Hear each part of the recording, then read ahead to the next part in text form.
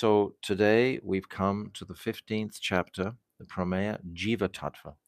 So just to recap something, uh, we went through the first 12 chapters of this is Sambandha, Sambandha Gyan. What is my relationship with Krishna? And it was many instances showing the evolution of consciousness to come to spiritual focus. We had Lahari Mahashai, and he was depicted as just a regular um, uh, scholarly type of a person. But then he became influenced by Vaishnava Das's teachings, and he transforms his whole mind and heart to solidly connect with the Vaishnava mood. So when we see these experiences directly in front of us, this gives the um, neophyte jiva on this path immediate hope that yes, just by hearing this direction and this knowledge, that I also can become connected with transcendence and become qualified. We have to become qualified to develop our relationship with Krishna. It's a qualification. We have to realize this. In our practical application of Krishna consciousness, we're always looking to become more qualified as a qualified what? A qualified servant of our Gurudev and ultimately all our Guru Varga. All our Guru Varga are all directing us in the same direction. None of them are saying anything different. They have beautiful, unique, individual qualities, each personality. Rupa Goswami, Sanatan Goswami, Jiva Goswami, Raghunath Goswami, Raghunath Bhatta Goswami, Gopal Krishnadas Kaviraj, all totally unique, self-realized personalities, but they're all ultimately saying the same essence. Tannama rupa charitadi sukirtano smitya kramana rasanama sidyoja tishtem braje tanuragi janugami kalam nayam akilat iti upatesharam. This is the essence of all instruction, that one should take this holy name, live in the holy dhams. This is the essence of Rupa Goswami's instructions. So we have the Sambandha in the first 12 chapters, and the principal characters are Prem Das Babaji in the beginning, and he's meeting Sannyasi Thakur, who very quickly becomes Vaishnava Das, who instructs Lahari Mahashai, who very quickly becomes Adwaita Das Babaji, and he's instructing his son. So he's going through these different um, stories, these different experiences of these different personalities who have absorbed these teachings and are now able to teach it to others and exemplify in their own lives how to practice. It's described that Lahari Mahashai, for example, is sitting, he's chanting 2 lakhs of rounds a day, he's studying the Shastra, he's living quietly in Godrum, he has no more material attraction whatsoever, he doesn't want to go back to his home, he has no more interest in supporting his family life. So this is an indication that he's embraced the transcendental vision. He's no longer got any connection, basically, with this material world. This is the extreme practitioner, and we have to translate that into our own various circumstances. How can we become detached from this world, even though we remain in our family conditions, etc., supporting our families and so on? This is necessary to do. This is dharmic to do. This is natural. This is necessary to do. But how to become detached more daily within this material world? It's the detachment that is the principle.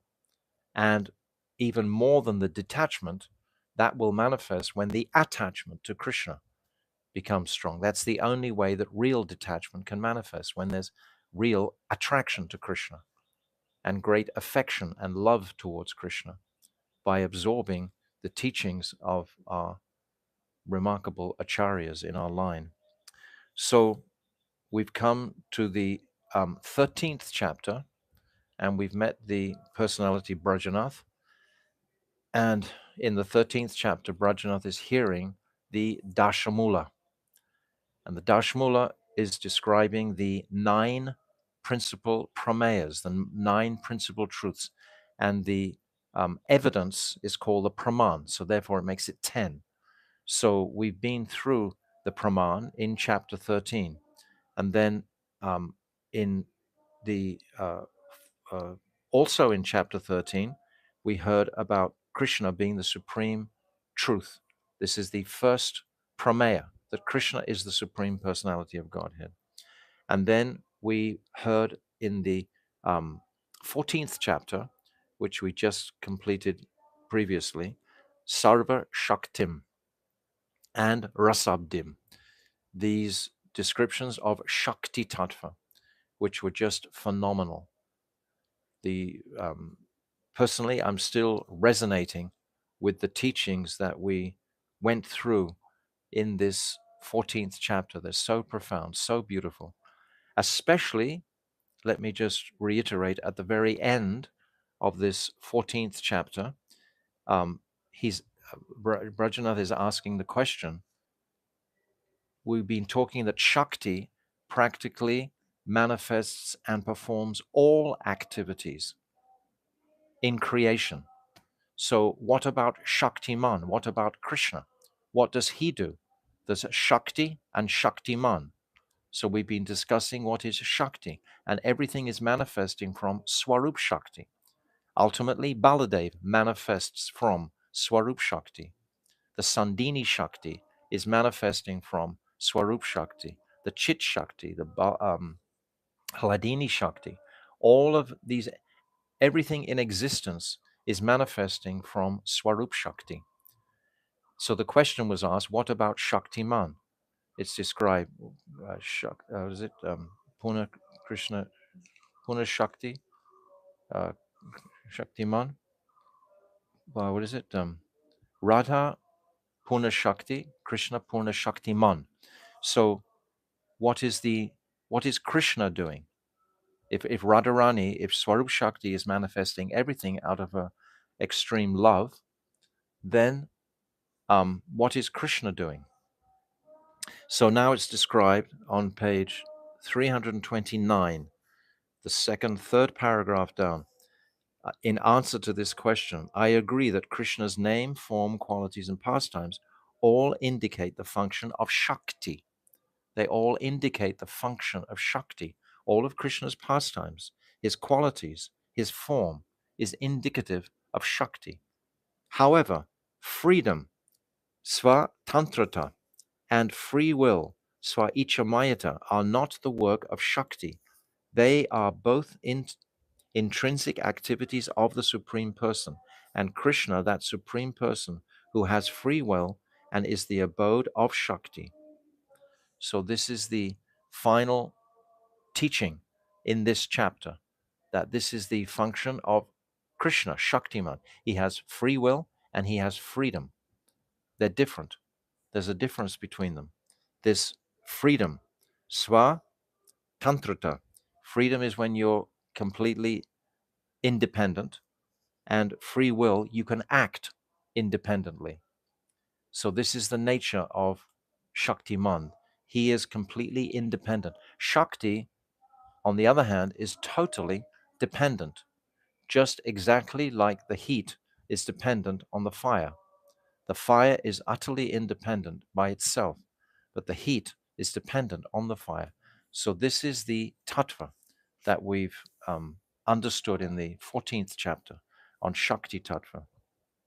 Now we come to the second line of the verse, this Amnaya Praha Tattvam Hirim Hara Iha Paramam Sarva Shaktim Rasabdim. Now we come Tad Vibinam Sams Cha Jivan Prakriti Kabalitam Tad Vimuktams Cha Bavad. So this is the Jiva Tattva section. So now we're going to have 3 chapters, 15, the Jiva Tattva, 16, the Jiva bound by Maya, and 17, the Jiva liberated from Maya. These are fascinating chapters. These are key understandings to the jiva's situation here in this material world. So they're very important chapters to appreciate. So I'm just going to start reading from chapter 15, Prameya, Jiva Tattva. So this is on page 333. The next day, Brajanath reached Srivasangam earlier than on previous days. The Vaishnavas from Godrum had also come before evening to take darshan of Sandhya Arti, and Sri Premdas Paramahamsa Babaji, Vaishnav Das, Advaita Das, and other Vaishnavas were already seated in the Arti Mandap. You see how Bhaktivinoda Thakur is practically painting a picture for us of the Vaishnava world. In so many instances at the beginnings of each chapter, he's described the collections of the Vaishnavas and the backdrop of Godrum, or sometimes in Devapali, Nrsimhapali, sometimes in Mayapur, sometimes in Koladweep, different locations of the Goramandal. So he's introducing us to the backdrop and the personalities here. This is where we want to connect with these personalities. We already have said something about Premdas Babaji was from the very beginning instructing Sannyasi Thakur. And then Sannyasi Thakur in turn became Vaishnava Das, Advaita Das. We've already described these personalities. And other Vaishnavas were already seated. So we're getting some Sambandha. Again, Sambandha is the baseline, is the platform. We're getting connection with these personalities. If we have affection for these personalities, then we can hear their instructions much more lovingly with an open heart and take the instruction deeper into the deeper recesses of our consciousnesses. When Brajanath saw the bhavs of the Vaishnavas from Godrum, he was struck with wonder and thought, I will perfect my life by having their association as soon as possible. This is the desire of all sincere sadhaks, is to have association of Vaishnavas who are very eager, enthusiastic to develop relationships amongst each other in a mood of service to Krishna. If it's in a mood, if it's on the platform of service to Krishna, not a selfish mood, if this selfishness can be gradually purified from the heart, and we start to see the greater sense of Mahaprabhu's mission in this world, a greater sense of our Guru Varga. What did they come to offer to this world? What did they come to give to this world? I want to be part of that family. I want to be contributing to the welfare of humanity according to the teachings and precepts of Sachinandan Gaurahari and all his Guru Varga. This is what I want to be in, that family, that camp, that sampradaya, this Gaudiya Vaishnava sampradaya. I want to be a part of that. I want to have that vision of how to go forward in my own realization as well as contributing to the welfare of humanity in the highest sense, which is to connect with the soul. It's not just passing out free food to poor people. That's not the highest sense of welfare for humanity. If it's prashadam, then it's different. Then you're giving them some connection in bhakti. But if it's simply like in many religious groups, they do all kinds of altruistic activities, just helping people, helping poor people, etc. This is not going to necessarily help their souls. The Vaishnavas have a higher vision of how to help the soul of all humanity. And we don't have to think about it. We just simply follow the teachings of our Guru Varga. They have given everything, absolutely everything, especially in Jaiva Dharma. So when Brajanath saw the barbs of the Vaishnavas from Godram, he was struck with wonder and thought, I will perfect my life by having their association as soon as possible. When those Vaishnavas saw his humble and devotional disposition, all of them bestowed their blessings on Brajanath. So Brajanath, at this point, he hasn't taken on the specific dress of the Vaishnava. He's a resident of Mayapur, just north of Mayapur, and he's he doesn't describe, but he's probably just wearing a dhoti and kurta like that. But he hasn't taken the formality yet of initiation into the Vaishnava Sangha. So the Vaishnavas there are very touched by his humble nature and mood of submission. They can sense this, they can hear this, they can see it. So they bestowed their blessings on Brajanath. This is what the sadhak needs. He needs the blessings of the Vaishnavas constantly, constantly, constantly. We're always seeking, if there's any Vaishnava that we consider has more understanding than we have, which the sadhak will always think most people have more than me.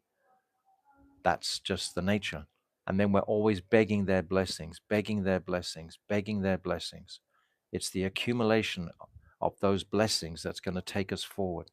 And it's a mood of submissiveness towards the residents of Braj, of Goradam, and the devotees, the higher devotees, as much as possible, begging their mercy. When Arti was over, Brajanath and the elderly Babaji began to walk southward together in the direction of Godram.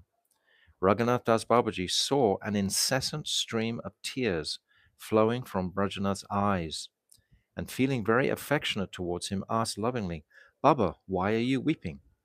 When someone weeps, if he's not, a fake, then it's something that is coming from the heart.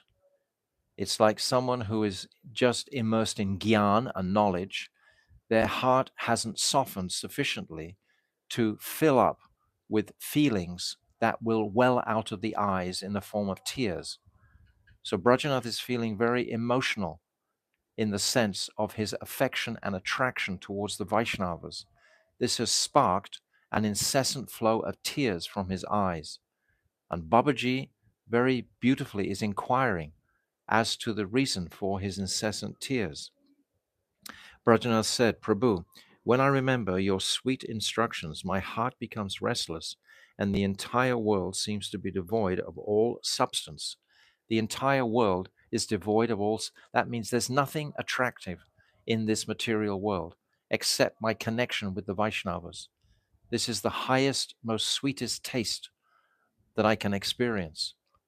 And it's touched his heart so powerfully that tears are just falling from his eyes. This is the stage of bhav. And we've discussed many times that if the sadhak's practice is not focused on bhav bhakti, then his sadhana is like zero. It's just Vaidhi bhakti. It doesn't have the motivation or the enthusiasm to actually realize his real spontaneous attraction to Radha. Vaidhi bhakti means following the rules and regulations, governed by fear, governed solely by the directives of Shastra. That's what Vaidhi bhakti means. But Raganuga is when one will just run spontaneously towards Krishna, knowing what are the rules and regulations, not transgressing anything. But Bhav Bhakti is something very special, which we will come to in the 19th, 20th, 21st, 22nd chapter. We'll come to exactly what is Bhav Bhakti. But this has to be appreciated at this stage. Prabhu, when I remember your sweet instructions, my heart becomes restless and the entire world seems to be devoid of all substance. My heart is becoming eager to take shelter of Sri Gauranga Dev's lotus feet. This eagerness, his heart is restless, it's described.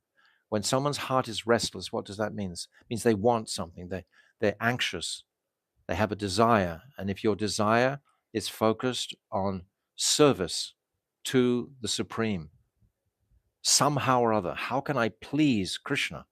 How can I please the residents of Vrindavan? How can I please Srimati Radhika? That mood of bringing pleasure to the Vaishnavas, then in eagerness, this is going to have a reciprocal effect from the Vaishnavas and from the Lord directly. When we serve the scripture, when we serve with great attention and respect, when we take these scriptures and drink them, the instructions, we open our hearts to receive the speciality and the gifts, especially, as I said in the very beginning when we started this study of Jaiva Dharma, the person who actually manifested this Jaiva Dharma, who is Bhaktivinoda Thakur. If our attraction to Bhaktivinoda Thakur is increasing regularly with our reading of each chapter, this is very, very, very supportive of understanding these truths. Bhaktivinoda Thakur has written so copiously, so many beautiful Gita Mala, the Kalyana Kalpataru, so many poems, Sharanagati, that we can immerse ourselves in, which will invoke more of the mercy of Bhaktivinoda Thakur to understand these topics.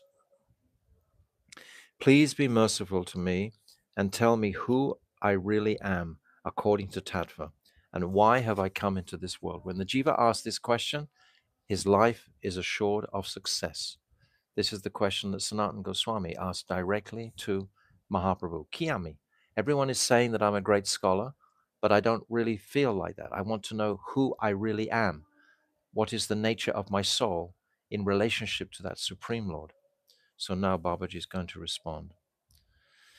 My dear son, you have blessed me by asking such a question. You see, Babaji, he's also reciprocating straight away. He feels blessed by the question. The question will open his consciousness completely. Now Babaji will be able to give, because the question, just like in Srimad Bhagavatam, when Parikshit Maharaj, he asked this question to Shukadev Goswami right at the beginning.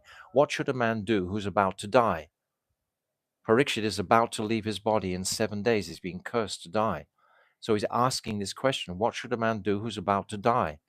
This is the most tantalizing, beautiful question we could ever consider. So when this question was asked to Babaji, he became so happy to hear this. He blessed me, he says, by asking such a question.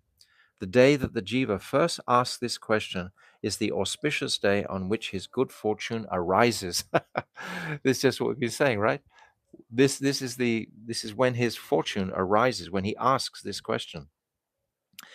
If you will kindly hear the 5th shloka of Dasmula, all your doubts will be dispelled. So we're in the process of going through the 10 prameyas. So this is the 5th prameya. Spurlinga ritirna eva chid anovo jiva nishchayaha hare suryasya viva pritag apitu tad veda vishayaha vashe maya yasya prakriti patir eva vara iha sa jivo muktopi prakriti vasho yogaha sva gunataha.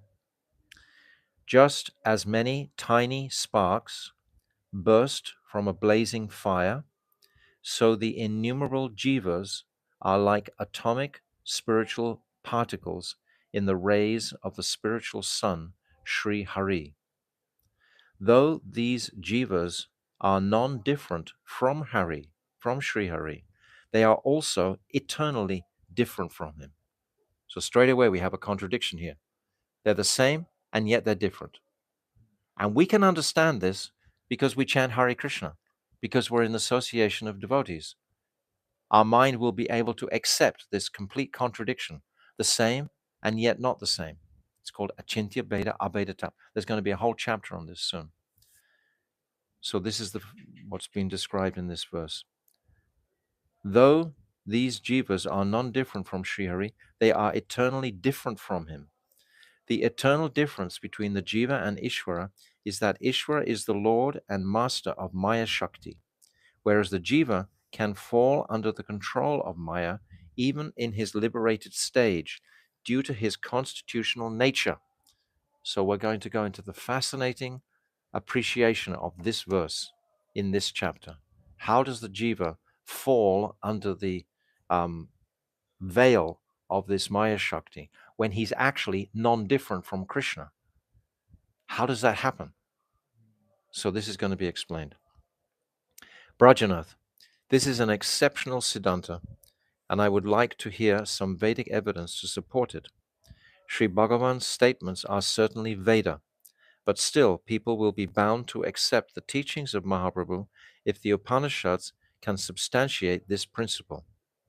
Okay, so this is Bhaktivinoda Thakur wants to give us a rock solid platform for where we're going here.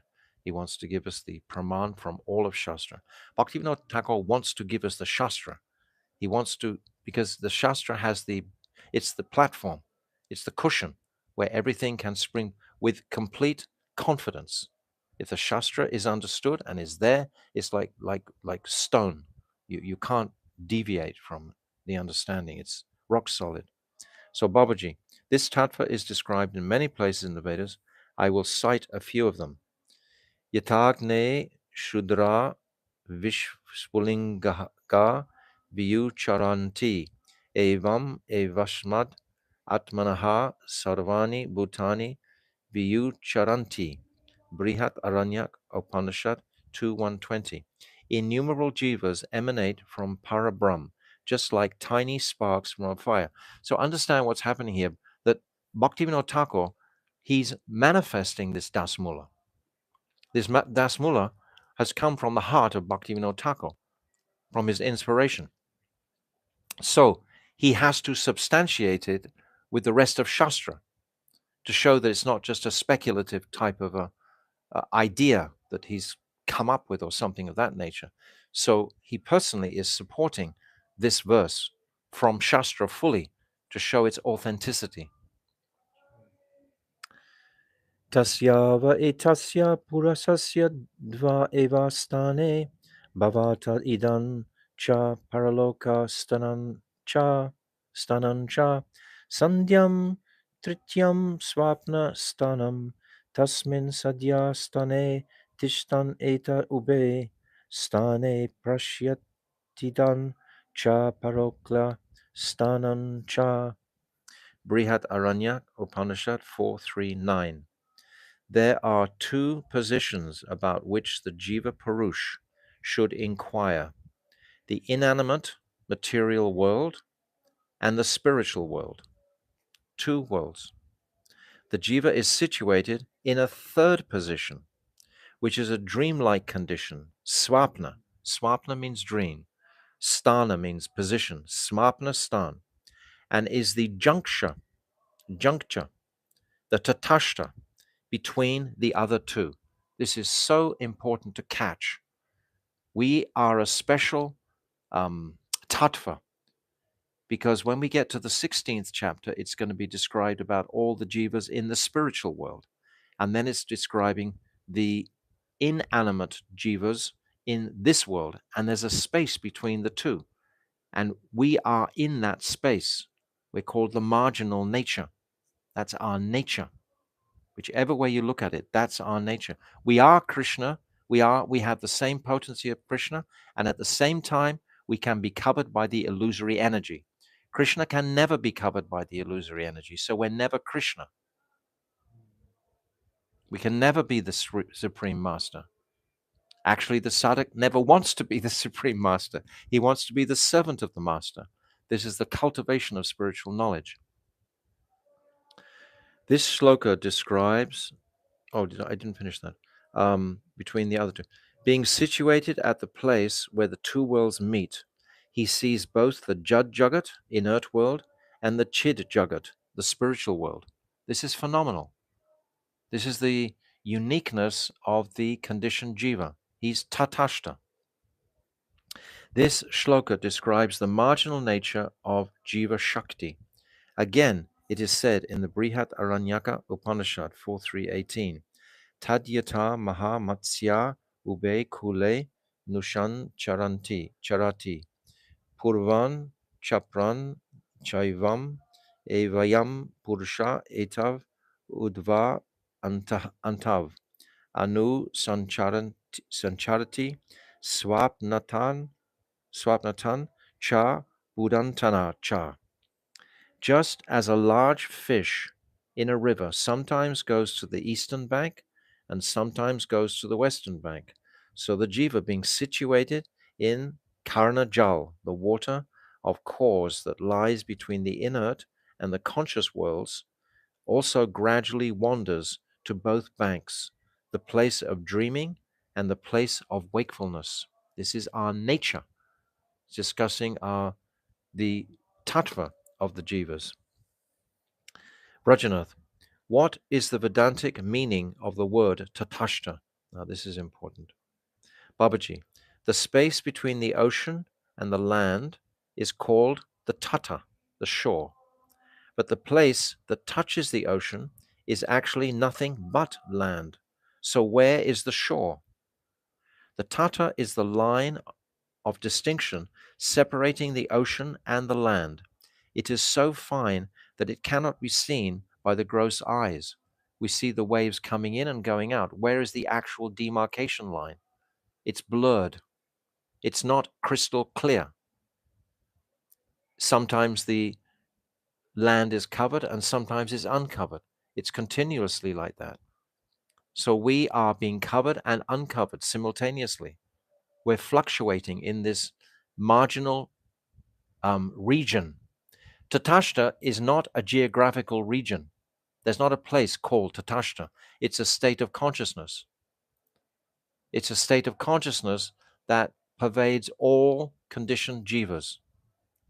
If we're in the lower states of consciousness, Acharita Chaitana, Mukhalita Chaitana, etc., Sankulita Chaitana, these lower stages of consciousness, then we have the potential to come to the higher stages.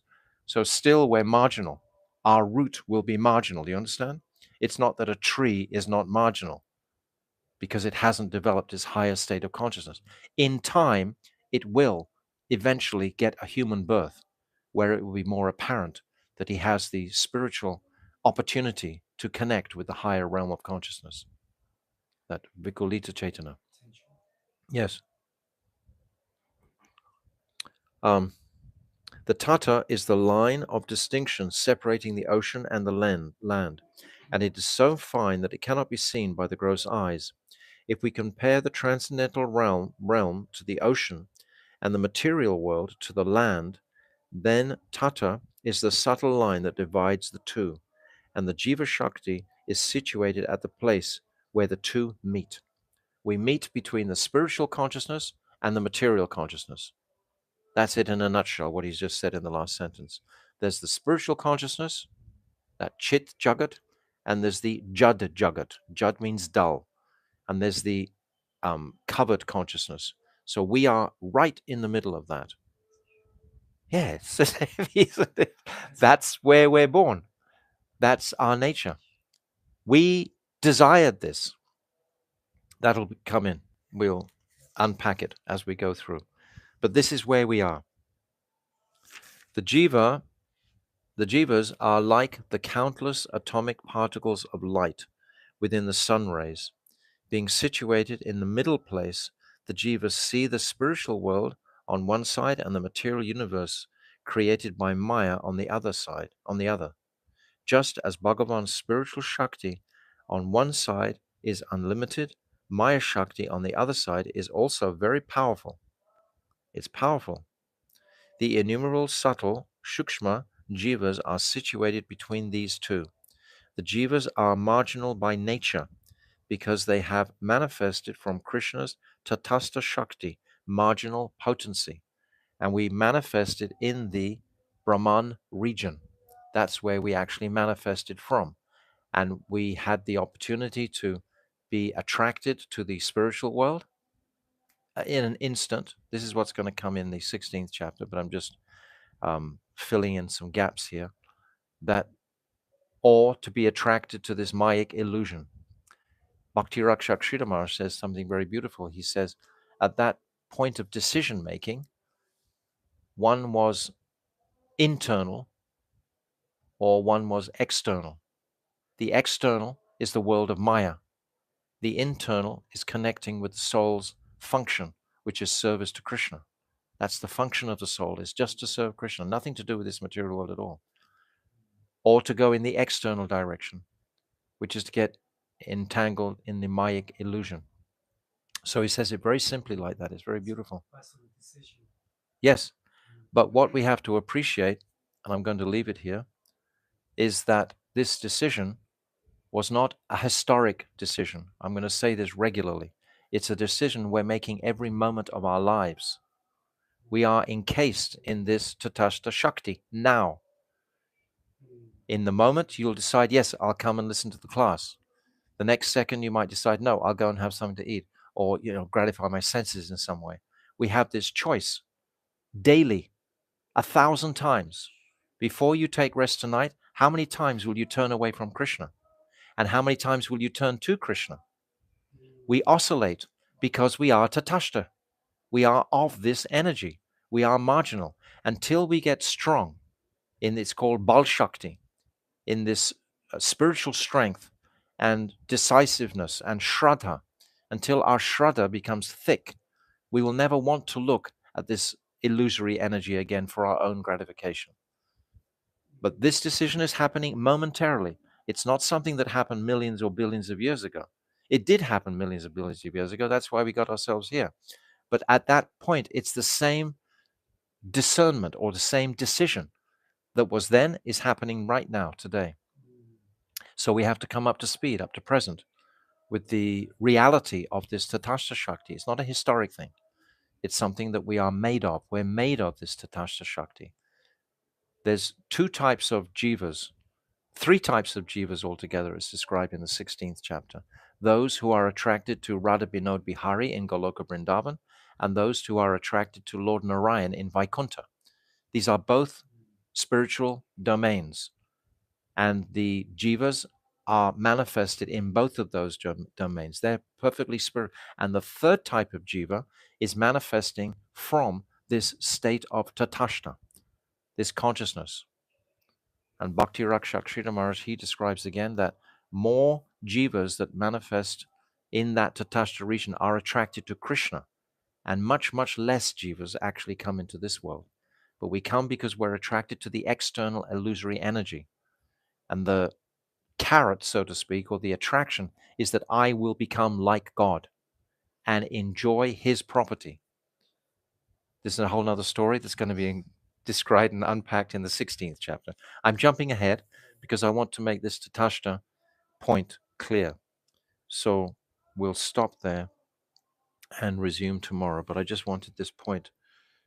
I just finished this the jivas are marginal by nature because they have manifested from Krishna's Tatastha Shakti marginal potency. So now Brajana is asking, what is the Tatastha Swabhav, marginal nature? So tomorrow we'll hear more in depth about the actual nature of this Tatastha Shakti. I find it personally an absolutely fascinating topic because I'm a jiva, I'm a conditioned soul. So it's about us and our connection with the Supreme, and it's why we're bound by Maya, and it's the structure of our prison house, so to speak, that we're discussing. Once you know the map, then you can figure out what is required to actually become released from this. Of course, the release is only devotion. That is the key factor. It's not the mechanical. It's not the knowledge that is going to release us. It's the devotion that will be cultivated only because it's a place, it's like a channel of the heart, like a ray of sun in the heart. It connects us to the transcendental world. It's very special. Okay. Jaiva Dharma, chapter 15, Ki Jai, Anantakota Vaishnava Vrinda Ki Jai.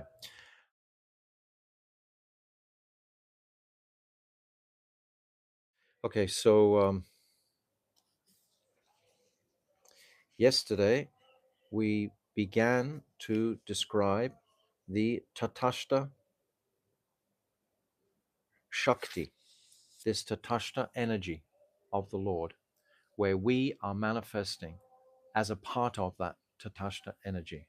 We are made of that energy. This is what it's not a geographical location. I was explaining this yesterday. This Tatashta isn't a region. It's a state of consciousness that we're in perpetually because we are Tatastha Jivas. We're not these Nitya Mukta Jivas that are serving in Vaikuntha or serving in Goloka Vrindavan. or in the spiritual realm of Dwarka or Mathura. We're not of that nature. These are two separate types of jivas. We are the third type of jiva, and we're manifesting in this way. This is the divine arrangement of the Lord. It's quite a remarkable um, arrangement that the Lord has made to manifest these jivas in a situation where they get a choice at every moment of their lives to choose to come to Krishna or not, or to choose to fall under the illusion of Maya. So we'll read here from page 336. The last thing we read was the jivas are marginal by nature because they have manifested from Krishna's Tatastha Shakti, marginal potency. This is on page 336, the first paragraph down. This was the last thing we read yesterday. So now Brajanath is asking, what is the Tatastha Swabhav, the marginal nature? Oh, I think we read this, didn't we? Did we read it yesterday?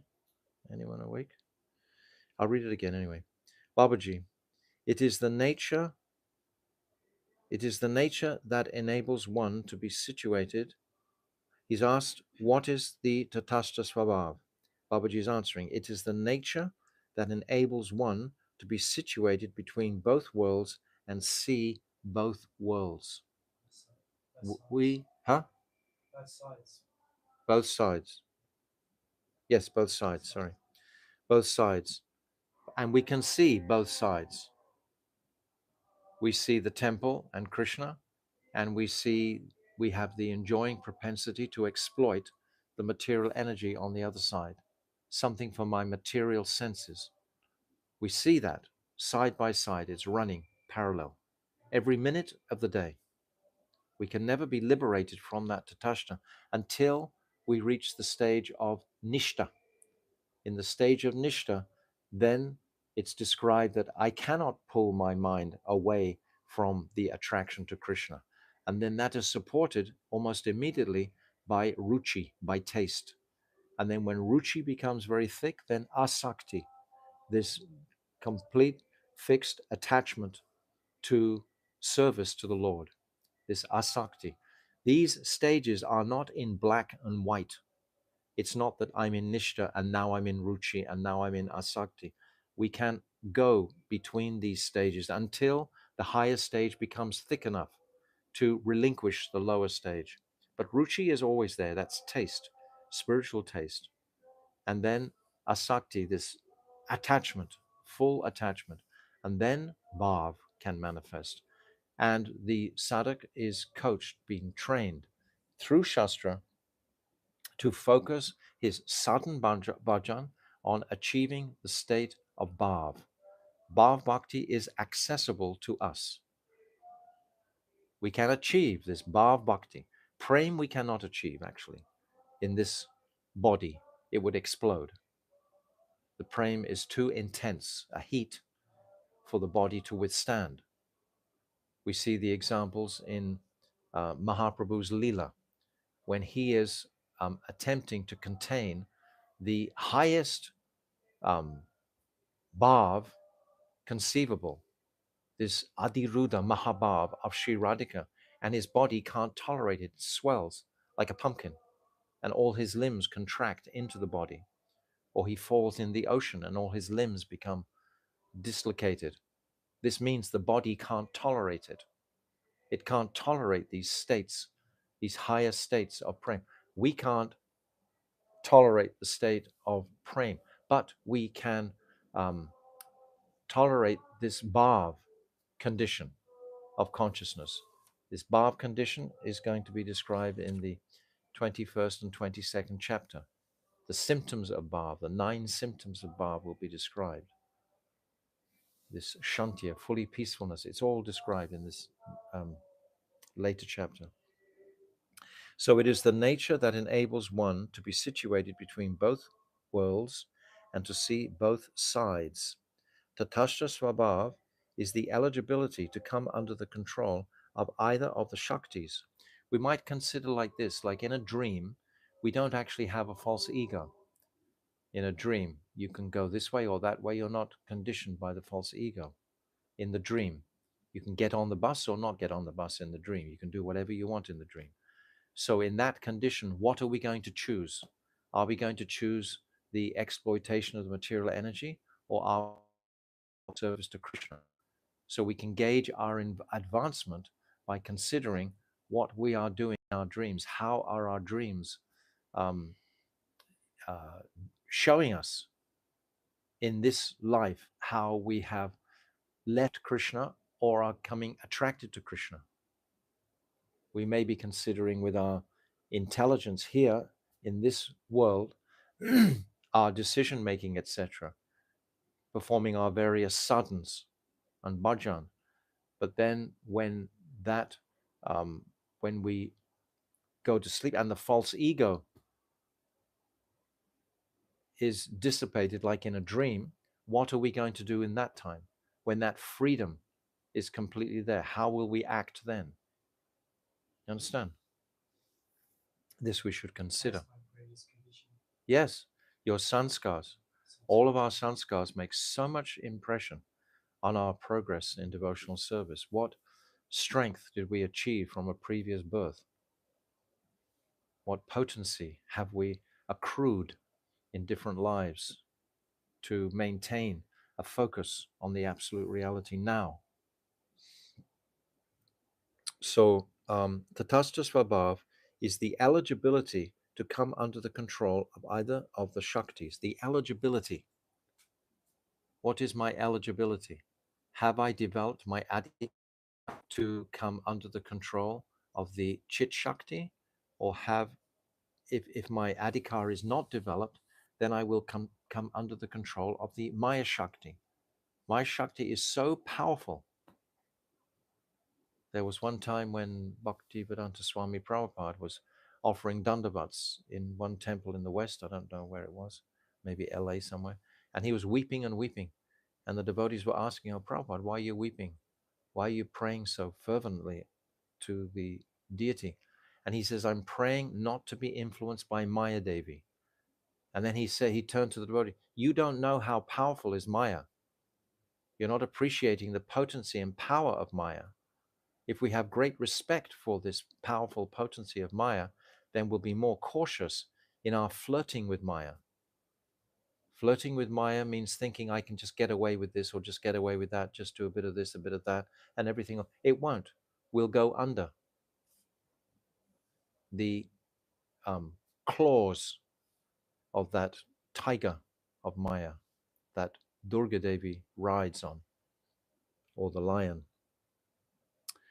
Sometimes the shore is submerged in the river because of erosion, and then again it becomes one with the land because the river changes its course.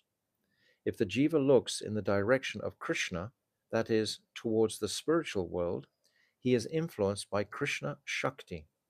He then enters the spiritual world and serves Bhagavan in his pure, conscious, spiritual form. This is now.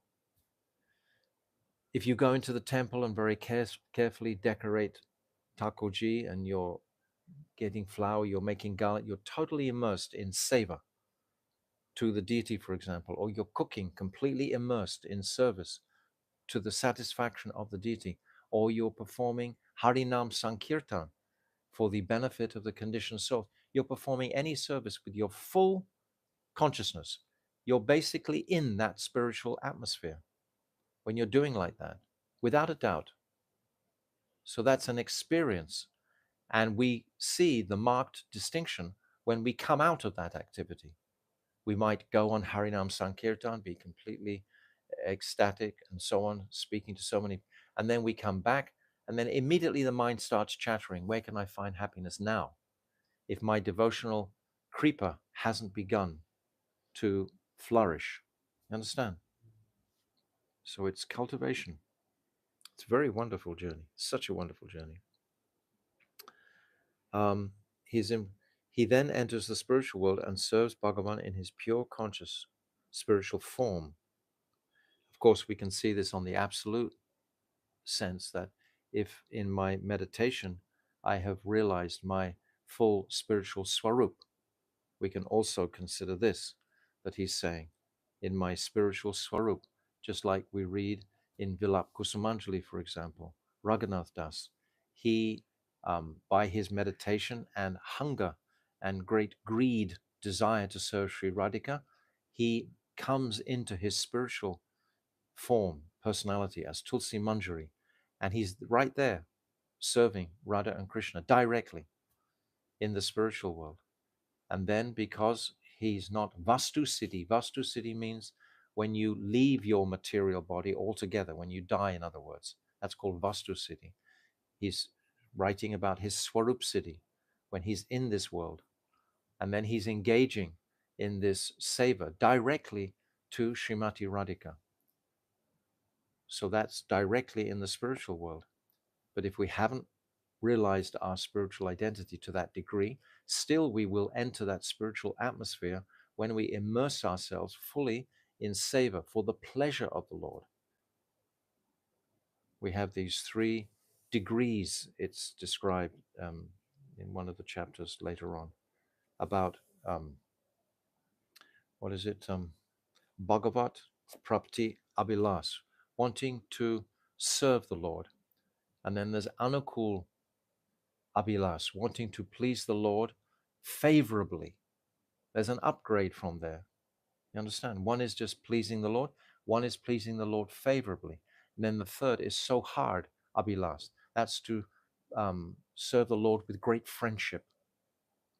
So each stage, there's an increase, there's an opportunity, because love is a dynamic that must be evolving. It must be increasing, increasing, increasing. It's not a static journey at all. It has to be like daily, momentarily going to higher and deeper appreciations of affection and attraction to the Lord. It's not like any material science where you cover a certain ground and then that's it. You make it or something. It's always moving forward. It's always inspiring. It's always on new horizons. This is what this achintya bhav means. We're looking with constant astonishment and wonderment towards the prayojan, towards the goal of this journey. It's always, always with that mood. It's never static, it's always ecstatic. If the jiva looks in the direction of Krishna, that is towards the spiritual world, he is influenced by Krishna Shakti. He then enters the spiritual world and serves Bhagavan in his pure conscious spiritual form. However, if he looks towards Maya, he becomes opposed to Krishna and is incarcerated by Maya. That opposition to Krishna is described as envy. We actually want to be like God. That's what envy means. It means you want something, you become envious of someone, right? Isn't that the meaning that we understand envy to be? You, Professor? Isn't that what envy means? That I want something that somebody else has, right? You can't stand that they've got it, yes. Because you want it, yes. So we want to be God. So we want this enviousness. So this is an offense. To be envious of the Lord who lovingly manifested us. This is a great offense. And because of this offense, material desires come in the heart. And as soon as material desires come in the heart, what does that equal? Suffering. It must equal suffering because my spirit soul cannot be satisfied with any amount of material acquisition, can it? The spirit soul can only be satisfied with spiritual substances or a spiritual atmosphere. It can't be satisfied with matter. The soul is pure spirit. How can you attempt to satisfy the pure spirit with some type of material acquisition? It's not possible, is it? The soul will only be satisfied with a spiritual activity, in a spiritual atmosphere, with spiritually like-minded practitioners, devotees. It can't be satisfied any other way. It'll just become more and more agitated and frustrated. This frustration will set in. So this is the result of turning away from Krishna. Absolute frustration, and then fear, etc. All of these, there's that beautiful verse, Bhayam. fear. Vayam dvitiya biniveshitam syat isat ubatasya viparyo shmiti tanmaya tayo buddha abechan bhaktyai keksham guru devatama. This is saying Vayam dvitiya biniveshitam syat, that this fear exists through material absorption. As soon as we are materially absorbed, we're feeling insecure about my welfare, insecure about my bodily situation, right? That is come about through absorption in the material world. It's all there. The whole blueprint is here in Shastra. But yet, how to apply ourselves to it regularly, 24/7. How to do that? We all have our particular adhikar. We all have our particular previous sanskars and impressions that give us individual ability to actually remain fixed. Some will have good sanskars, some will have lesser sanskars, etc. But the practice is the same. The practice is to take this gift of Mahaprabhu, this Maha Mantra in particular, because it's so simple. We don't have to sit in a ring of fire in the middle of summer, like in previous ages. That's how they would have to perform their sadhana. Literally, they would sit under the blazing sun and they'd have fires all around them, performing austerity. Or they'd sit submerged in the icy cold rivers up to their necks for hours and days and months. They would have to do this to get this same connection that we can simply get just by chanting Hare Krishna. We can just sit comfortably in our places and just vibrate this mantra, and all auspiciousness will be invoked by that. This is the austerity of the age.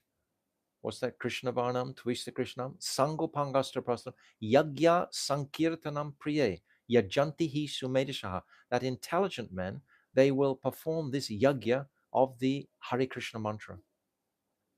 Intelligent men will perform this. Sankirtan Yagya.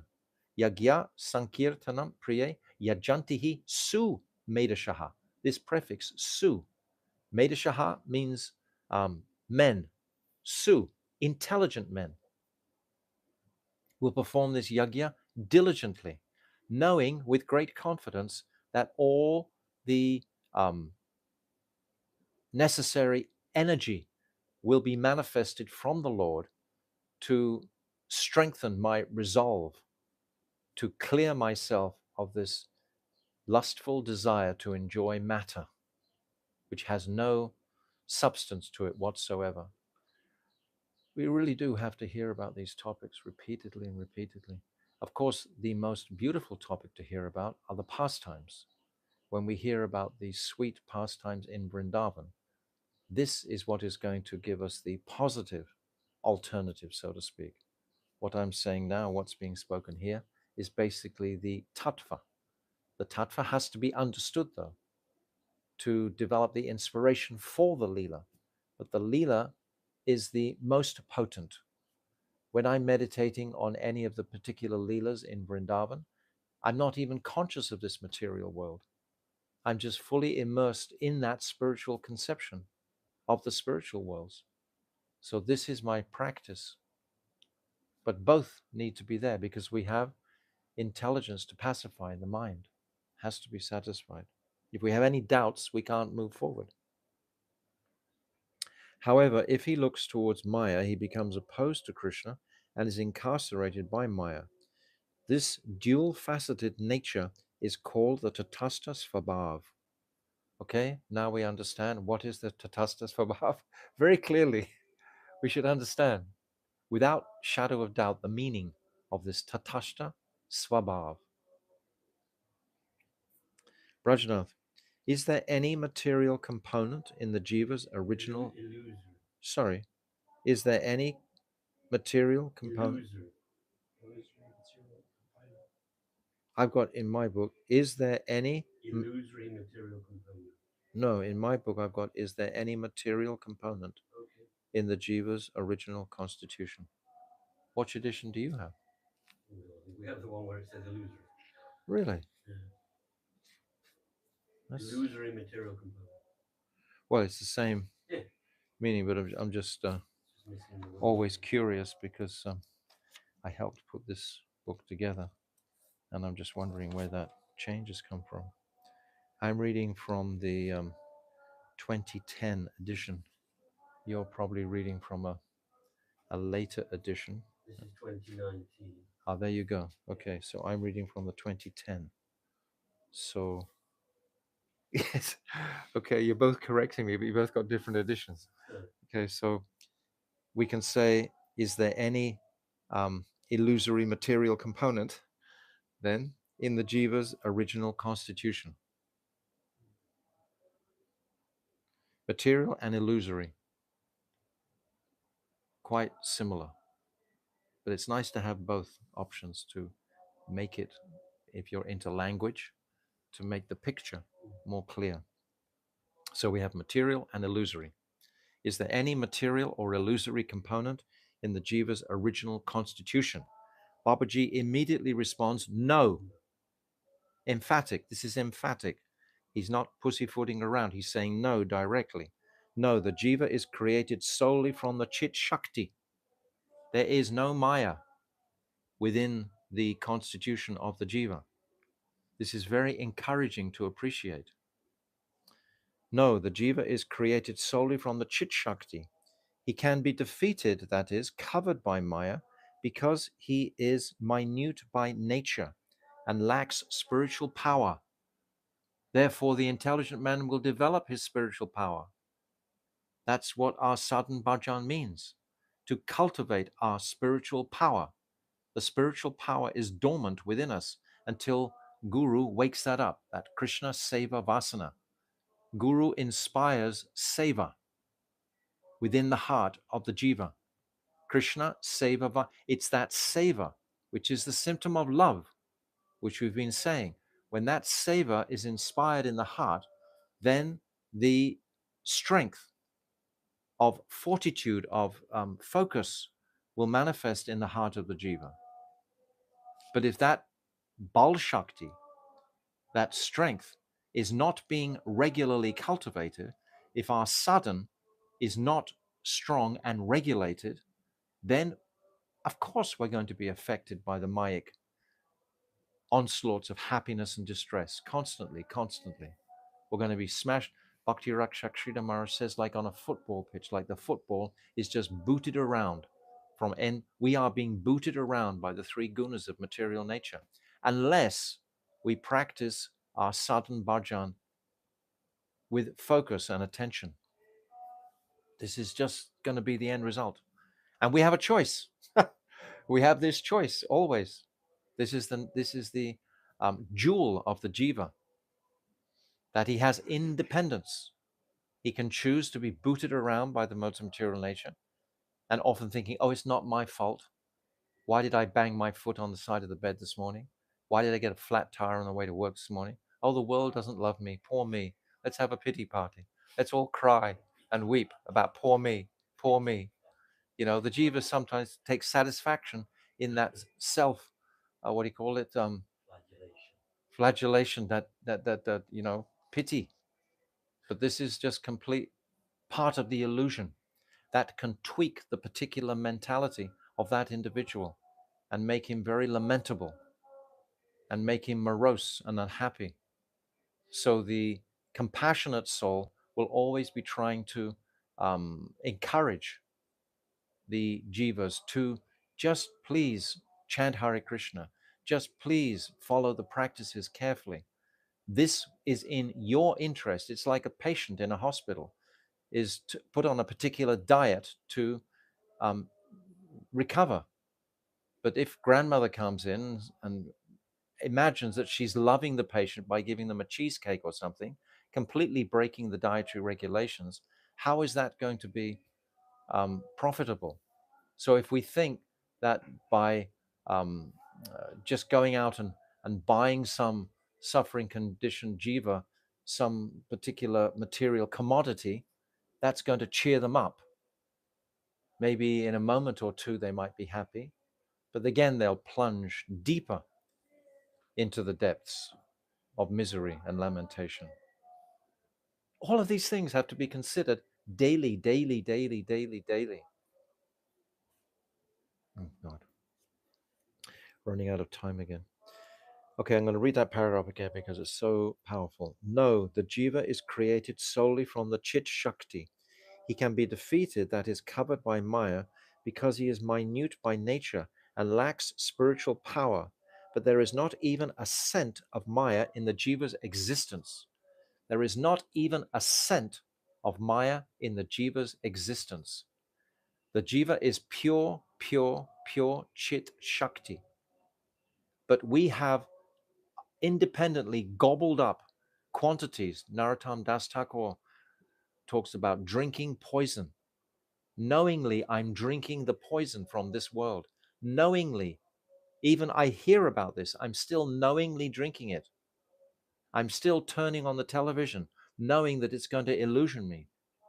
I'm still doing that. I'm deliberately poisoning myself by taking these vaccinations, for example, poisoning the body, knowingly, because all the information was out there. And now whoever's poisoned the body has to reap the benefits of that. We should be,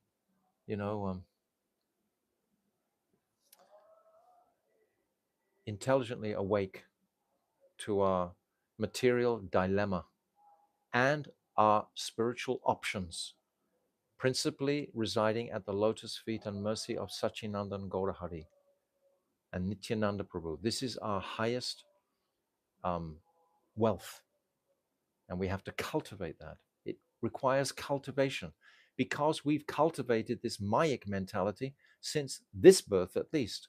What to speak of previous births? We've knowingly drunk this poison for so many births. Now we have to be rehabilitated.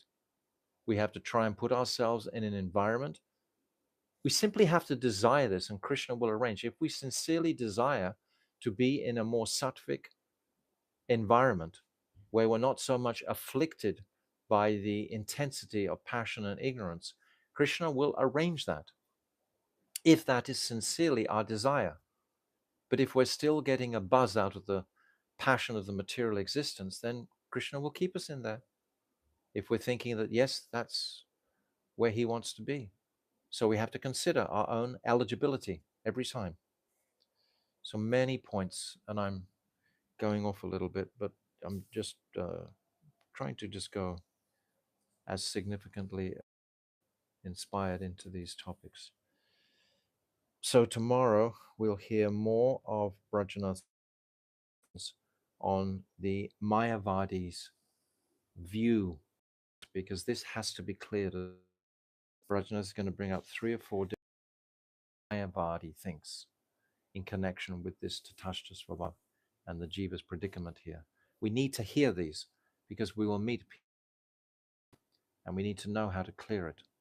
So Bhaktivinoda Thakur is so generous-hearted and compassionate. He's everything, everything.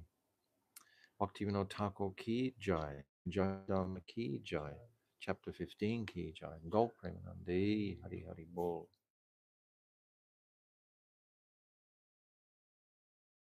So coming back to our chapter here, chapter 15, and we've been discussing this Tatashta Svabhav. And I was asked a very nice question that we, in this Tatashta Svabhav, I explained, was not a geographical region or location. It's a state of consciousness. And prior to manifesting in that state of consciousness, we are in the Brahmajyoti. This is where the jivas are manifested from. And there's a very beautiful essay that I've posted on our WhatsApp thread that Srila Bhaktisiddhanta Saraswati, he describes the nature of the jiva in that Brahman condition of complete shantaras. This is the word that Bhaktisiddhanta Saraswati uses. That means we have no anxiety, no lamentation, no desires, nothing at all, just completely blank. That's our condition in the Brahman. And we stay there. That's an eternal realm. It's an eternal, the Brahmajyoti is an eternal place. So we are eternal spirit souls. So we're manifested from an eternal place. And the eternal place is the Brahmajyoti. That's where we're manifested. We are eternal. We have no beginning. There is no end to the jiva. But then there's a point in time when the jiva has the desire to love, and it rises in the heart, or it rises in the consciousness. It comes into the consciousness. Bhaktisiddhanta Saraswati is describing this in this essay. It's entitled before we acquire material designation. Material designation means the body, or if it's, you could change it to spiritual designation before we actually get a spiritual body. Then from this realm, because we've described before, there are three types of jivas. There's those jivas who are manifested to serve Radha Binod Bihari in Gokul or Goloka, Vrindavan. Specifically, they're manifested with the adhikar to serve Krishna directly, Nitya Siddha Parikars. And then there are those jivas who have the adhikar to serve Lord Narayan in Vaikuntha. They're manifested directly for that. They have that desire to serve Lord Narayan. That is their staibhav. That is their fixed mood of worship. And then there are the third types of jivas who are manifesting in this Tatashta region, in this Tatashta consciousness, or with this Tatastha consciousness, rather. They're manifesting in the Brahmajyoti, and this consciousness is there. When the desire rises to love or to enjoy, we can say. And most of the souls in that condition will be attracted to the spiritual reality of service to the Supreme. But those wayward souls who will also see the workings of Maya, the illusory energy, on one side, and they will be attracted to that. And the attraction is that they can be like God and exploit that energy. That's the attraction. Ultimately, that is called Mayavad. They can become like God, or in the illusion that they are God, because they're trying to enjoy matter. So we made that choice. And I've described previously that we are making that same choice. It wasn't a historical choice. We're making that same choice daily, probably 1,000 times. The mind works very fast in its decision making. It oscillates between these two options: to engage in spiritual activity according to the spiritual culture, according to the etiquette, according to the Maryad, according to the principles of devotional life, or to go my own speculative way and try and exploit this material energy. And it's very subtle. So we're caught in this tight condition of this tatashta. That's our makeup, that's our consciousness. We're caught there. So by gradually hearing more and more about the spiritual reality, then the more and more the sensitive soul will become inclined to walk in the direction of service to Brajendranandan Shyam Sundar. More and more, daily. So that's like the equation, so to speak. So now I put that essay, which to me is very much like a link between, to understand the nature of Tatashta, because he's describing Tatashta in that essay. I would encourage you all to look at it. It's only a short essay. It's a brief excerpt from the book. I'll send you the details where it's from. So the last thing we said was that the jiva has no scent of Maya within its existence, no scent of Maya within its essential constitutional nature. There's not even a smell of Maya because that's of an inferior nature. And my nature is actually superior.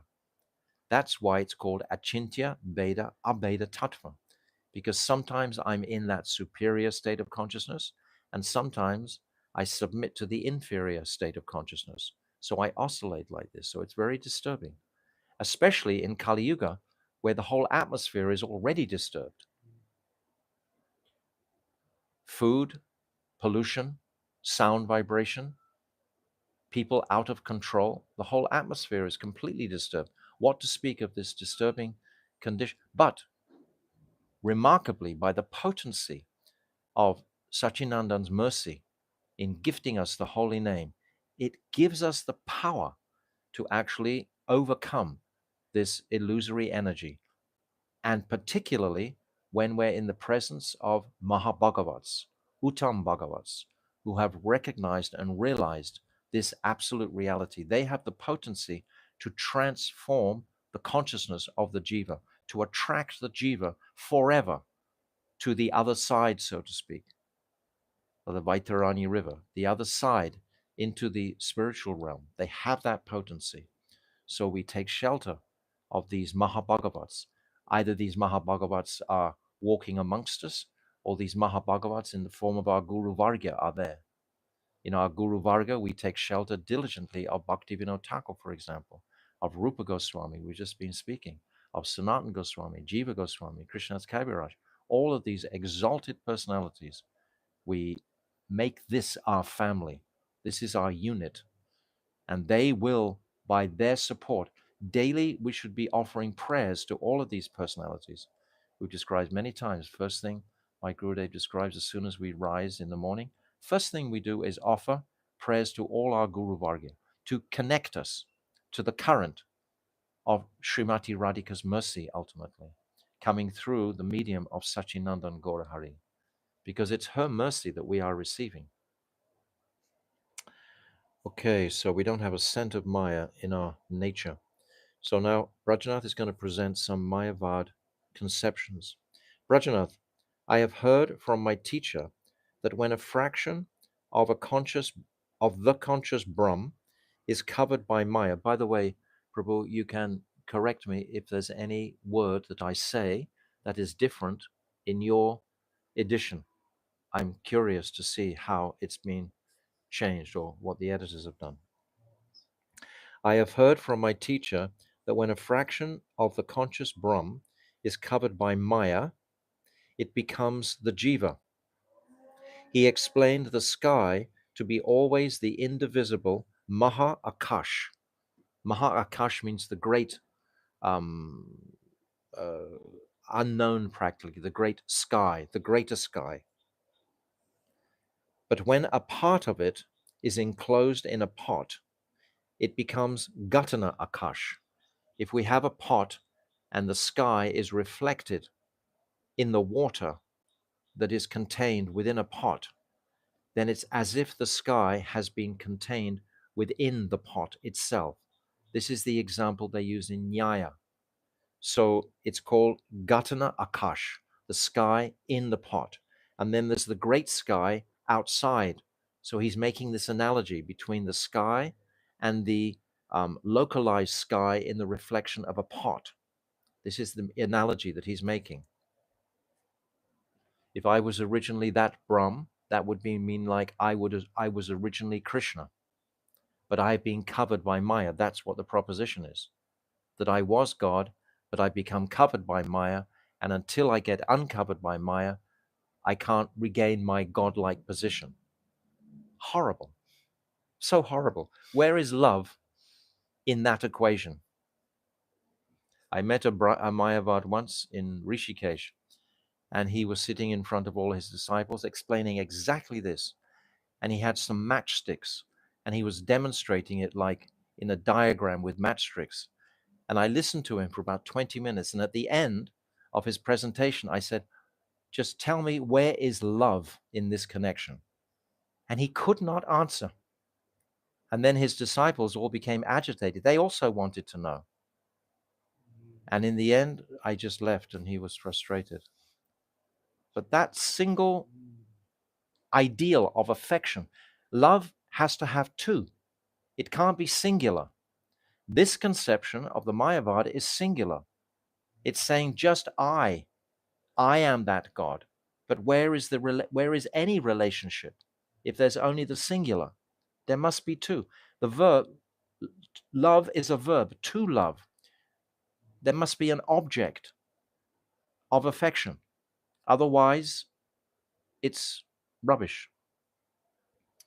So this doctrine is only Mayavad. How can Maya touch Brahm? So how can the illusory energy touch Krishna? Brahm in this context means Krishna. Brahm means Krishna. It doesn't necessarily, it means the Brahmajyoti also, it means everything conceivable. Brahm. That's why Bhaktivedanta Swami Prabhupada, he used the word, what is it? He says Brahmajyoti and Brahm, the Brahman, right, thank you. The Brahman. He termed it the Brahman so that Westerners would find it easier to differentiate. But the original language is Brahm. Brahm means the same as Brahman. It means the complete whole, which is Krishna. It means everything. Paramatma, Brahman, and Bhagavan, all three. How can Maya touch Brahm? The Mayavadis propose that Brahm has no Shakti. Huh? Brahma has no potency. Oh, that's changed then.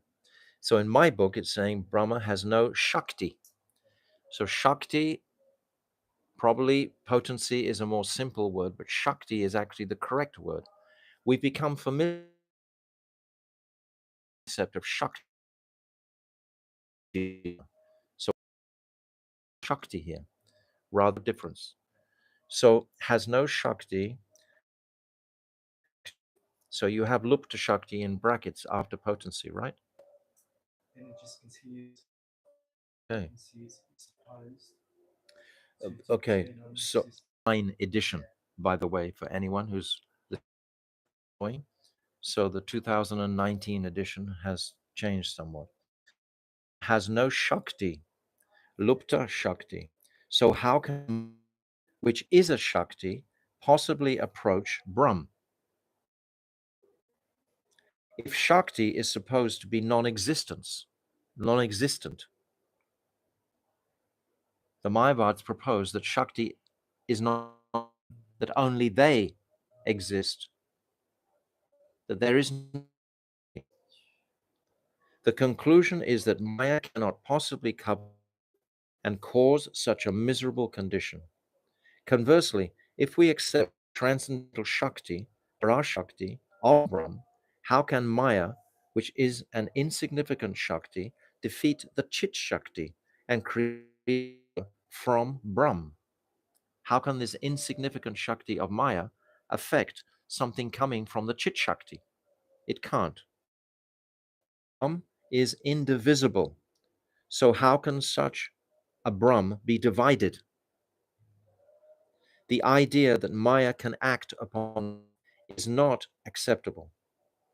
Have support. It doesn't ultimately make sense. Maya plays no role in of the jivas. Maya is there to attract the jivas away from the job. This is all going to be described in the 16th chapter most clearly. But we should understand Maya has a purpose. There's 2 types of Maya. Yoga Maya will attract us to Krishna, will support our journey to Krishna, and Mahamaya will fulfill our desire to try to material energy. That is Mahamaya, Durga Ma. She will give us that. Maya plays no role in the creation. The jiva is only atomic. Yes, we understand. When it says atomic, it means very small, very weak, basically, very tiny. It is still superior as a tattva to Maya. Even though we are atomic, it is still superior. Even though we're very small, it's still superior ultimately. Brajanath. Once another teacher said that the nothing but a reflection of Brahm. The sun is reflected in, and similarly Brahm becomes Jiva when it is reflected in. Is this conception correct? So he's saying that God, speak, becomes reflected into the Mayic, and that reflection is the Jiva. He's a reflect. In other words, he's still God. That's why it's Mayavad. You understand? Because he's saying all the time, it's saying that actually the Jiva is Brahma originally. It's become reflected. So this is what is Mayavad. The Mayavad wants to usurp Krishna's position. We spoke yesterday about the envy that the Jiva feels towards Krishna. It's that enviousness because we want to be like God. And that will only cause us unlimited suffering as long as we have that conception. Again, this is simply another example of Mayavad philosophy. Brahm is opposed to the conclusions of the Vedas. So this theory of reflection is to be rejected. In platform of Tattva and Siddhanta, we can be misled by a speculative mind because our minds are filled with material desires and it'll try and twist, etc. The absolute propose to cheat, face the reality of their total insignificance. This is ultimately why, because the false ego becomes very proud of its various potencies, reputation, life, etc. So they don't want to confess and admit their atomic size. We've said many times this quote of Bhakti Rakshak Sridhar Maharaj, the reason that we have a false ego is to shield us from the total insignificance. That's why we have a false ego. Because we are so tiny in one sense, but it's achintya beta abheda. We are so glorious in another sense. So it's the two simultaneous. It is tatashta swabhav. It's the two sides. It can be confusing, right? This is the illusory energy. Yes, she's very subtle and she's very powerful if we allow her to be. If we are operating from the absolute Siddhantic direction, then we will be controlled by this. Brajanath, a Digvijay once told me that in reality there is no substance known, only thinks of himself as a jiva because of illusion. And when the illusion is removed, there is only one indivisible. Is correct or not? You see, we must appreciate that previous to Nangora Hari's advent, Madhvacharya, Nimbaditya, and Balabhacharya, the four Sampradaya, there was Advaita Vad. There is this oneness that has been propagated after Lord Buddha advented. This is the historic root where this Mayavad has come from. It's come originally from the manifestation of Lord Buddha, and then from him has manifested Sankaracharya to bring the teachings back into India. So Lord Buddha had to use this philosophy. It's why he came. So it has an origin. This Mayavad has an origin to it. And the origin was in the teachings originally that, yes, we are God. But actually, the origins go way back into antiquity. Was that we wanted to enjoy the material energy. And this Advaitavad philosophy was a good philosophy. Oneness. Advaita means one, not two. Yes, one. So he only thinks of himself as a jiva, and when the illusion is removed, there is only one indivisible Brahm. Babaji, this is also Mayavad doctrine that has no data at all. According to Shastra, Ekam Eva Dityam. eva dvitiyam. There is nothing apart from Brahm. Nothing except Brahm. Where has the illusion come from? You see? Bhaktivinoda Thakur is cutting with such resolute logic. If there's nothing but Brahm, then where has illusion come from? And who is supposed to be illusioned? If there's only Brahm, how come these two things have manifested? The illusion and the person who's in illusion. These are two. And yet there's only supposed to be one Brahm. So already he's off, logically. And who is supposed to be in illusion? If you say that Brahm is in illusion, you're saying that Brahm is not actually Brahm. That God, Krishna, is not actually God because he's in illusion. Rather, it is insignificant. And if you propose that illusion is a separate and independent element, you negate the undivided oneness, Advaya Gyan, of Brahm.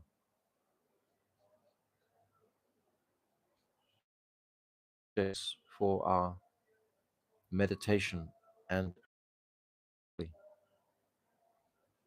because we will meet individuals with either this gross concept, just be acting out on the Mayavad platform, not even understanding what they're actually doing, but out and out atheists, so to speak, who just want to. Isn't this what most of the world is? Most of the world is acting under this illusion of desperately trying from this material energy for their pleasure. So this is all being purified. Once an influential Brahma Pandit arrived in Nagpur, and in a conference of intellectuals, he established that only the jiva exists. His theory was, and it is because of this that he enjoys happiness and suffers distress. Then when the dream breaks, he sees that he is nothing but Brahm, nothing but God, Krishna. To what extent is this idea correct? This is again Mayavad. If, as they say, Brahm is undifferentiated, how can it possibly produce the jiva state? Understand? If Brahm is without variety, how can it produce the jiva and the dream? Again, it's got nothing.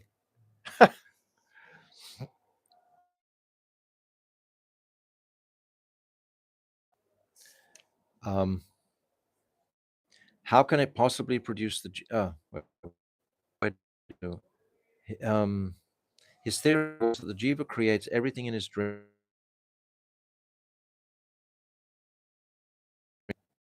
Sorry, I got distracted.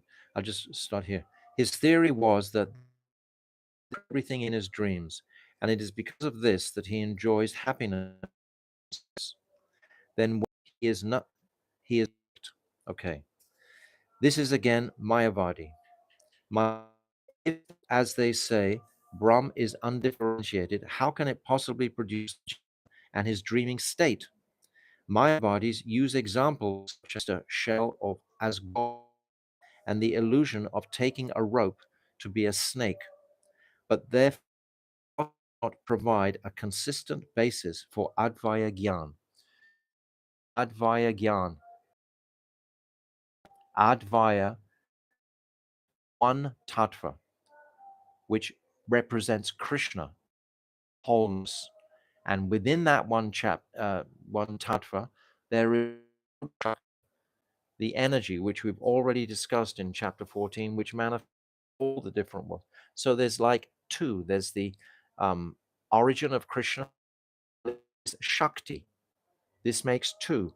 Therefore, the experience of love can exist. Philosophy is built between the appreciating the affection between Radha and Krishna. He says two. It's not one. It's not Dvaita. Or rather, Dvaita is two. It's Advaita. It's one. Because this is part of the same Advaya. In that oneness, there is Shakti. That's the oneness. We've already studied this in chapter 14. Brajanath. So Maya has nothing whatever to do with creating the Swarup of the Jivas. This has to be accepted. Okay, this was the statement we read at the very beginning today, that Maya is nowhere in the constitution of the pure Jiva. So Brajanath has made these proposals, 4 different proposals, various groups try to substantiate that actually Maya is within that Chit Shakti. All these 4 propositions, but they've executed clearly, very simply by Babaji, not difficult. So has nothing whatever to do with creating the Swarup of the Jivas. This has to be accepted. So now Brajanath understands this fully and is happy with it. At the same time, I have also understood that the Jiva is by nature subject to the influence of Maya. Now I want to know, did the Chit Shakti create the Jivas and give them their Tatashta Svabhav, marginal nature? So is it the Chit Shakti that's creating Jivas and has given them this Shakti? Is it coming from Chit Shakti? Is it coming from the pure source? Let's hear what Babaji says. No. Again, he says no. The Chit Shakti is Paripurna Shakti, the complete potency of Krishna. The Chit Shakti is everything. Pari, Purna. Purna means full. Pari, the complete potency of Krishna, is the Chit Shakti. And its manifestations are all eternal substances. Everything coming from the Chit Shakti is totally. Perfect entities. Oh, Then in brackets, got Nityasiddha. Its manifestations are all eternally. In brackets, got Nityasiddha. interesting. So it's saying in some editions that perfect. Here it's saying substances. This is a better word, actually. That is more clearer. Eternally perfect entities who are nityas. They are nityasiddha means perfect entity. That's a good change. The jiva is not nityasiddha, although when he performs sadhan, he can become sadhana siddha. Nityasiddha means eternally liberated, and when he performs sadhan, the strength of his sadhan, he can become liberated. But that doesn't make him a nityasiddha. He wasn't born in that condition. He's performed his sadhan to achieve that condition, to receive the mercy, to experience that condition. Because our path is avaroha panta, or the success of that effort or not. Um, uh, he performs. He can become sadhana siddha and in mental happiness, like the nitya siddhas, eternally perfect. We can become like the nitya siddhas.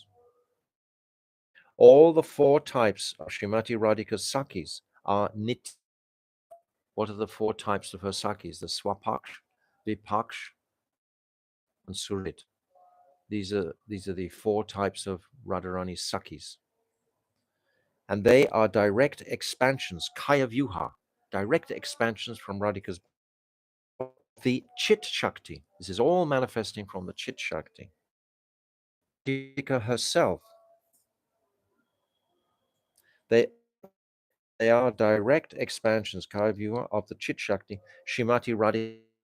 They're all manifesting directly from Radhika. All the jivas, on the other hand, have manifested from Sri Krishna's Jiva Shakti. This is a separate, we are not Kaya Vyuha of Radhika. We are manifesting from the Jiva Shakti. This is what it's saying here clearly. We're manifesting from Krishna's Jiva Shakti, which ultimately is his Swarup Shakti, is manifesting from the Swarup. But we're not manifesting like the Nitya Siddha Parikas. We are in a different category. We're conditioned. The Chit Shakti is Sri Krishna's complete Shakti, whereas the Jiva Shakti is his incomplete Shakti. Just as the complete tattvas are all manifestations of the complete potency, similarly, innumerable atomic conscious jivas are transformations of the incomplete Shakti. Yes, we're incomplete because we're in the process with this opportunity to perform sadhan bhakti. So become sadhana siddha. We're not nitya siddha, but we have the opportunity to become sadhana siddha because my essential nature is chit, nothing to do with maya. So I have the opportunity to become a sadhana siddha by Krishna's mercy. So all the jivas, they're all transformations of this incomplete Shakti.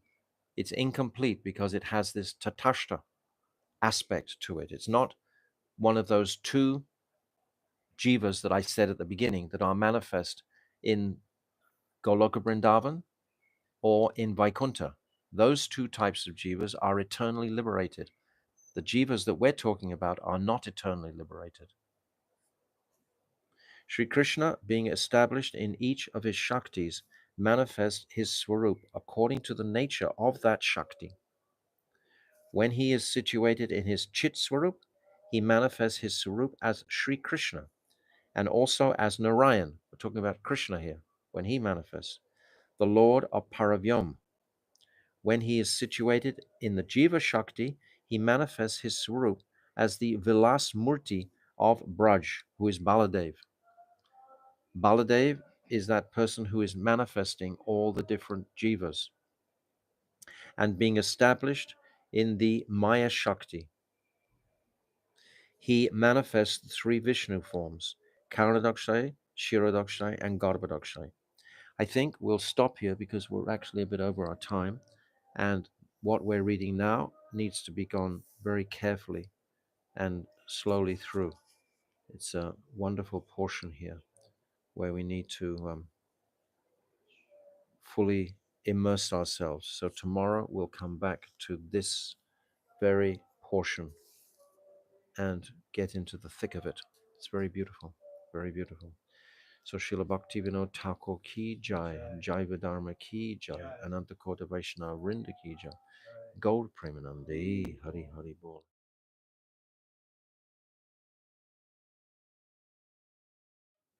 Okay, now we come to chapter 15, page 339, and I want to go through this paragraph. It's quite thick, quite dense, but I think we can go through.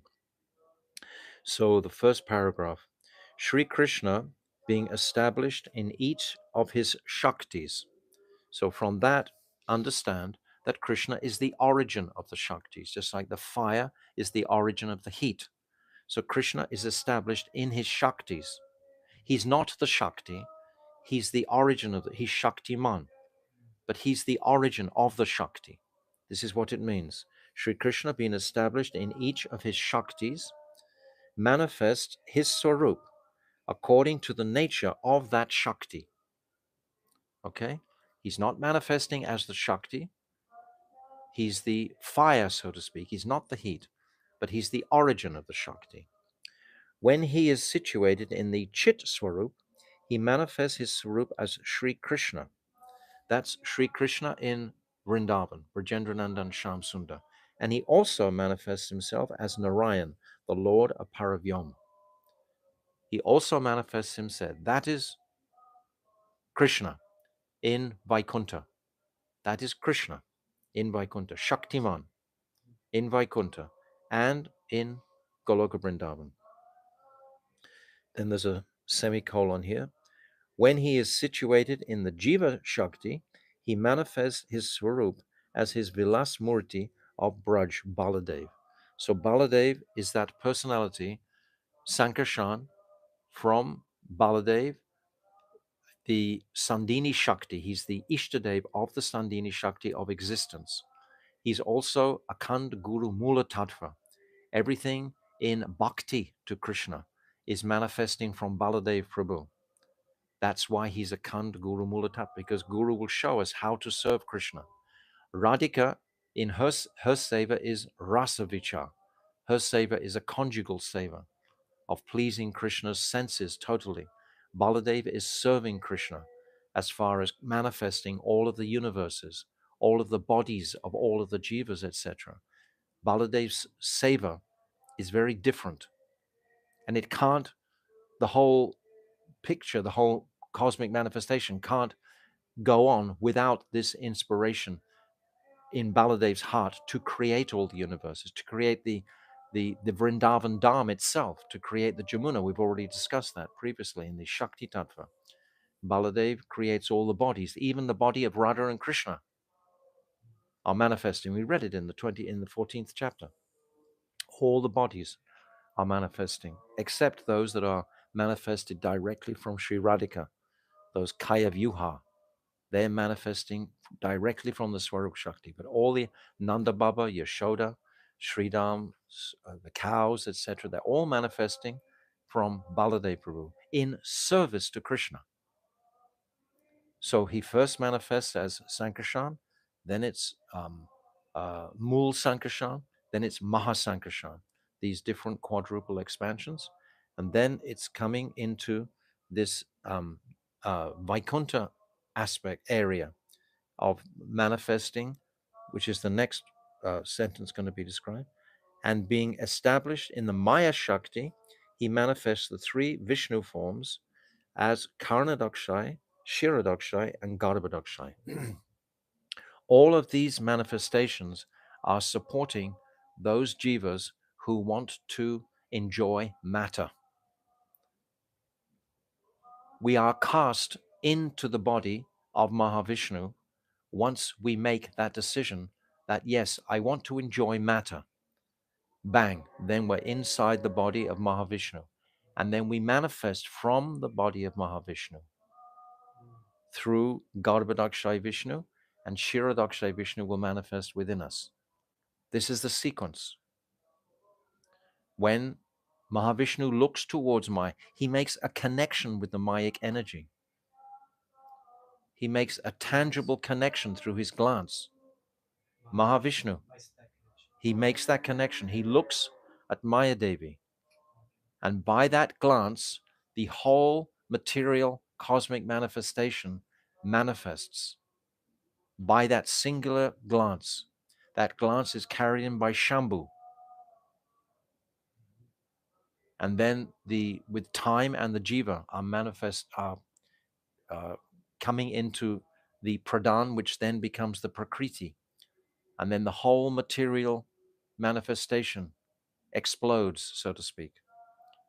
And then the three gunas begin to act on. But this is all coming from the original glance of Mahavishnu towards Maya Devi. So he makes a connection there.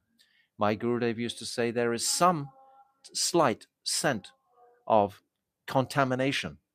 This was the word he used in Mahavishnu, because this is his service though. But he does this. So there's some contamination there, because outside of Mahavishnu, in the spiritual realms, in Vaikuntha and Ayodhya, Mathura, etc., the spiritual realms, there is no contamination of Maya at all. But there is some taint, there is some smell, some scent coming from Mahavishnu, because he looks at Maya. It makes a connection. The glance is very powerful. You make a connection when you look at somebody. Here in this material world, even, we can relate to that. So he looks at Maya. It makes a connection with the Mayic potency. And then from there, Garbhadakshay Vishnu manifest. And this is all manifesting through the potency of Baladev Prabhu.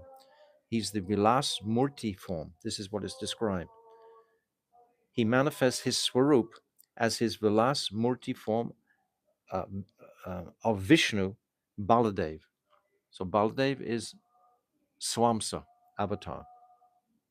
And being established in the Maya Shakti, he manifests the three Vishnu forms, Karnadakshay, Shiradakshay, and Garbhadakshay. Okay? This is the sequence.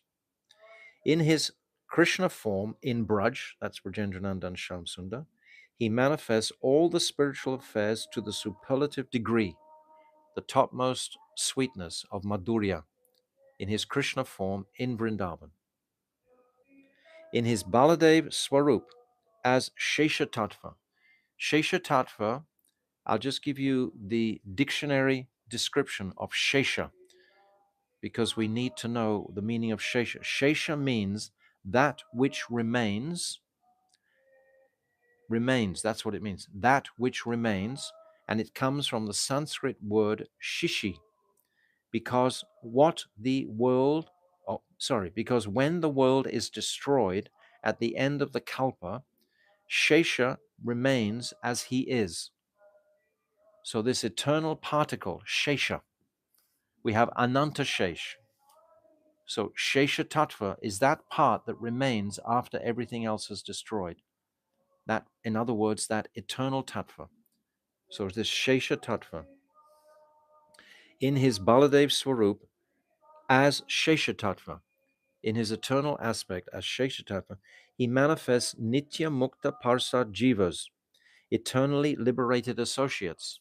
It says he manifests eternally liberated associates. Then in brackets it says Nitya Mukta Parsad Jivas. Jivas, yeah, in brackets. Okay, it's pretty similar. Pretty much the same. Who render 8 types of service to Krishna's Sheshi Tattva Swarup. So I had some discussions with different devotees about what are those 8 types of service. And as of now, I haven't had a conclusive feedback to this. So if anyone can suggest that, but what I understand is that the 9 principles of bhakti, Navada Bhakti. Bhakti means service. So Shravanam, Kirtanam, Vishnu, Smaranam, Padasevanam, Archanam, Vandanam, Dasyam, Sakyam. They are the 9 principal types of service, the 9 principal angas of bhakti. Atmanivedanam is like Sharanagati. This is not actually a service. This is a qualification to perform service. It's like the threshold of bhakti. It's like Bhagavad Gita itself. It is the threshold of bhakti. It is training us to be Sharanagat. Sharanagat by itself is about us surrendering to Krishna. It's not about us doing something for Krishna.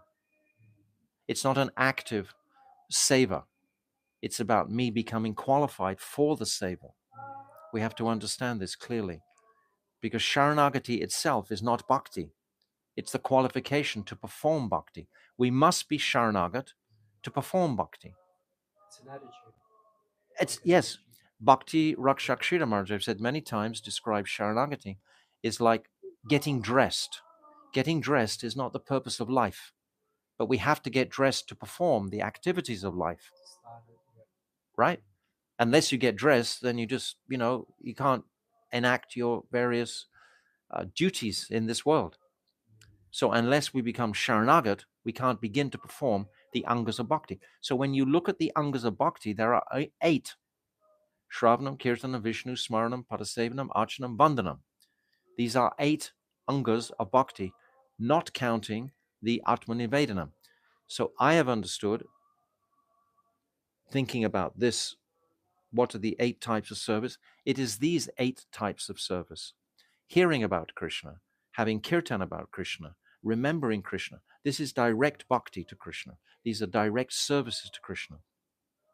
So I'm presenting this, and if anyone has some feedback on this, I would appreciate to hear that.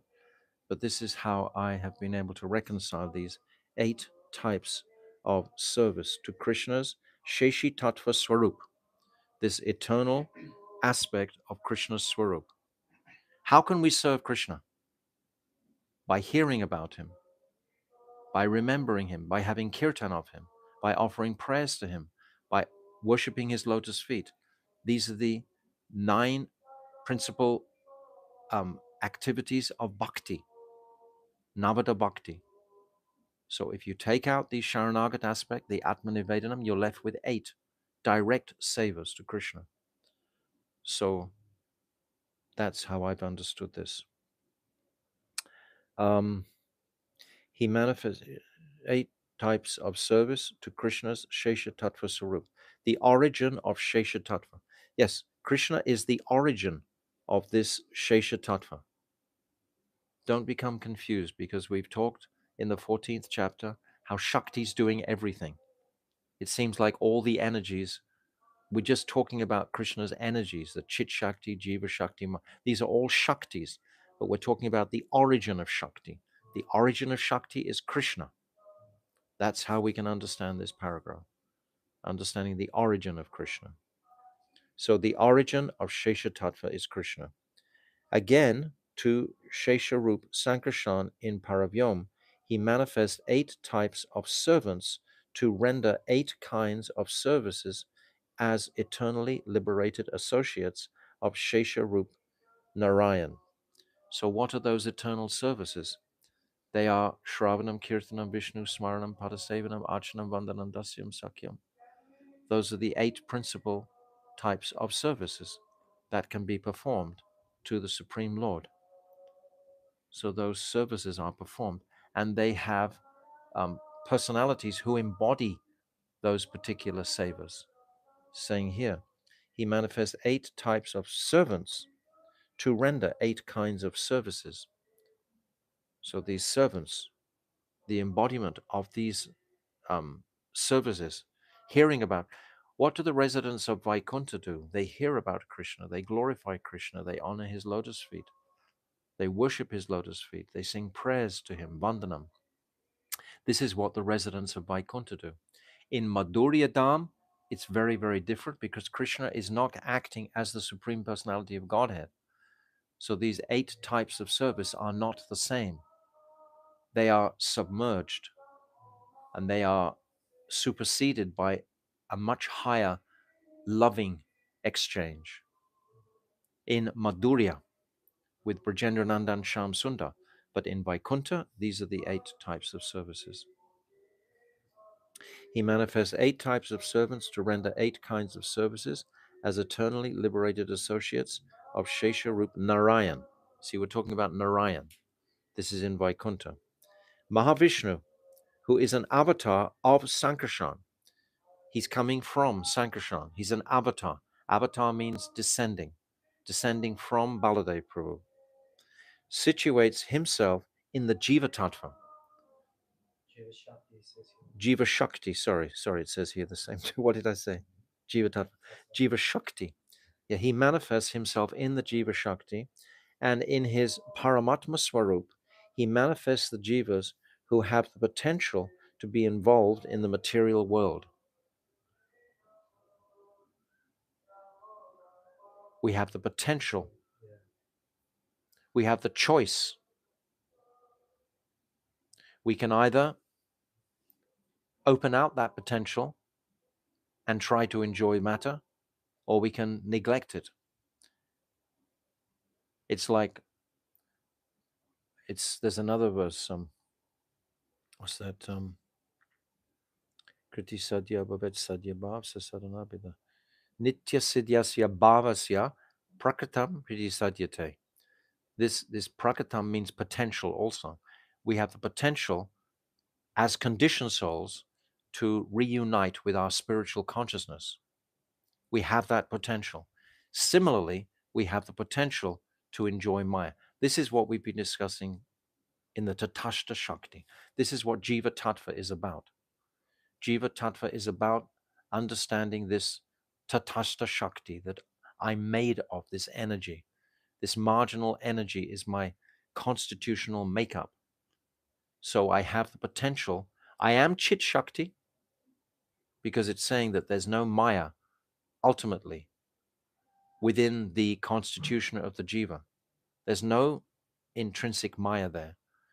But there's the potential for the Jiva to exploit the material energy. It's fascinating. We made that choice. Yes. This is what we're discussing, the tattva of all of this. But personally, I find it amazing. It's just incredible how such a set of circumstances have manifested for our purification to come back to our original constitutional place, fully immersed in that chit potency, and leaving this Mayic energy far behind. He manifests the jivas who have the potential to be involved in the material world. These jivas are susceptible to the influence of Maya, and unless they attain the shelter of the Hladini Shakti of the Chit Shakti, the Hladini Shakti again is coming from the Chit Shakti. You see on your diagram, the Hladini Shakti is coming from the Chit Shakti.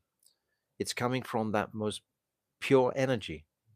And unless we connect with that Hladini Shakti, then we cannot overcome this Maya. We will be defeated each time. It's also called Bal Shakti. I'll read that again.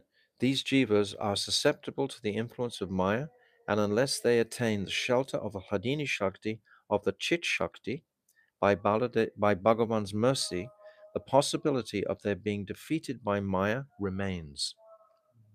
Unless we get Sri Radhika's mercy, ultimately, because Hladini Shakti is the representation of Sri Radhika, unless we get her mercy, and her mercy comes from who? In this world, it comes from Rupa Goswami, who is being empowered by Krishna in the form of Chaitanya Mahaprabhu. And all our Guru Vargya are all manifestations, Kaya Vyuha, of Sri Radhika. So her mercy is fully available. We're being flooded with her mercy.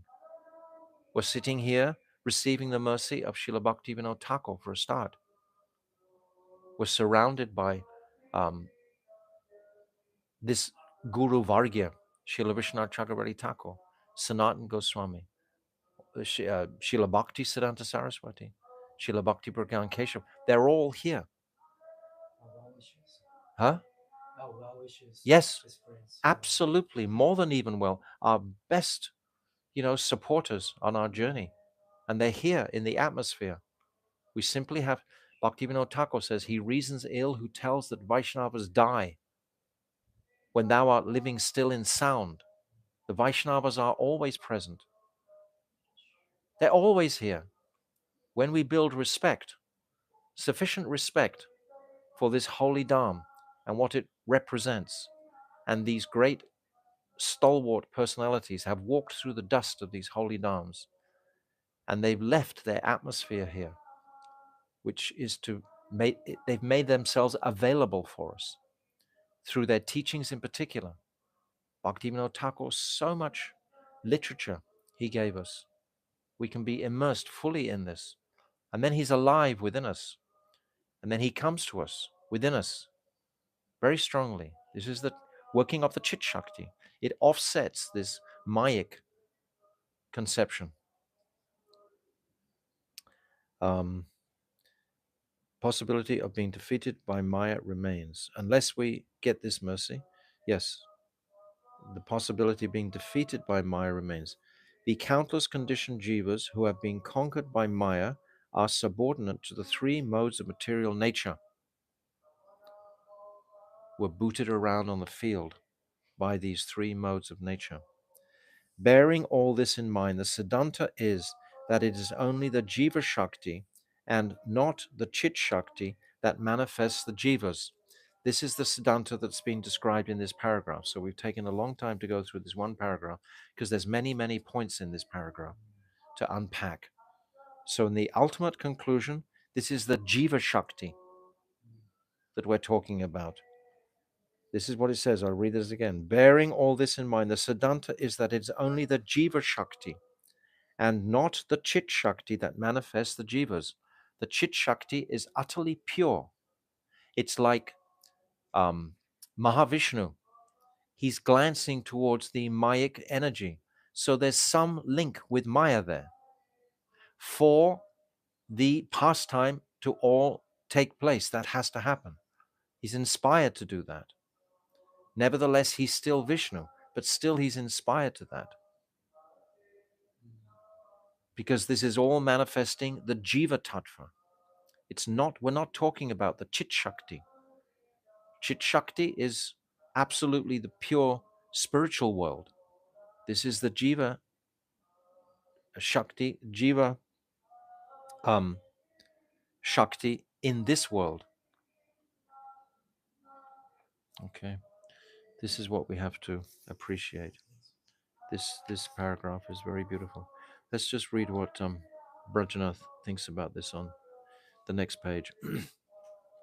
Brajanath, you said earlier that the Chit world is eternal, and so are the Jivas.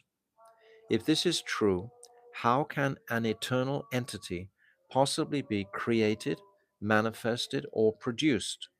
If it is created at some point of time, it must have been non existent before that. So, how can we accept that it is eternal? So, I want to read a little bit of this before we close. We're close to the end here. So, Babaji is clearing this point. The time and space that you experience in this material world are completely different from time and space in the spiritual world. Material time is divided into three aspects: past, present, and future. This is material time. However, in the spiritual world, there is only one undivided, eternally present time. Every event in the spiritual world is eternally present. The powerful present, even in this world, if we connect with the powerful present moment, that is the only actual reality. Everything else is a dream for the future or a memory from the past. The only actual reality is the powerful present now. So that's a tiny little example of how in our meditation, if we come into that powerful present, Uddhav, he talks about it in the 11th canto, coming into the powerful present. And then we can have a semblance of an idea of that eternal spiritual reality. So that powerful present. So it's there's no past. Huh? Their conscious descends. Yes. Because he's asking the question about the jiva being created, but there was no creation for the jiva because the jiva is beyond time and is beyond space. When Mahavishnu glances towards Maya, that seed which is transported by Shambhu is impregnated into Shambhu's wife, Durgama. That seed contains time and the jiva. So prior to that seed, there was no time beyond Mahavishnu. In the spiritual world, in the Paravyom, there is no time. That time is being injected into the material world for our bewilderment. Huh? Seed. Seed, it's inside the seed with the jiva. The jiva and time, that's what's impregnated into the Adara Shakti, it's called, of Durgama. So that time wasn't present previously. So the jiva was manifested prior to that. And then he came into the body of Mahavishnu. So his existence is beyond time and space. When he was, you can't even say first manifested, he's eternally present. In the Brahmajyoti, he's always been there. But then he came to this point of making a decision to actually come into the material world. And that's when he came into Mahavishnu. You understand the picture? Manifested, eternal. So he's eternal. The jiva is always eternal because he's come from an eternal place. That's why the jiva is eternal. Then that word manifested, it's kind of like contradictory. Like, No, he's eternal, yeah. but he comes into the body of Mahavishnu, and then it appears that he manifests from the body of Mahavishnu. It appears, Yeah, but he's actually, his origin is always eternal because we're from the Chit Shakti. We're not from the Jiva Shakti. We are of Chit. We are absolutely pure spirit souls.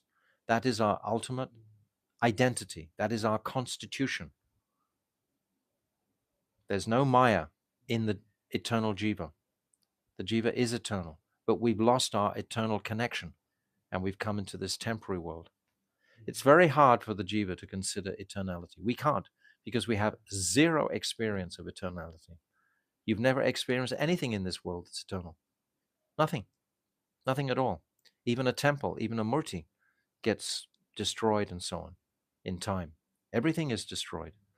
Situations change all the Yes, time. none of, so we've had no experience of eternality. And this is why it's not easy to understand Jiva Tattva, because Jiva Tattva has come into this um, material situation, but the origin is eternal. But it's not easy for us to appreciate that. Listen, I want to stop here because it goes on and becomes thick again. And I think I've already described enough thoughtful paragraphs and writings for us to meditate on for now. So I think we'll stop here, and then we'll start again tomorrow from Babaji's answer on page 340. Trying to remember 340. The time and space that you experience in this material world is completely different from the time and space in the spiritual world. We'll start from there tomorrow. Okay, Srila Bhaktivinoda Thakur ki jai, Jai Vedama ki jai, Anantakota Vaishnava Vrinda ki jai, Gaur Premanande. Hare Krishna, Krishna Krishna, Hare Hare, Hare Rama, Rama Rama, Hare Hare, Hare Krishna, Krishna Krishna, Hare Hare, Hare Rama, Rama Rama, Hare Hare, Hare Krishna, Krishna Krishna, Hare Hare, Hare Rama, Rama Rama, Hare Hare, Nitai Gaura Hari Bol, Hari Bol, Hari Bol, Hari Bol, Nitai Gaura Hari Bol, Hari Bol, Hari Bol, Hari Gaur Premanande. The more we study this Jiva Tattva, the more we read and hear about Jiva Tattva, Maya Tattva, Chit Shakti, the deeper it becomes. Last year, I understood it to this degree. This year, I'm understanding it to this degree. Next year, I'll understand it to a deeper degree. And the following year, I will understand it to a deeper degree. This subject matter is so profound. It's not, yes, I've covered everything. Now I know what is Jiva Tattva. Put it away. It's not like that. It's always evolving. It's always deepening. It's always pushing the boundaries of our consciousnesses. That this whole Krishna consciousness is always opening up newer places in our consciousnesses. This is what the Hare Krishna mantra is capable of doing. It opens up the doors. We only use 1/10 of our consciousnesses now. And this Hare Krishna mantra starts to open all these doors. This is what Jivadharma is doing. So whatever we've understood previously, we were just describing today in the Falshruti, this Ivitrata, this astonishing nature of Krishna, this chamatkar, completely astonishing, achintya, inconceivable. Inconceivable doesn't have a limit to it. It's inconceivable. It's heavy with wonder, beyond imagination. This is the nature of inconceivability. Such contemplation, one can never be bored. You know? Absolutely, you got it. You can never be bored. It's always on fire. It's always ecstatic. And it's always, you're getting newer and newer appreciations of a singular truth that you might have considered, oh yes, I understood that 5 years ago, 10 years ago. But how deeply did we understand it? It's like reading Srimad Bhagavatam. Every page of the Bhagavatam takes us into another world. Every page of the Chaitanya Charitamrita, it takes us into a newer horizon, a newer vision. That's the nature of Krishna consciousness. It's always expanding. It's always growing. It has to be, because it's founded on the quality of love. And love has no boundaries. Pure love is endless. Anandam buddhi vardhanam is described. It's unlimited. This love is unlimited. What does unlimited mean? It has no limitation. We think of the ocean, but the ocean has a certain depth. the ocean is limited, but this spiritual ocean is unlimited.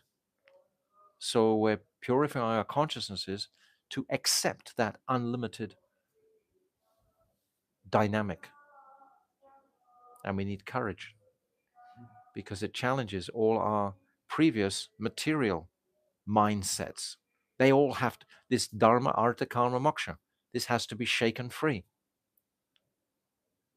from our, oh, this is good, this is right, this is correct, this is right, this is right.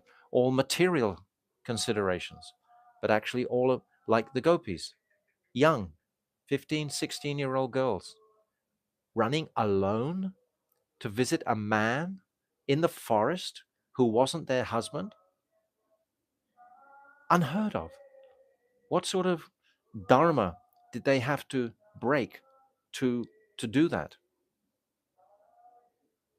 And yet this is considered the highest conception of love. This is the example of the gopis.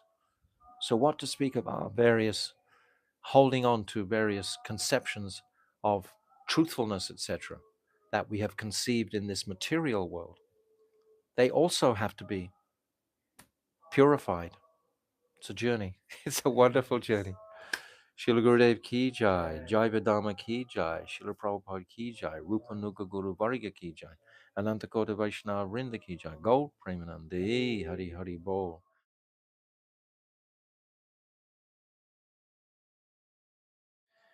So now we come to page 340, and I'll just reiterate what Brajanath's question is. We're not going to race through this chapter. I don't think we can race through this chapter. The precepts and what Bhaktivinoda Thakur is saying and sharing is so profound.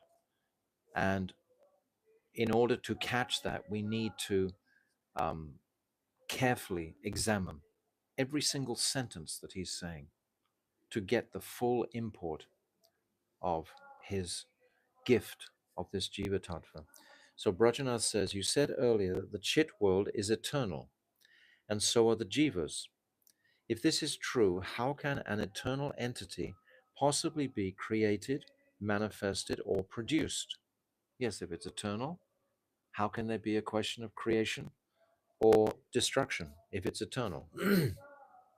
If it is created at some point of time, it must have been non-existent before that. So how can we accept that it is eternal? It's a wonderful question. It's a wonderful, we are eternal.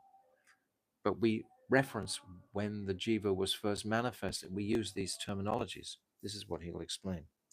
So Babaji, the time and space that you experience in this material world are completely different from time and space in the spiritual world. Material time is divided into three aspects: past, present, and future. However, in the spiritual world, there is only one undivided, eternally present time.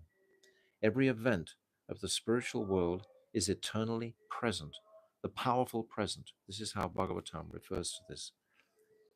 Whatever we say or describe in the material world is under the jurisdiction of material time and space. So when we say the jivas were created, the spiritual world was manifested, or there was no influence of Maya in creating the form of the jivas, material time is bound to influence our language and our statements because we're materially conditioned souls. We can't speak in any other language. We can only speak in this material way. This is inevitable in our conditioned state. So we cannot remove the influence of material time from our descriptions of the atomic jiva and spiritual objects. Very simple. The conception of past, present, and future always enters into them in some way or another. Still, those who can discriminate properly can understand the application of the eternal present when they comprehend the purport of the descriptions of the spiritual world. If we immerse ourselves in the descriptions of the spiritual world we were describing yesterday, you actually forget about this material world. If you completely absorb yourself in a particular pastime in Vrindavan fully, if you read Srimad Bhagavatam, if you read some of the Gits of the Bhagavatam in the 10th canto, and you fully absorb your mind in there for hours even, you actually leave this material world completely. We should practice this daily as much as possible. Baba, be very careful in this matter. Now he's cautioning Rajanath. Give up the inevitable baseness or the aspect of the description that is fit to be rejected and have spiritual realization. Don't keep referencing everything to this material experience. It's different here. Oh, what does it say? It says, Take the Baba, microphone. Take be the very microphone. Here. careful. Take the microphone.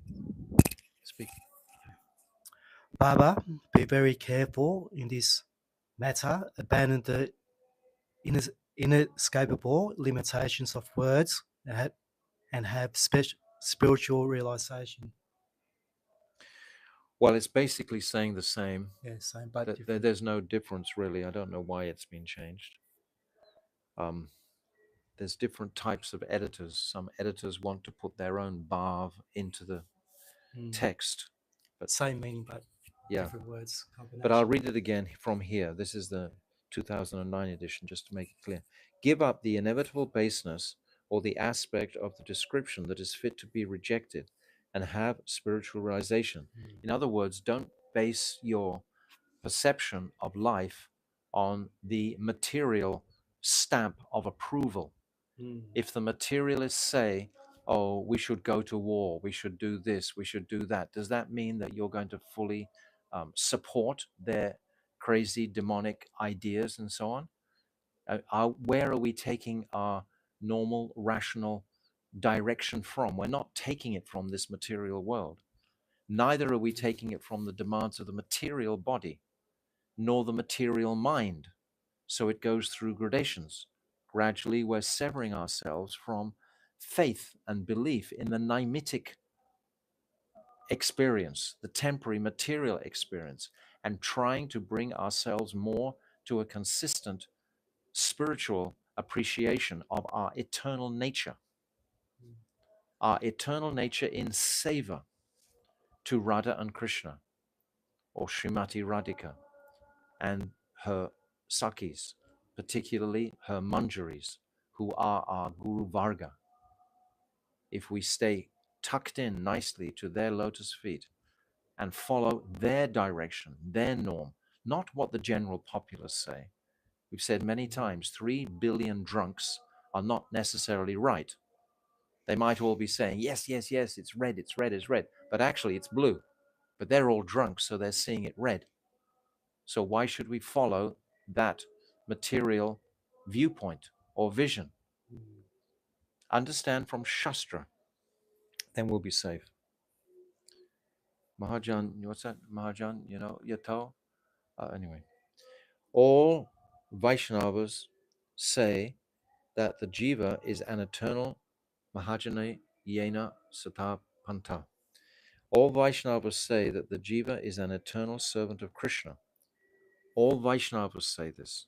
So we're following the Vaishnava Dharma. That his eternal nature is to serve Krishna and that he is not bound by Maya. He's not bound physically by Maya. It's our desire to be attracted to Maya. We've said this so many times. Sometimes we're crying out, oh, Maya's giving me such a hard time. That's completely fictitious. We are choosing to embrace Maya. I'm holding onto the tree and I'm crying out, let go, let go. Who's holding? I'm holding it. It's crazy. We've become crazy. Yeah. And we have to own up to our craziness to become not crazy. As long as we hold on to the fact that I'm not crazy, but actually I am, then I'm still crazy. We have to face it and own it. Bound by Maya, because he has forgotten that eternal nature. I'll read that again. All Vaishnavas say that the jiva is an eternal servant of Krishna, that his eternal nature is to serve Krishna, and that he is now bound by Maya because he has forgotten that eternal nature. Yes, we've forgotten. We never actually knew it, But forgotten is another word.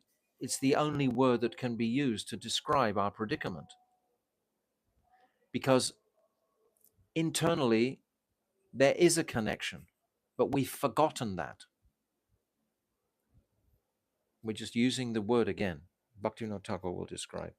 It's like, for example, if an Indian family moved to England and they have a child, and the child reaches the age of 18 years old. He's never been to India before, but the parents say to him, now you're coming home, back to India, back to your, he's never been there before, but he's going back home. And they say, yes, you've forgotten what India was like. He's never actually experienced it, but still it's within him. It's his nature to be Indian, so he'll come back and remember like that. However, everyone knows that the jiva is an eternal entity of which there are two types, Nitya Mukta and Nitya Baddha. The subject has been explained in this way only because the conditioned human intellect being controlled by pramad. What does pramad mean? Madness or illusion. That's what it means. Inattentiveness is saying very kindly here, inattentiveness. But it means like, pagali. Is unable to comprehend a subject matter. I'll read that again. The subject has been explained in this way only because the conditioned human intellect, being controlled by pramad, inattentiveness, is unable to comprehend a subject matter. Realized sadhaks, though, experience transcendental truth through their chit samadhi. Chit samadhi. That means they enter the consciousness of chit, of pure consciousness. Then they realize the truth. Maybe I should change my book. Spiritual trance. Okay, well, chit samadhi. Our words always have some material limitation because they're material. So whatever we say will have some mayic defects. My dear son, you should always endeavor to realize the pure truth. Logic and argument cannot help at all in this regard. So it is futile to use them to try to understand inconceivable subject matters. Inconceivable subject matters, and you're trying to use material rationale and logic to understand inconceivable. Oh, but the newspapers say this, so I should follow that. Oh, but society is saying this, so I should be influenced by that. Oh, the general law books of the material world are saying that, so I should follow that. I should have that as my premise. No, that won't rip the veil of illusion from our eyes. We have to leave that whole material mayic conception. That's called naimitic dharma. Naimitic dharma is the temporary dharma. We have to leave the temporary material dharma. And I've said before, not necessarily externally. We have to go about our social behaviors, etc., play the game on the stage of our karmas, etc. But internally, we should be appreciating this detachment from matter. That even means my family. That means my identity as a son, as a brother, as a husband, as a father, etc. All those identities are naimitic. They're all temporary. They're not permanent. We are spirit, soul, servant of Krishna. This is permanent. Everything else is temporary. So it's a deep, deep, deep thing that we're in process of appreciating and purifying. I know that you will not be able to understand these subjects in a moment. This is what we're just saying. But you cultivate these transcendental moods within your heart. That's exactly what I'm saying. Within your heart, not externally, but within your heart. Begin the process of rehabilitating the degraded consciousness to coming to a higher, purified state of consciousness, which has nothing to do with this material world. Don't try and bring your spiritual realizations into this material world necessarily. You get a spiritual epiphany. You wake up, wow, I must write this on Facebook and tell everyone about it. Who's going to relate to it? It's not going to make any difference. We need to be somewhat confidential. It's a confidential truth. So take these, we should understand what is confidentiality.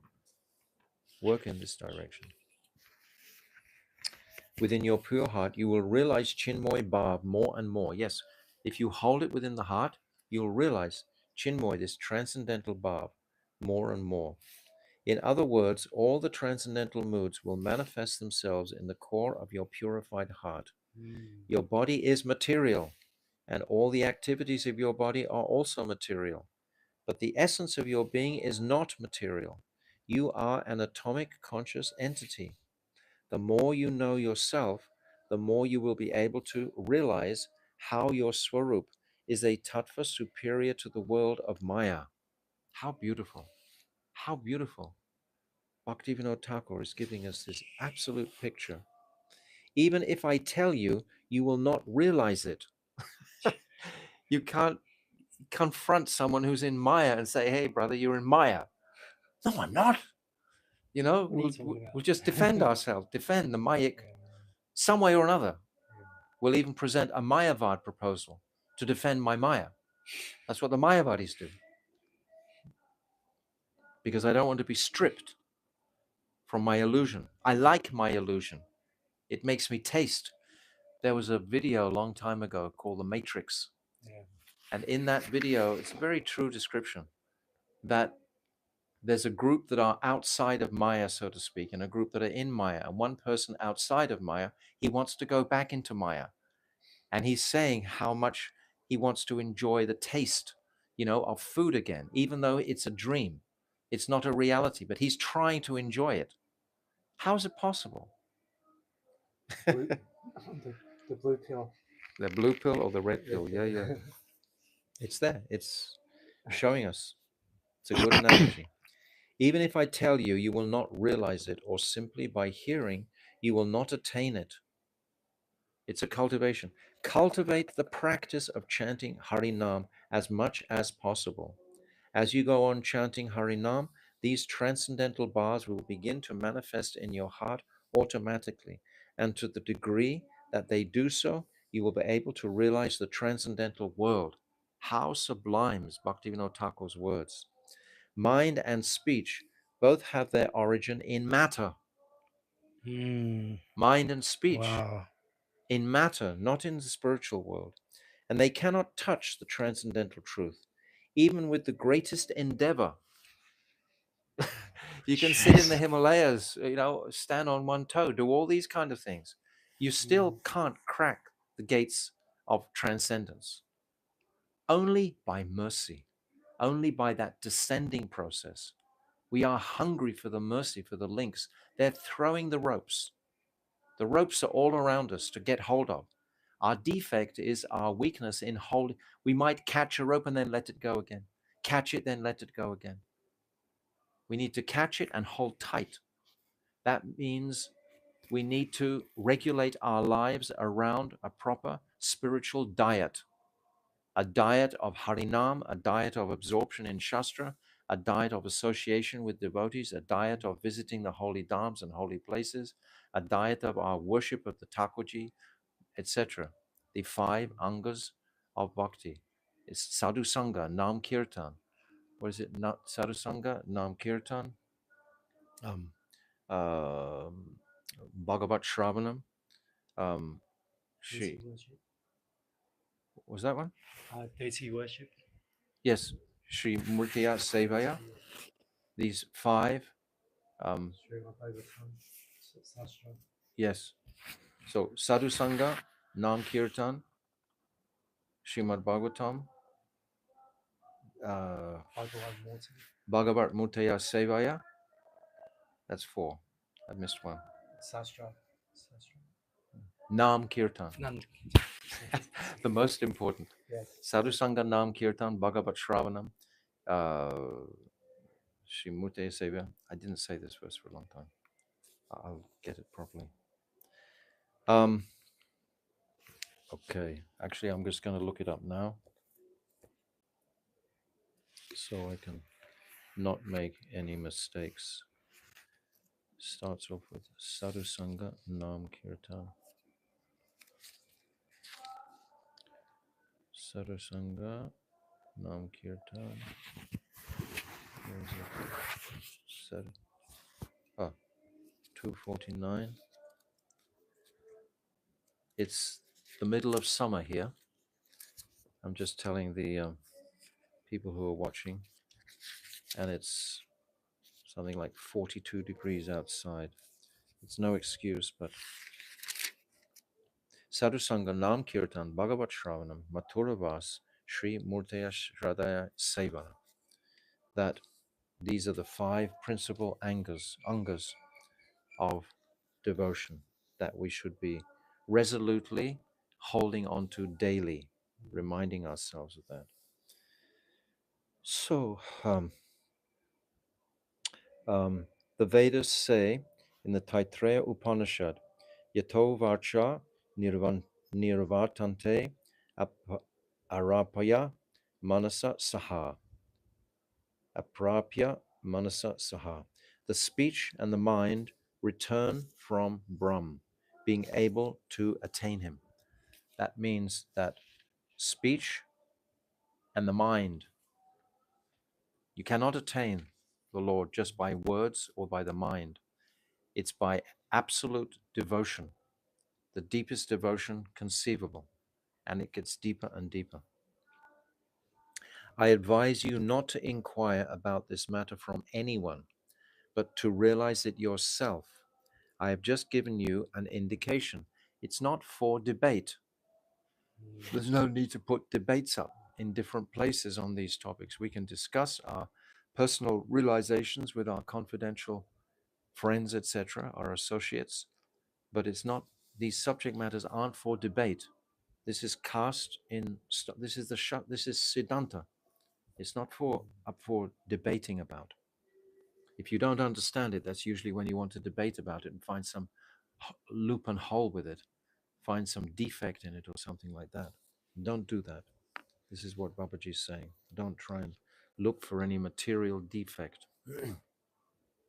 Brajanath, you have explained that the jiva is like a spark of a burning fire or an atomic particle in the rays of the spiritual sun. What is the role of Jiva Shakti in this? So Jiva Shakti is different from Chit Shakti. Jiva Shakti is coming from Chit Shakti. You remember the diagram yesterday? Babaji, Krishna, who in these examples, did I read that whole question? Yes, you do.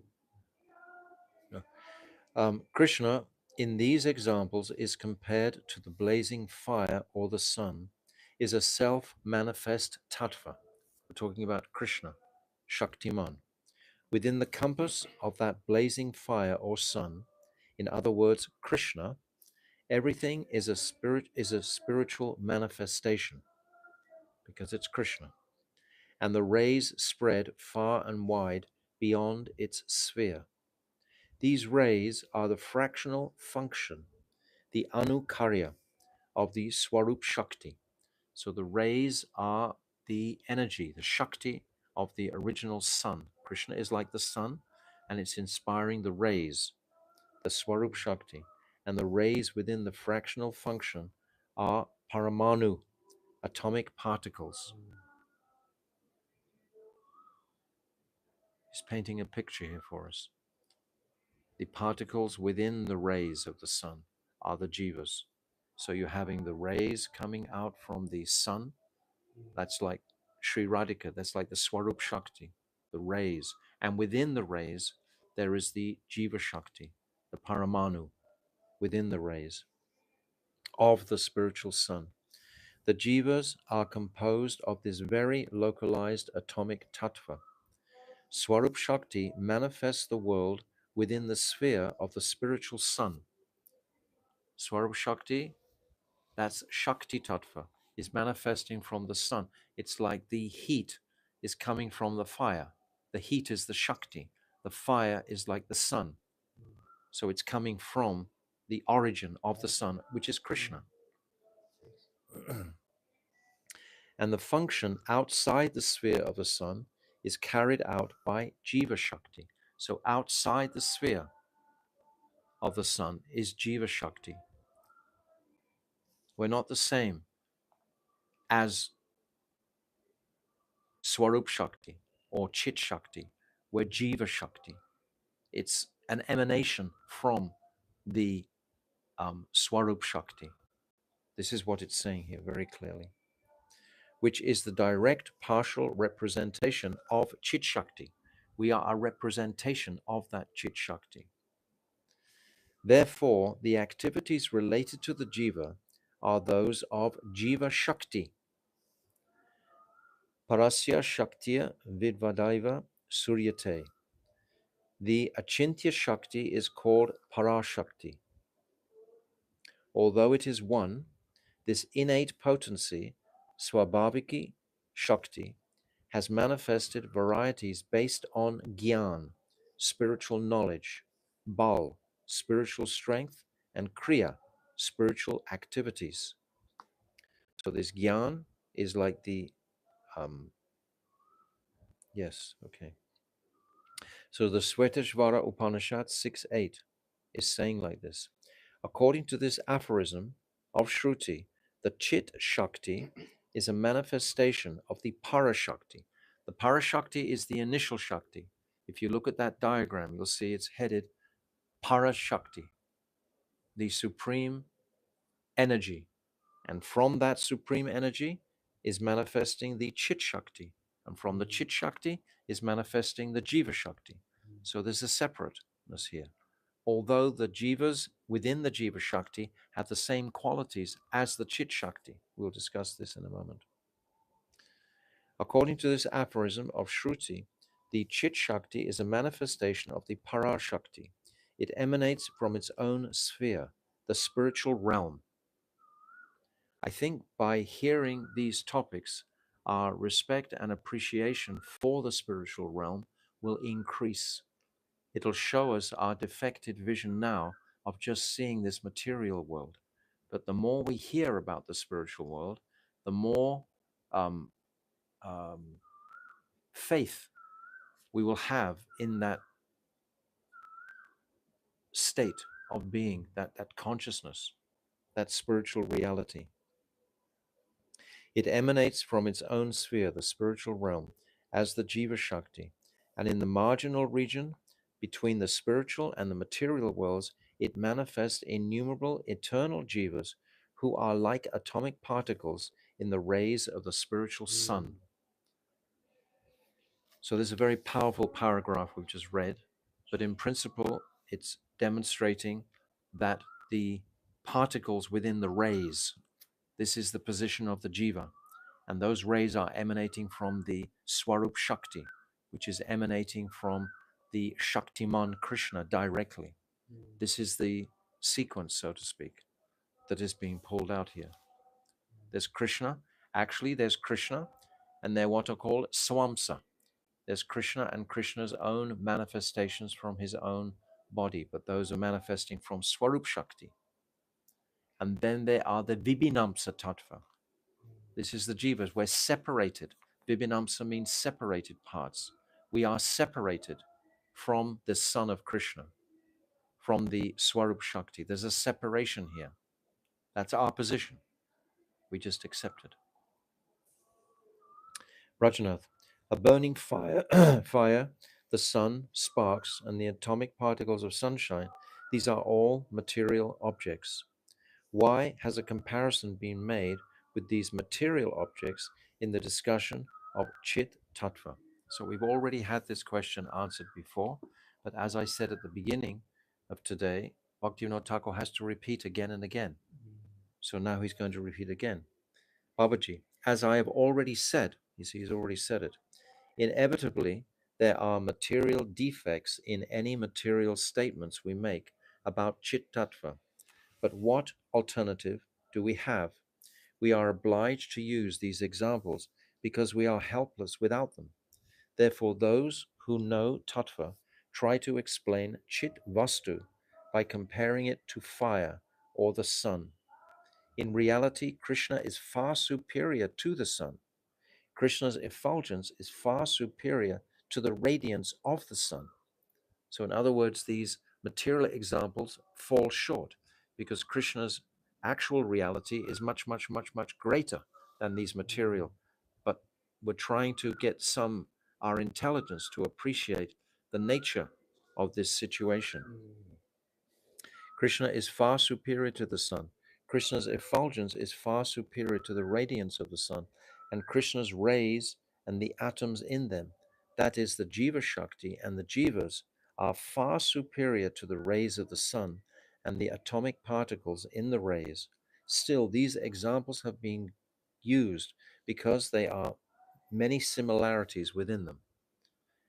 Actually, we're reading this carefully, but when we've finished this chapter, when we've absorbed the whole truth of this chapter, and if we've captured something of it, and we have it all in context, completely together, then it's so much more comprehensive. It's so much more easier to understand when we actually, because Bhaktivinoda Thakur, he's on a journey here. He's opening out gradually.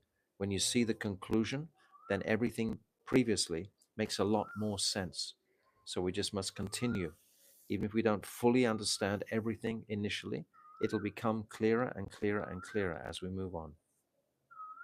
Don't break our material brains to try and understand it, but just use our dedicated devotional moods to appreciate these truths. You can't understand it with your intelligence, but with your devotional sentiments, you can accept it and begin the journey towards realization of it. Examples can explain some of the spiritual qualities, but not all. The beauty of the sun's light and the ability of its rays to illuminate other objects are both qualities that compare with the Chit Tattva, for it is the quality of spirit to reveal its own beauty and to illuminate other objects. So this is very wonderful. The quality of spirit is to reveal its own beauty and to illuminate other objects. However, the scorching heat in the sun rays has no counterpart in Chid Vastu. There's no defect in Chid Vastu. Nor does the fact that the rays are material. Again, if we say this milk is like water, we are only considering the liquid quality of water in the comparison. Otherwise, if all the qualities of water were present in milk, why would the water not become milk? So logically presented. Example can explain certain specific qualities of an object, but not all of its qualities and traits. So we're discussing, Brajana's asked the question about why we're referencing material objects to describe spiritual phenomena. We have no other choice. We've only got material tools to use. Brajanath, the spiritual rays of the transcendental Krishna sun and the spiritual atoms within those rays are non-different from the sun, yet at the same time they are eternally different from it. How can both these facts be true simultaneously? This is very beautiful. We've actually reached the end of our time. I don't really want to answer this question now because it'll take us at least 10-15 minutes. So I'm just going to read this question again, and we're going to open this question tomorrow. Brajanath, the spiritual rays of the transcendental Krishna sun and the spiritual atoms within those rays are non-different from the sun. So the rays, it's like a fire. The illumination of the fire is like the fire. When you say the fire, you include the heat and the illumination. That's what you're referencing. Or a candle. You say, oh, there's a candle burning over there. That means the flame, the heat, and the light. So they're all one in that sense. But they, in an analytical context, they can be broken down, and we can say the light and the heat and the flame. There's a distinction. So Krishna is like the light. He's like the flame. That's the origin. And then there's the heat, which is like the Shakti. This is like Radha. And then you have the effulgence. And within the rays of that effulgence are the tiny atomic jivas. So we are definitely separated from the flame of the candle. In that's called vibhinamsa. That's called separated. So that's our tattvic siddhantic position. We're separated from we're not Krishna, in other words. All of this is showing us that we're not God, but we are like God because we're coming from that potency. We're coming through the Swarup Shakti. So we have these qualities that are in a minute degree similar, just like we give the example many times. If you take a spoonful of water from the ocean, the the constituents of the water are the same in the spoonful as in the whole ocean, but the quantity is so distinct and different. This is what Bhaktivinoda Thakur will talk about. Actually, tomorrow we will discuss this point. Separated from the origin, Yes, from the source. we are. And what is the separation? What is it? What is the key? What is the link? It's actually love. That's why it's all so beautiful, because it's love that makes the connection. It's attraction and affection that makes the connection.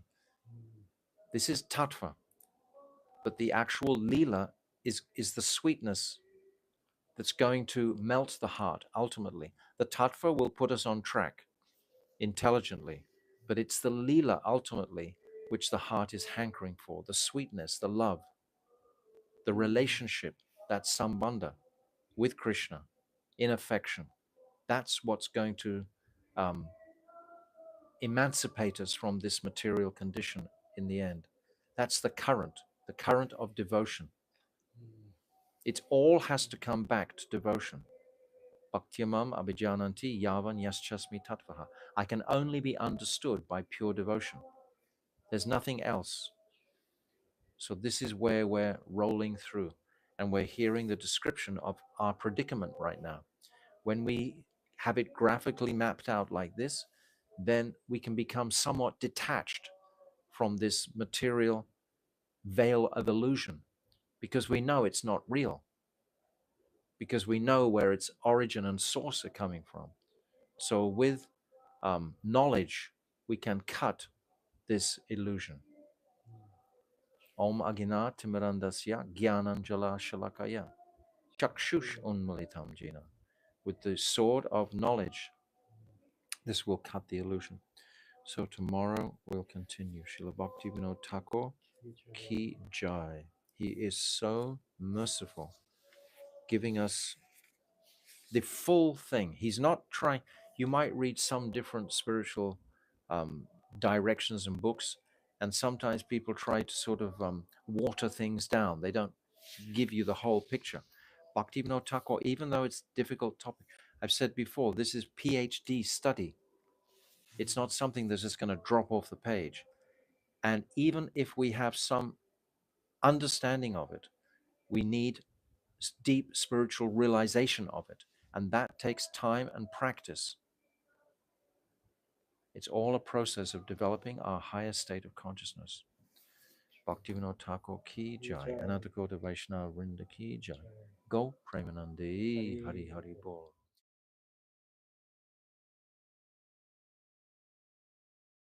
Okay, so we come to the bottom of page 343. 343, the last question. I'll just read the question again by Brajanath.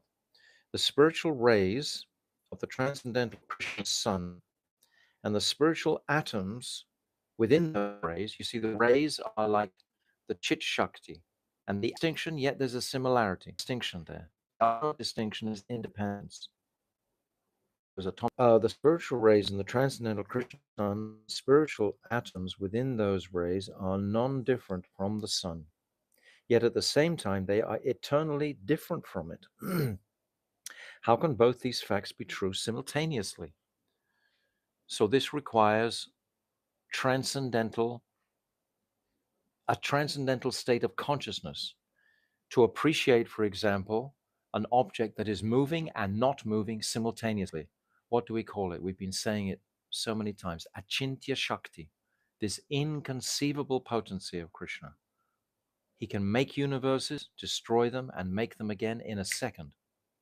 This is complete to us. And when we accept that inconceivable potency, that Krishna can do anything, it's like, for example, Krishna drinking his mother's milk, and Mother Yashoda begins to tell Krishna, "Oh, milk,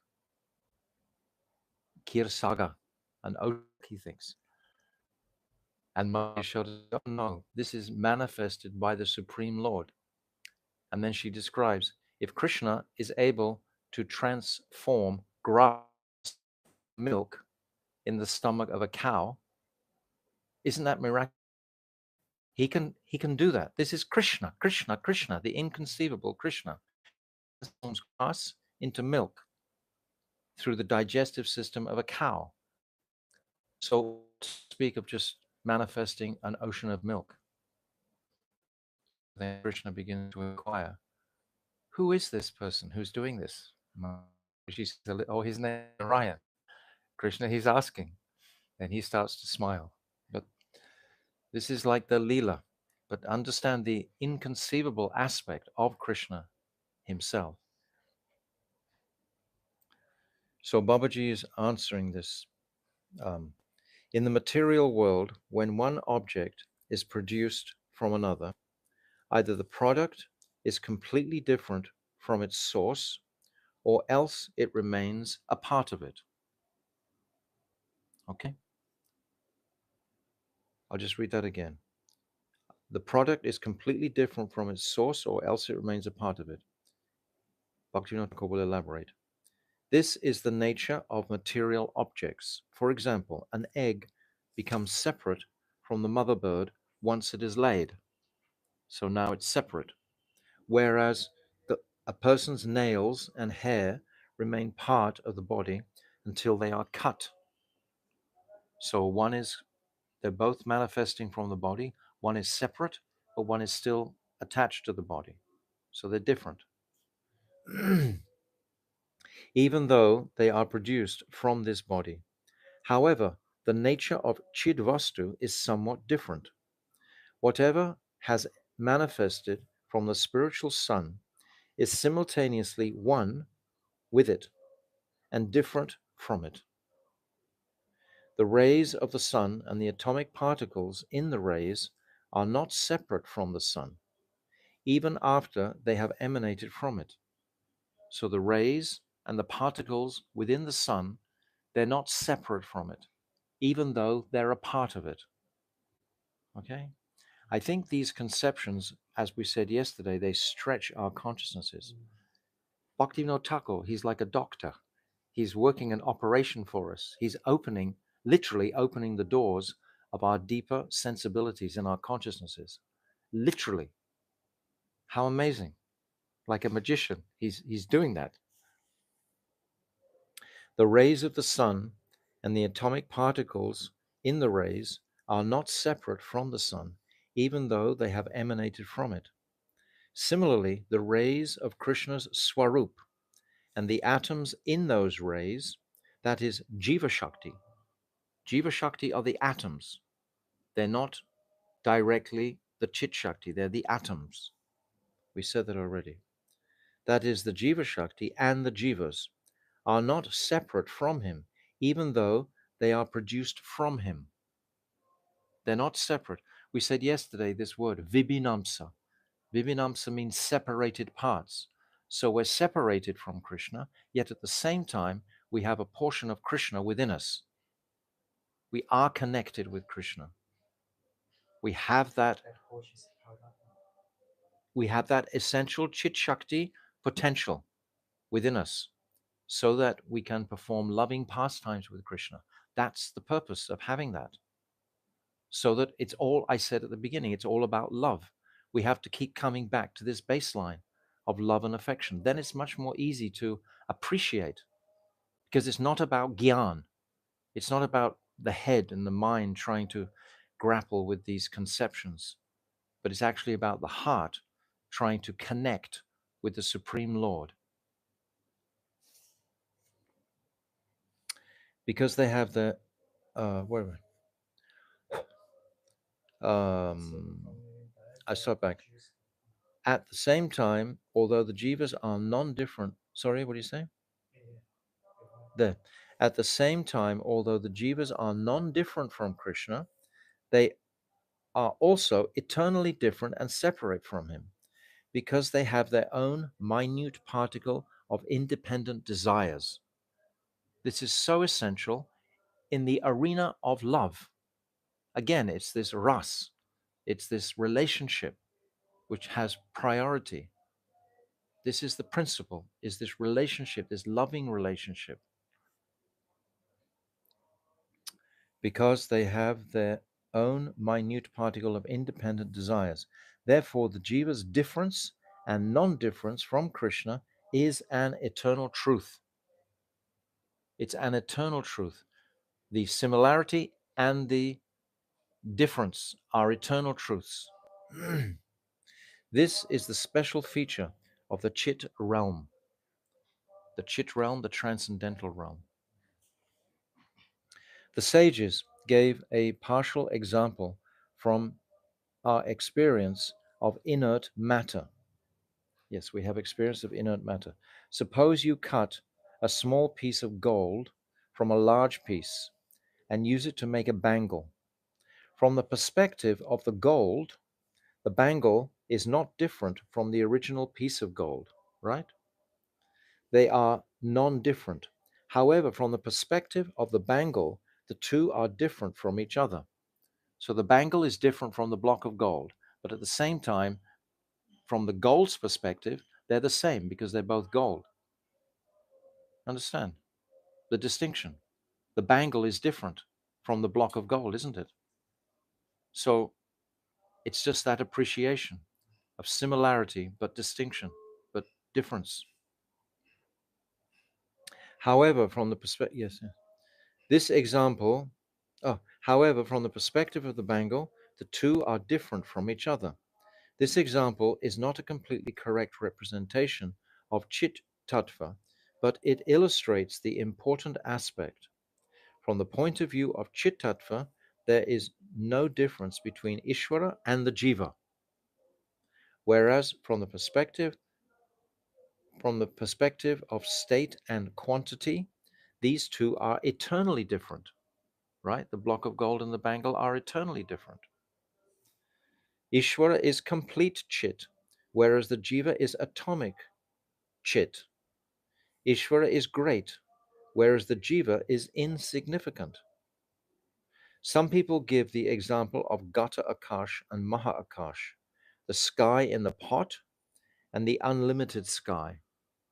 So this Gata Akash is the reflection of the sky inside a pot, and the Maha Akash is the great sky that we can see. So in one sense, there's no difference because they're both the sky.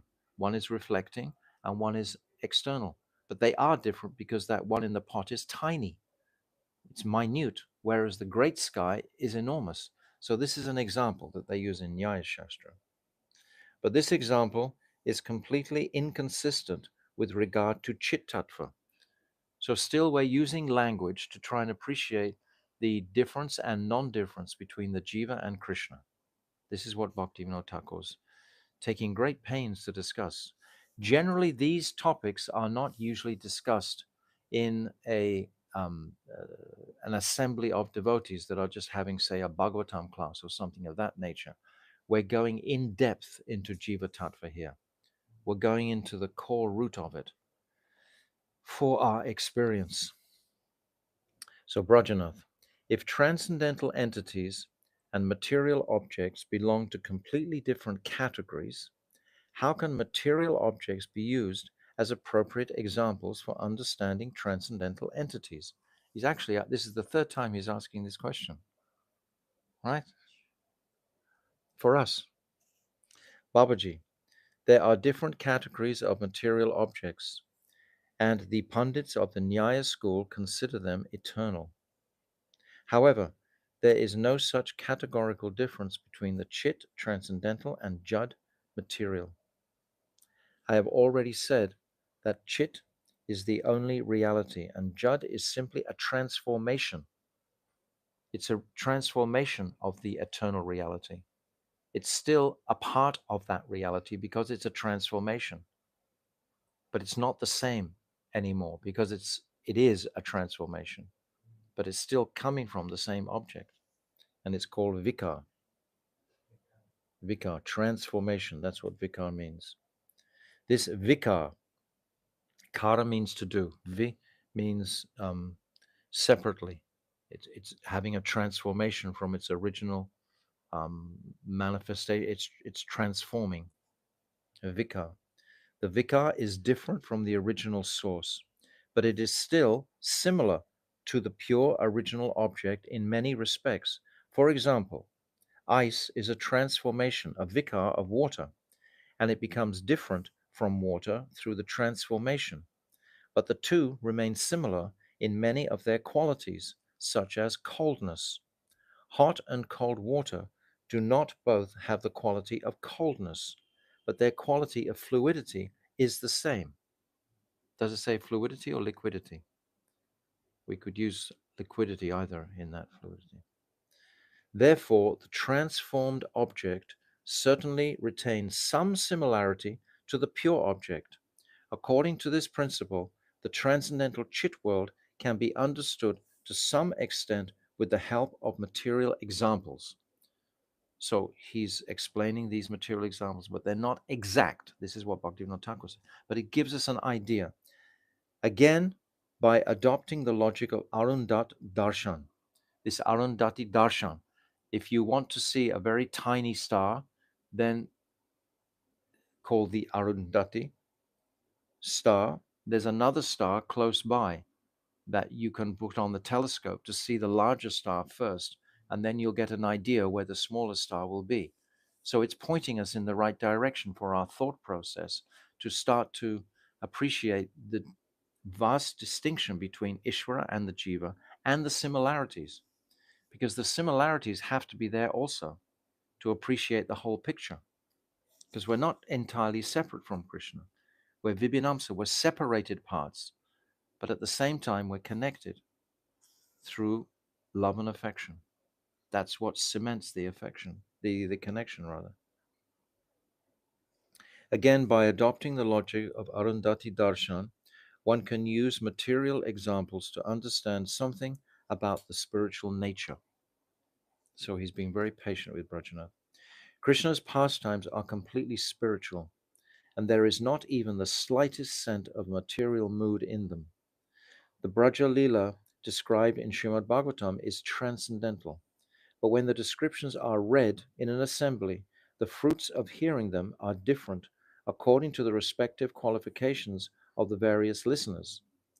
And we remember the beautiful story of Gokarna. Gokarna was speaking the Bhagavatam, and his brother Dundukari, he was in a ghost's body, and he knew that by listening to this Srimad Bhagavatam was going to liberate him from his ghost's body. And there was a huge assembly of other people listening to the Bhagavatam simultaneously. Gokarna was chanting the Bhagavatam, and at the end of 7 days, a Vaikuntha plane landed and took this Dundukari, who was a very sinful person, back to Vaikuntha from hearing the Srimad Bhagavatam. Then all the assembly audience, they proclaimed, why not us? We also heard. But they didn't hear with the same intensity as this ghost heard. This ghost was experiencing the horrors of a ghost body. Actually, he had been killed by having a fire pushed into his mouth. So his whole mouth was in great pain.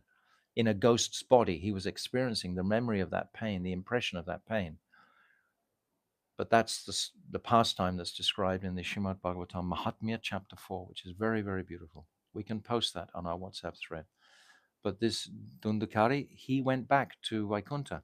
And then Gokarna, he's asking those residents who are from Vaikuntha, why not the other assembly? Why not everyone else in the assembly? And the Vaikuntha-vasis responded, because they didn't listen with the same intensity. So all those people listening, they assembled again a month later, and they had the same reading, but this time They all gave their 100% attention, their 100% of focus to everything that Gokarna was saying about the Bhagavatam. And then a huge Vaikuntha plane came and took the whole assembly back to Vaikuntha because they had understood the fixed purpose, the intensity of their listening. So it's describing here that when someone is speaking Harikatha, say 1,000 people are speaking Harikatha, there's going to be 1,000 different impressions of that Harikatha, interpreted by each person according to their adhikar, according to their eligibility.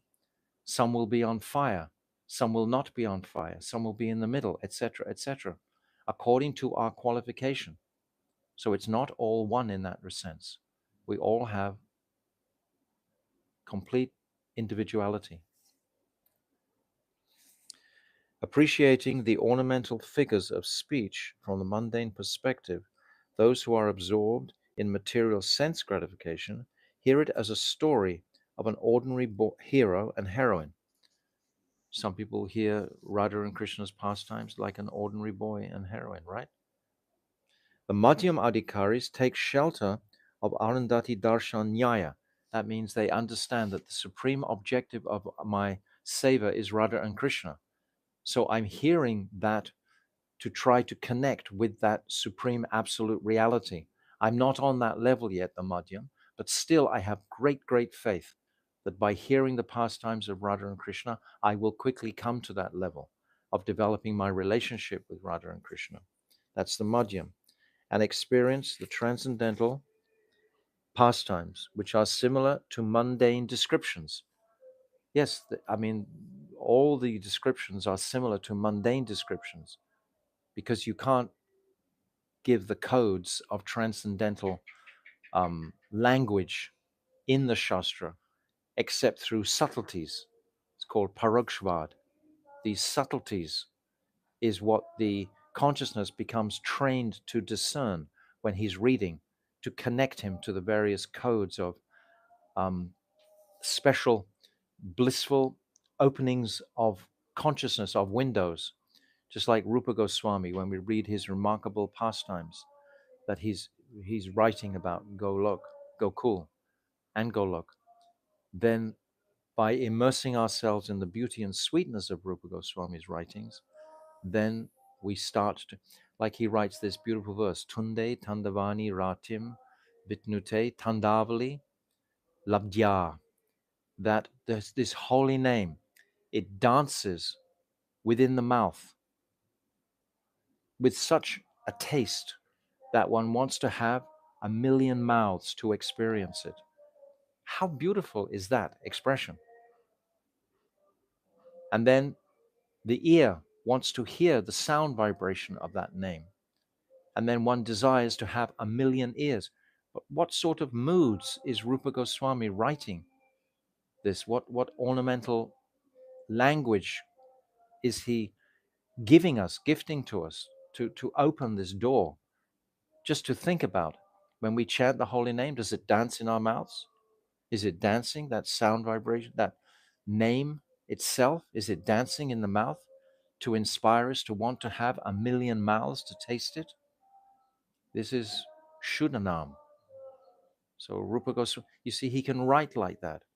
And when the practitioner meditates on these descriptions, then he can begin the journey towards that transcendental state slowly by the writings. Okay. Where are we? Oh, and when the Uttam Adhikari Bhaktas hear the descriptions of these pastimes, they become absorbed in the rasa of pure transcendental Chidvilas.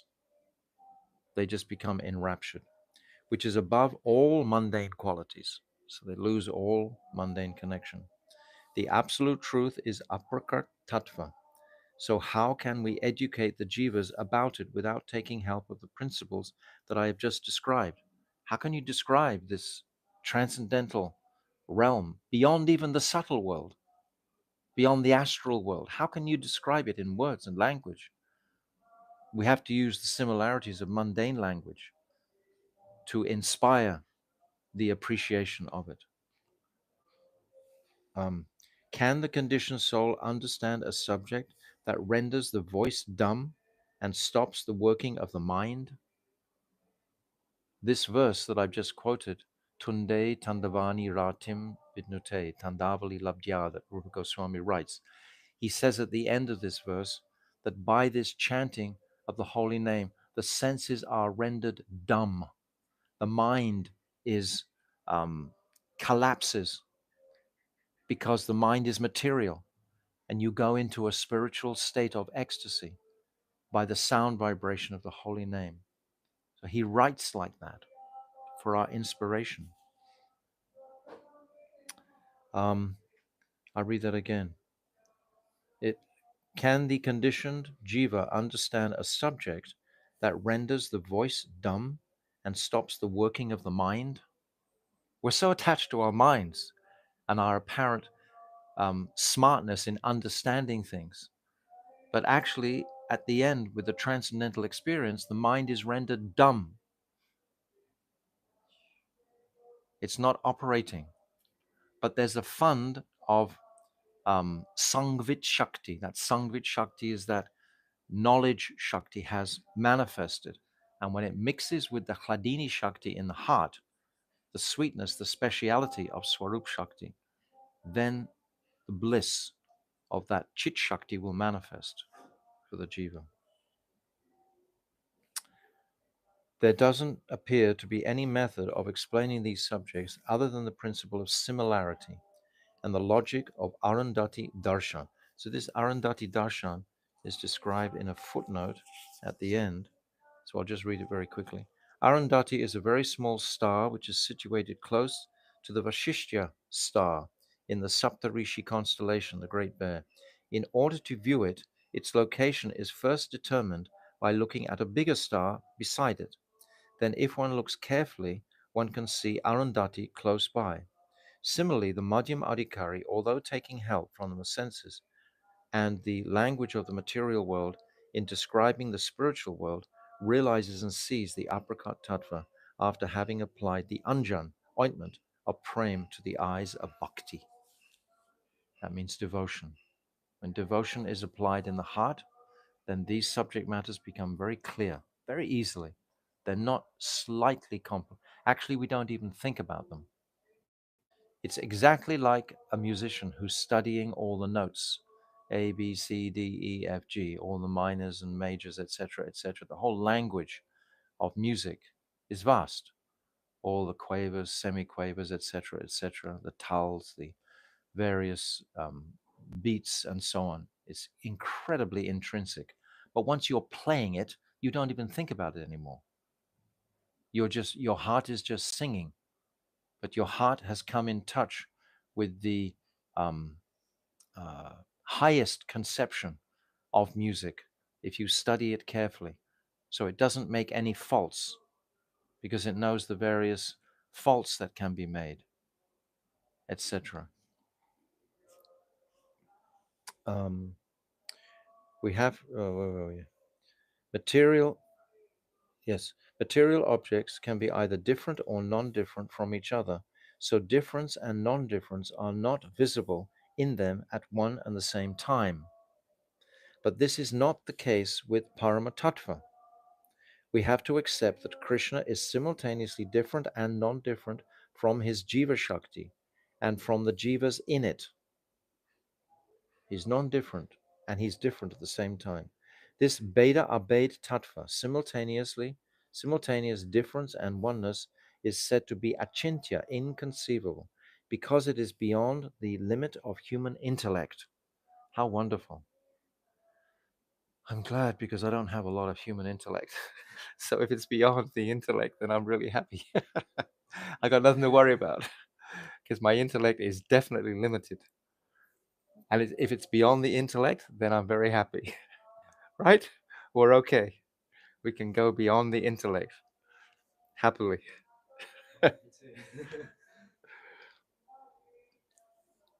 Because it is beyond the limit of human intellect. Brajanath, what is the difference between Ishvara and the Jiva? Now, this is beautiful. Yes, we've got time to describe this. I want to describe this. So, Babaji, First, you should understand the non-difference between Ishvara and the Jiva. And after that, I will explain their eternal difference. So first we have to understand the non-difference. I already described this actually at the very beginning, this Nata Swarup, Jiva Swarup, Gyan Swarup, etc. But we'll read it from here. Ishvara is the embodiment of knowledge, Gyan Swarup, the knower, Nata Swarup, one who considers and reflects, Manta Swarup, and the enjoyer, Bhaktri Swarup. He is self-effulgent, Swaprakash, and he also illuminates others, Paraprakash. He has his own desires, Ichamayi, and he is the knower of all Ketra Gyan. The Jiva too is the form of knowledge, the knower. The Jiva knows something. He's also the form of knowledge. He also is an enjoyer, same as Krishna is an enjoyer. We also are enjoyers. He too is self-effulgent. If you see someone's aura, that's their self-effulgence. Swaprakash, it's called. And he illuminates others. How do you illuminate others? You make someone very happy. You illuminate their mind. Hey, look what a wonderful day it is. You can pick someone right up. You can bring them into the sunlight. You can illuminate others. So you have the same quality as Krishna, right? Yes. These are the similarities between us and Krishna. There's 9 of them. We can post them afterwards also. Where are we? Hang on. Oh, yes. You're ahead of me. And is the knower of his own field, Ketra Gyan. You see, Krishna knows all fields. That's the difference. We know our own working senses and mind, etc. But Krishna knows all minds in existence because he's Paramatma, super soul within the heart of all jivas.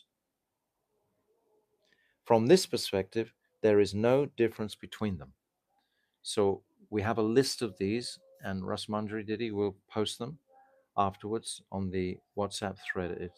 It's a very important 9 similarities to understand. If you meet someone and they say, "Yes, I'm God. Don't you know I'm God?" We say, "Yes, you're God," because you have Gyan Swarup, Nata Swarup, Parakrapash. We have these different 9 similarities. But in the end, you're very, very minute. You're anuchit. Krishna is called Vibhuchit. He's the manifestation of everything. This is the principle of Jiva Tattva, because this brings us to a submissive mood towards that Supreme Lord and keeps us far away from the Mayavad conceptions. We only have to realize this a little bit. Krishna is so much bigger than me. That's even sounds strange. I mean, he's just, I'm not even in the picture. I'm so insignificant. At the same time, because I have independence, I can make an effect in my relationship with him. I can even attract, ultimately, in the stage of prem. Sri Krishna Akashani Chasa. It's saying that the stage of prem will attract Krishna. So I have the propensity within me, in potential, to attract Krishna at the stage of prem. This is mystical, magical. It's beautiful. We have this. We have this. However, Ishvara is omnipotent, and by dint of his omnipotence, he is the basis of all these qualities, which are present in him in full. We have these minute qualities, but he has them in full. These qualities are also present in the atomic jiva, but only to a minute degree. Thus, the nature and form of Ishvara and the jiva are eternally different from each other, because one is complete and the other is minute. And at the same time, there is a lack of distinction between Ishvara and Krishna, because the similarity between their qualities. We've just described their 9 similarities, but the distinction is vast. And I've given the example every day about the spoonful of water from the ocean. This personally appeals to me. The spoonful of the ocean has the same ingredients as the vast ocean, H2O, etc., and salt. But the difference in the spoonful of water and the vast ocean is immense. So the quantity of Ishvara. Ishvara is the Lord of Swarup Shakti, Jiva Shakti, and Maya Shakti. He's called Para Shakti because of the completeness of the internal potency, Atma Shakti. Shakti is his maidservant, and he is the Lord of Shakti, who is activated by his desire. When Krishna desires, Yogamaya acts. Shri Radhika acts on Krishna's desire. Shri Radhika is always trying to fulfill Krishna's desires. It's described in the Rasa Tattva that the gopis are only concerned with fulfilling Krishna's calm desire, his lusty desires. That's in material language, but his desires for pleasure. They're only concerned with that, fulfilling that. Um, Shakti is his maidservant, and he is the Lord of Shakti, who is activated by his desire. This is the Swarup of Ishvara. Though the qualities of Ishvara are present in the Jiva to a minute degree, the Jiva is nonetheless under the control of Shakti. It's just saying how Krishna is the controller of Shakti. Shakti is trying to fulfill the desires of Krishna, but we are under the control of Shakti, the Swarup Shakti.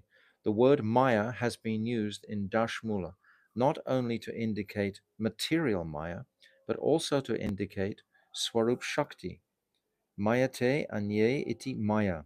Maya is that by which things can be measured.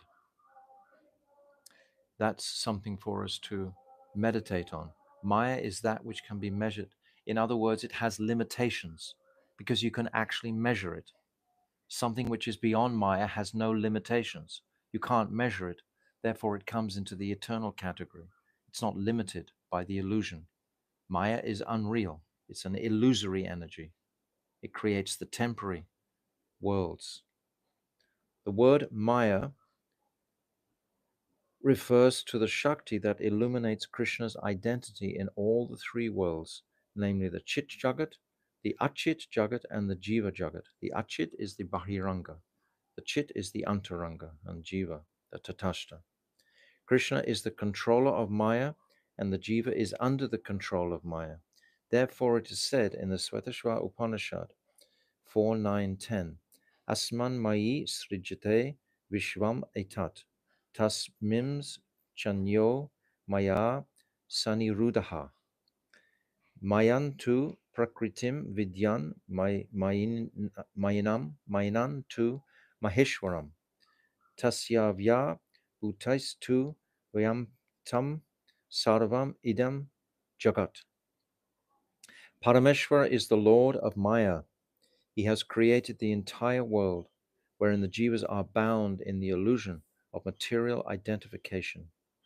It should be understood that Maya is his Prakriti, and he is Maheshwara, the controller of Maya.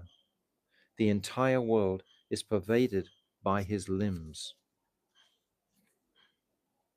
In this mantra, the word Maya is used to indicate Krishna, the controller of Maya, and Prakriti is used to indicate the complete Shakti.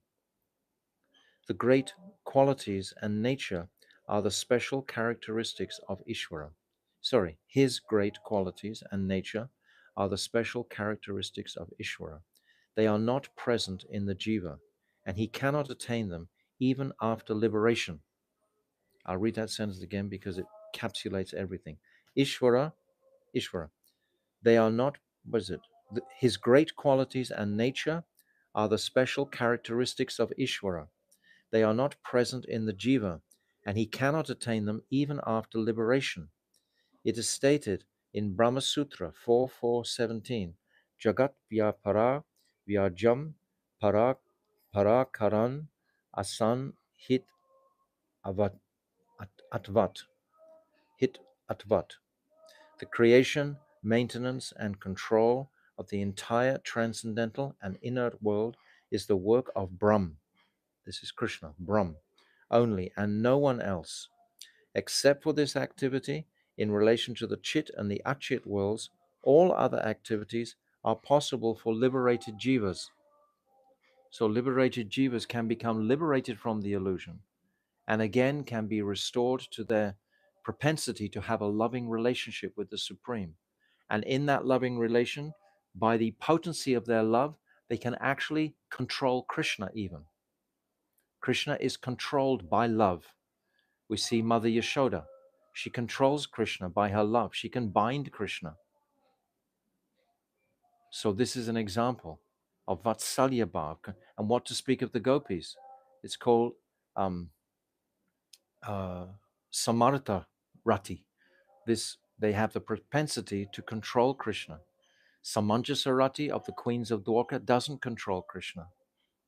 But this Samartha Rati of the gopis controls Krishna. So we have this potential to control Krishna, even though he's the supreme.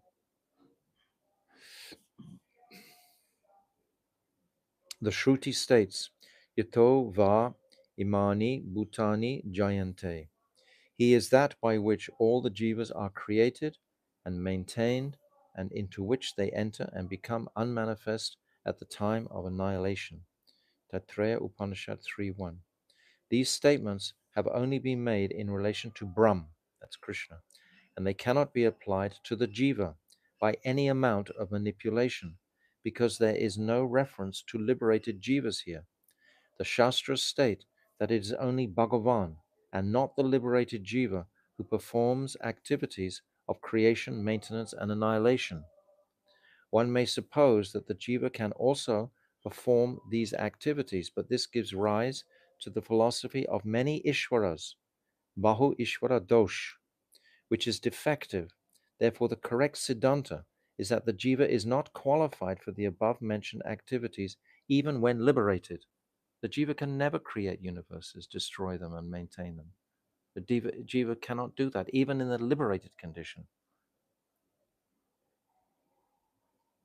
This establishes the eternal difference between the jiva and Ishvara, and all learned people support this.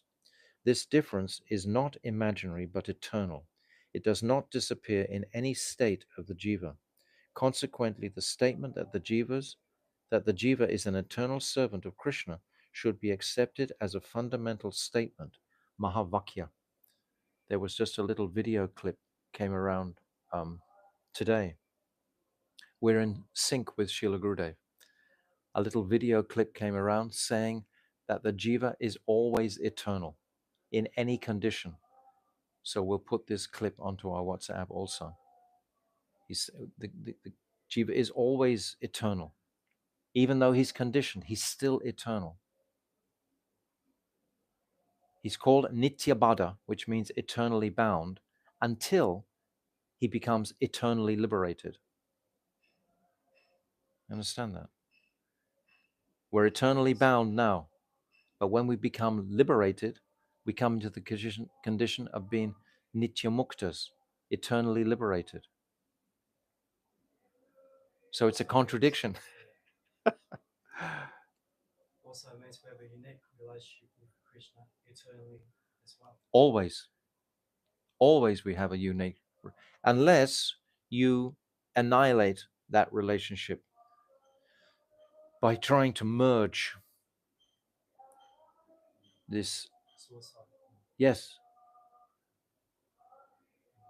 Sayuja Mukti, it's called, if we try to merge into the oneness of Krishna, into Krishna's effulgence, we try to merge into that. But then Rupa Goswami has described very beautifully, even if you merge into that Brahman effulgence and cook your individuality, so to speak, still the illumination of the soul is going to support the light in the Brahmajyoti. So you're still actually serving Krishna. Even though you try to annihilate that active service to Krishna, your spirit soul still has illumination as a part of its nature. And that illumination will be enhancing Krishna's Brahmajyoti. So you can't avoid service to Krishna. It's our very makeup. It's our constitutional position. Jivara Sarup Hoy, Krishnera Nityadas. We are always servants of Krishna. Even if you don't want to be a servant and you destroy the possibility to actively serve and just go into the Brahman, into that abstract oneness with Krishna, then the illumination from your soul is still going to render service to Krishna's illumination in the Brahmajyoti. Understand that? It's very beautiful. It's described in the Lagu Bhavanamrita by Rupa Goswami. The jiva can't avoid service to Krishna, even if he tries to cook his swarup. Understand that? You're looking very thoughtful. By choice.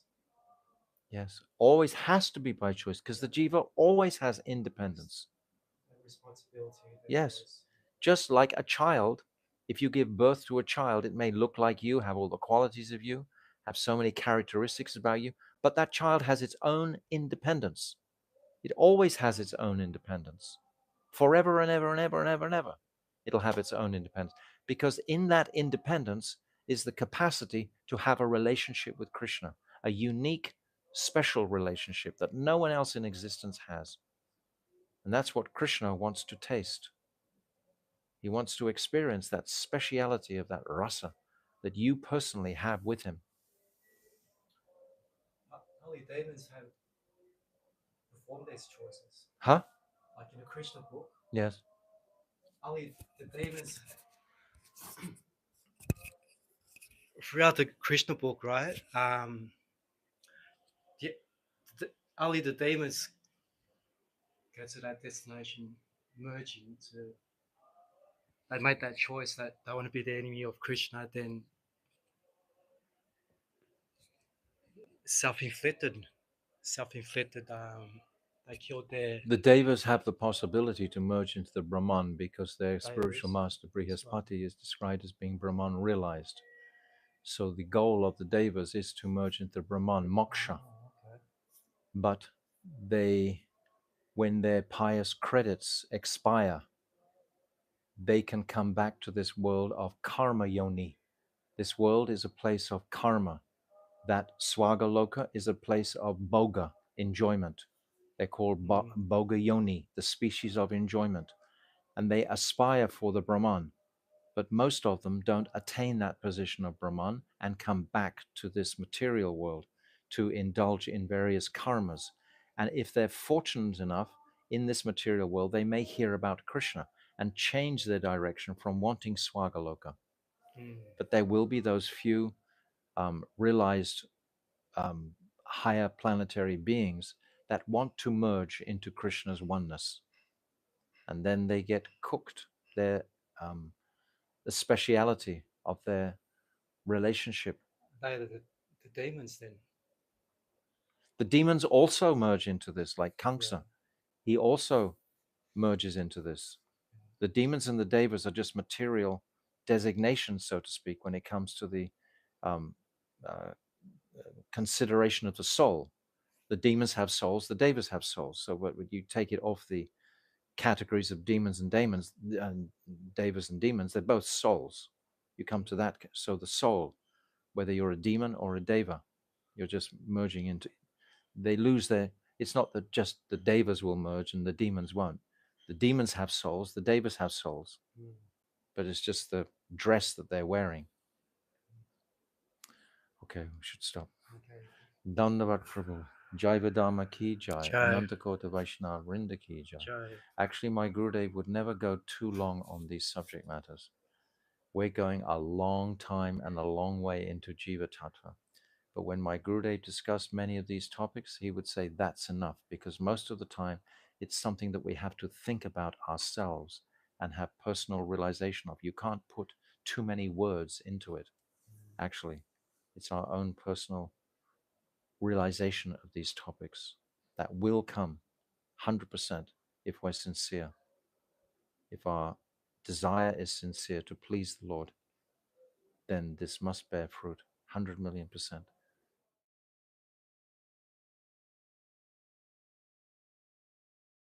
So now we're on page 348. But first of all, I have to address a very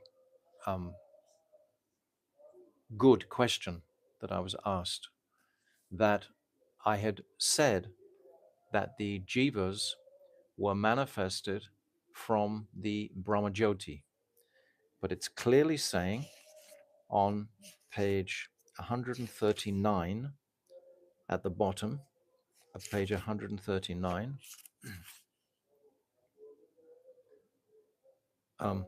at the very bottom, the last sentence, bearing all this in mind, the Siddhanta is that it is only Jiva Shakti, not the Chit Shakti, that manifests the Jiva. So I want to do like a very short recap just to explain this very, very clearly, because I have termed the Chit Shakti as the Brahmajyoti, which was incorrect to actually say. It wasn't explicit. The Brahmajyoti contains all of these Shaktis are emanating from it. It's described that from Krishna's left-hand side, Swarup Shakti, Sri Radhika, manifests. And from that Swarup Shakti, the Chit Shakti is manifesting. From the Chit Shakti is manifesting the Jiva Shakti. That's the sequence. From Krishna, but from Krishna's bodily effulgence, we can say that this Swarup Shakti is manifesting. So this is not explicit in its descriptions exactly, but the progression of the Shaktis are explicit. So when I've said previously that we manifested from the Brahmajyoti, it was more of a general terminology. It was not explicit. But now I have to undo that idea and present what I've understood now is the absolute reality. The absolute reality is that from Swarup Shakti, who is manifesting from Krishna's body, ultimately, the Chit Shakti is manifesting. And from the Chit Shakti, the Antaranga Shakti, Chit Shakti, Antaranga Shakti are the same, then Jiva Shakti is manifesting. And that Jiva Shakti consists of the Tatastha Shakti within the Jiva Shakti. So this is actually the sequence. So the Jiva is manifesting from the rays of the Chit Shakti within the rays of the Chit Shakti, which comes into the Jiva Shakti. This is where the Jiva is manifesting from.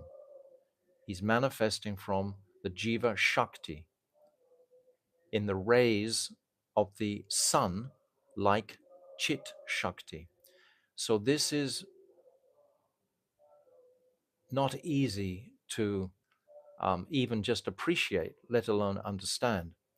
So I was praying to Srila Bhaktivinoda Thakur to give me some guidance to have clarity on this fully. And I felt him intimating to me that we only need to understand a certain degree of this picture, so to speak.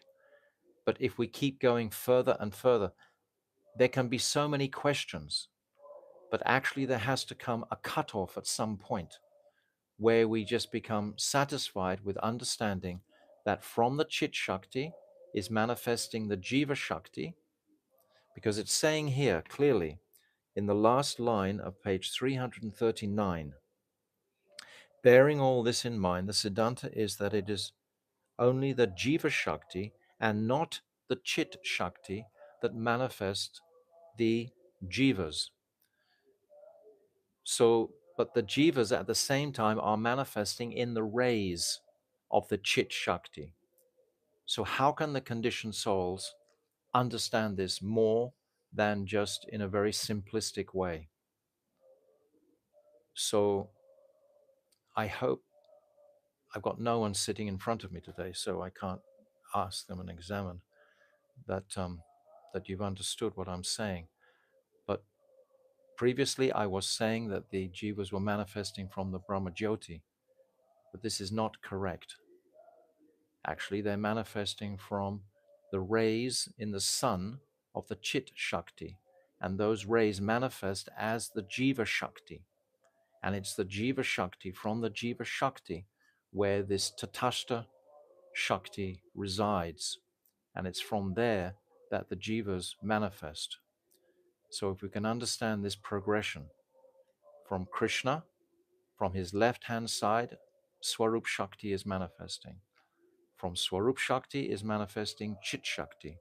From Chit Shakti is manifesting Jiva Shakti. And within the Jiva Shakti is Tatastha Shakti.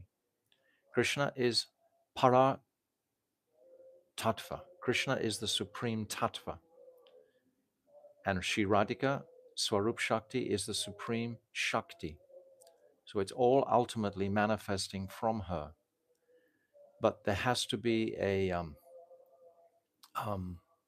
cutoff point, so to speak, because otherwise we just come into a world of gyan and intellect. How can the intellect and mind approach transcendental subject matters? I was doing this in the sense that we made this diagram of the worlds. Some of you will remember it. We can post it afterwards. That cosmic map, it was called, or the Krishna map. So we were examining the picture of it, so to speak. And in the picture, it looks like that we're manifesting from the Brahmajyoti. But to be explicit, we are manifesting from Jiva Shakti, which is manifesting from Chit Shakti. It's described the rays of the sun of Chit Shakti. The sun of Chit Shakti, Antaranga. Chit Shakti is the purest aspect. It's completely bright. So there's a message, see if I can get to read it. I can't read it. And from the rays of the Chit Shakti, then are manifesting the Jivas are manifesting in the Jiva Shakti itself. So I think that's enough to appreciate something of this. So it's not, these truths don't just fall off the tree, so to speak. We have to apply perhaps many years of hearing these truths and meditating on them. But the principle is what I've just described. From Swarup Shakti is Chit Shakti, from Chit Shakti is Jiva Shakti, and from the Jiva Shakti, within the Jiva Shakti, is the Tatastha Shakti, where we are manifesting from. So when we become further advanced, then perhaps we will have a clearer picture of this, or perhaps not. It's not necessary. What is necessary is that we increase our devotion to that transcendental personality. Tesham satatam yuktanam bhajatam pratipurvakam dadami buddha yogam tam yenamam upayantite.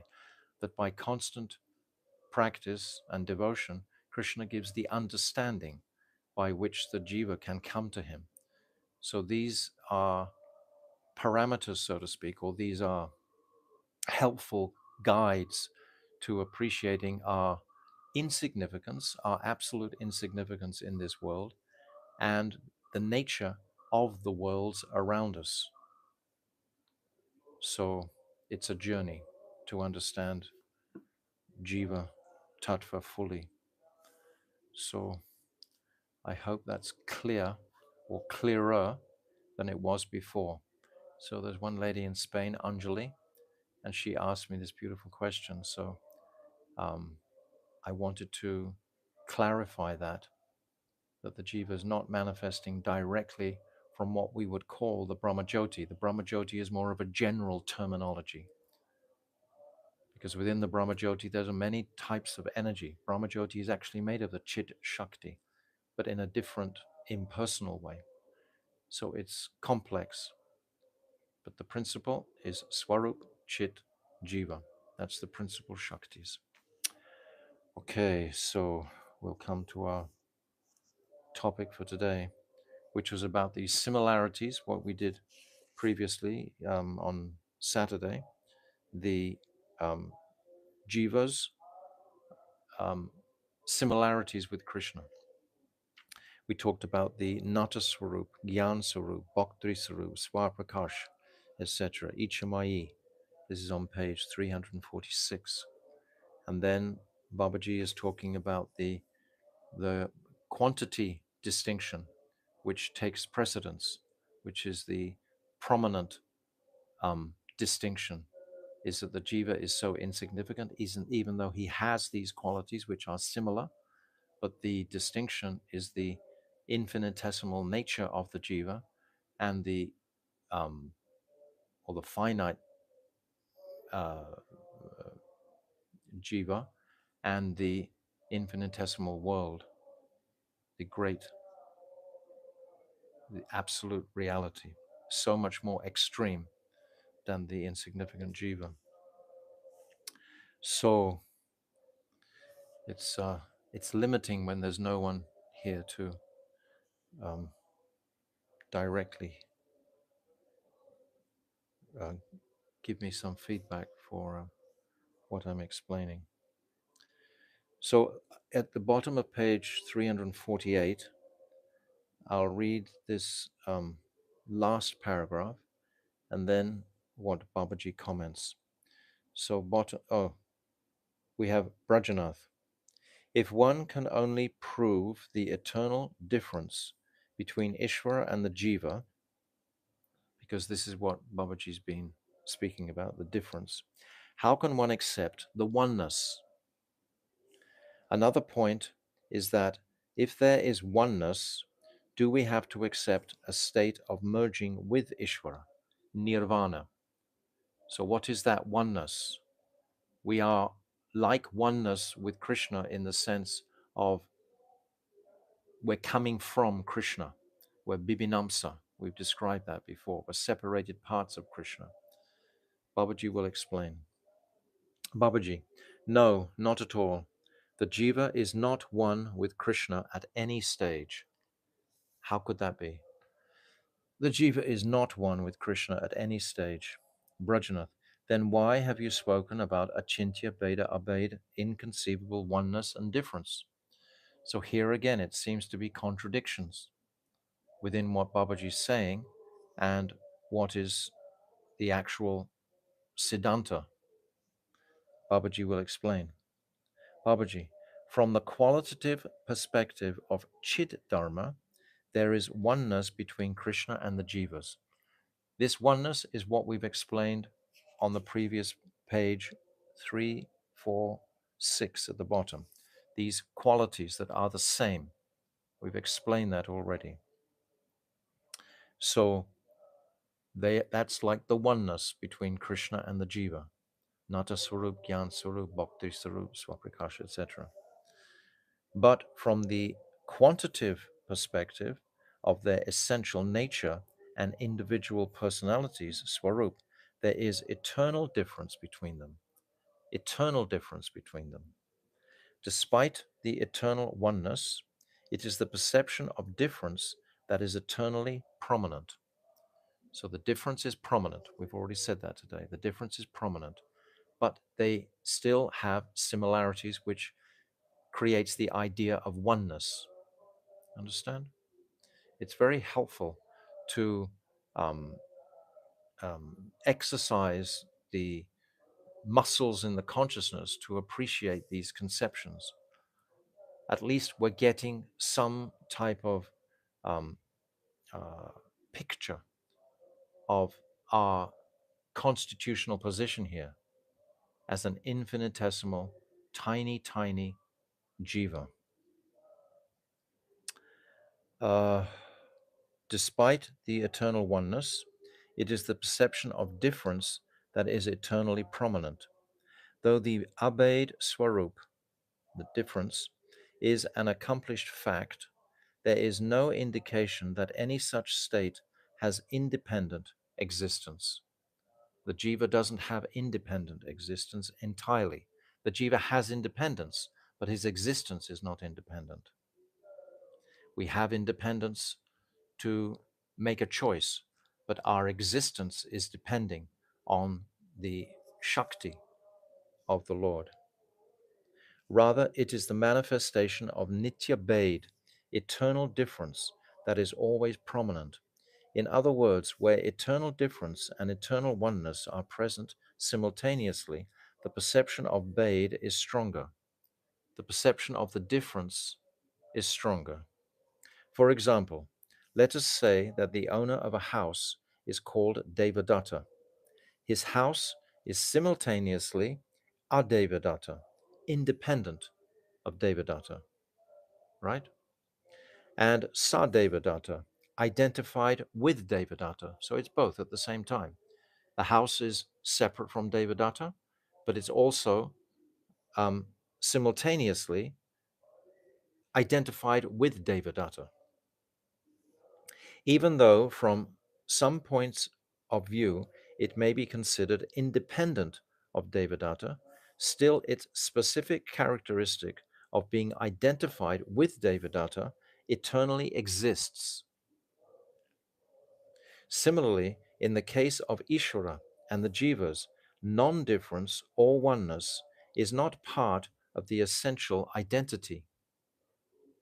Even at the stage of Swarup Siddhi, just as the house can be called both Adevadatta and Sadevadatta, independent of Devadatta and Devadatta himself, from one perspective it may be viewed as Adevadatta, but still the real identity is Sadevadatta, because that is the bigger, the more prominent consideration. Okay? Let me give you another example from the material world. Sky is a material element, and there is also a basis for its existence. But even though the basis is present, only the sky is actually visible. Similarly, even within the Abhed existence and distinctive Nitya Bhed, that's the Nitya, the difference, which is real, is found. And that is why Nitya Bhed is the only definitive characteristic of the essential reality, Vastu. This distinctive difference, this is the absolute essential reality, is the difference, not the similarity. The similarities are there. We've already described the similarities between the Jiva and Krishna, but the difference is far greater to appreciate, understand. In one sense, it's very simple, but in another sense, it requires complete focus of concentration to understand it. Not understand it, but just to, again, I'm saying it all the time, to appreciate it. Our limited intelligence is probably not capable of understanding it because it's an eternal subject matter and we have no experience of eternality. Brajanath, please explain the eternal nature of the jiva even more clearly. So what is the eternal nature of the jiva? Babaji, the jiva is atomic consciousness and is endowed with the quality of knowledge and is described by the word aham, I. He is the enjoyer, the thinker, and the one who comprehends. The jiva has an eternal form which is very subtle. Just as the different parts of the gross body, the hands, legs, nose, eyes, and so on, combine to manifest a beautiful form when established in their respective places, similarly, a very beautiful atomic spiritual body is manifest, which is composed of different spiritual parts. However, when the jiva is entangled in Maya, that spiritual form is covered by two material bodies. One of these is called the subtle body, Linga Sarir, and the other is called the gross body, Stula Sarir. The subtle body, which is the first to cover the atomic spiritual body, is unavoidable, apariharya, from the beginning, and the jiva's conditioned state until his. Let me just read again. The subtle body, which is the first to cover the atomic spiritual body, is unavoidable, apariharya, from the beginning of the jiva's conditioned state until his liberation. We cannot become liberated fully. We read many pastimes in the Bhagavatam, Prithu Maharaj, etc., where they, and Yudhisthira Maharaj also, where they drop their subtle bodies ultimately. When the jiva transmigrates from one body to the next, the gross body changes, but the subtle body does not. Rather, as the jiva leaves the gross body, the subtle body carries all its karmas and desires to the next body. The jiva's change of body and transmigration are carried out through the science of Panchagni, the five fires, which is delineated in the Vedas. The system of Panchagni, such as the funeral fire, the fire of digestion, and rain, has been described in the Chandogya Upanishad and Brahma Sutra. The jiva's conditioned nature in the new body is the result of the influences from his previous births, and this nature determines the varna in which he takes birth. After entering Varnashram, he begins to perform karma again, and when he dies, he repeats the same process. The first covering of the eternal spiritual form is the subtle body, mind, intelligence, and false ego. You can't see it, so it's subtle. And the second body is the gross body, which we can see, the five senses, etc. Brajanath, what is the difference between the eternal spiritual body and the subtle body? Babaji, the eternal body is the actual original body, and it is atomic, spiritual, and faultless. This is the real object of the ego, the real I. The subtle body arises from contact with matter, and it consists of three vitiated transformations, namely of mind, intelligence, and ego. This is the subtle body. Brajanath, are mind, intelligence, and ego material identities, material entities? If they are, how do they have the qualities of knowledge and activity?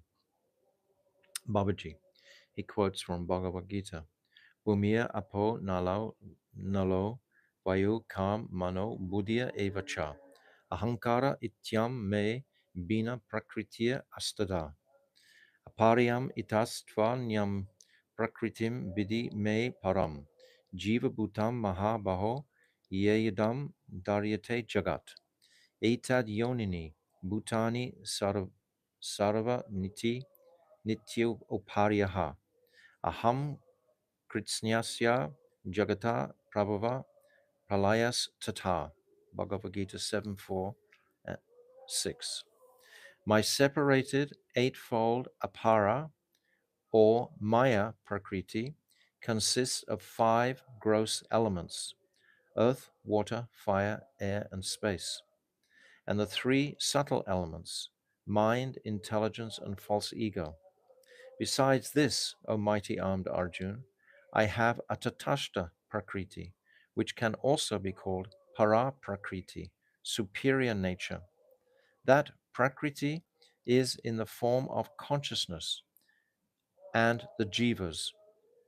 All the jivas who have manifested from this Para Prakriti make the inert world full of consciousness. The Jiva Shakti is called Tatashta because it is eligible for both worlds, the spiritual world, which is manifest from my Antaranga Shakti, and the material world, which is manifested from my Bahiranga Shakti. So again, we're describing the nature of the Tatastha Jiva. Since all created entities are manifested from these two types of Prakriti, you should know that I, Bhagavan, am the sole original cause of creation and destruction of all the worlds, of the moving and non-moving beings. These shlokas of Gita Upanishad describe the two types of Prakriti of Sarva Shaktiman Bhagavan. One is called Para Prakriti, the superior energy, and the other is called Apara Prakriti, the inferior energy. They are also known as Jiva Shakti and Maya Shakti, respectively. The Jiva Shakti is called Parashakti or Shrestha Shakti, the superior Shakti, because it is full of spiritual atomic particles. The Maya Shakti is called Apara, inferior, because it is material and inert, Jad. So there's huge distinction between Maya Shakti and Jiva Shakti. Jiva Shakti has consciousness. Maya Shakti is inert, Jad. It doesn't have consciousness. So that's the distinction.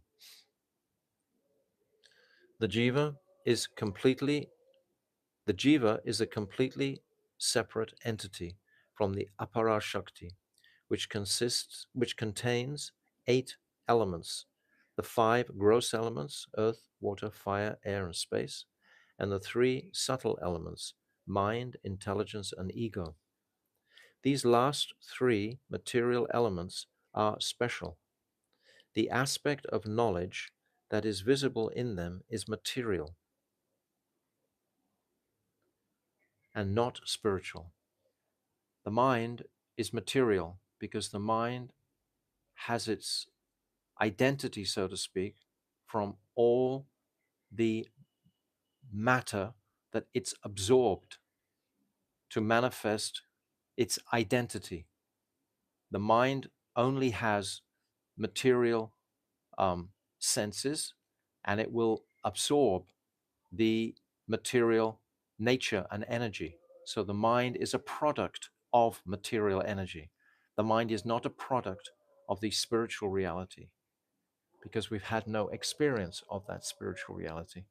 As we progress in devotional service, as we meet great sadhus, for example, guru, then we come in contact with transcendence.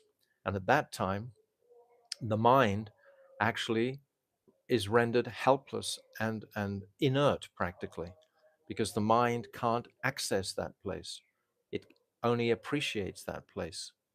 But to try to understand transcendence with just the mind is impossible, because it's way beyond the capacity of the mind.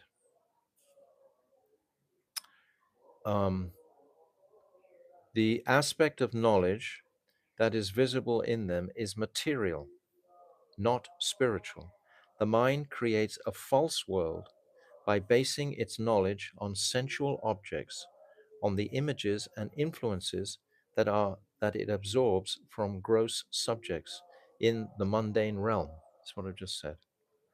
This process has its root in mundane matter, not in spirit.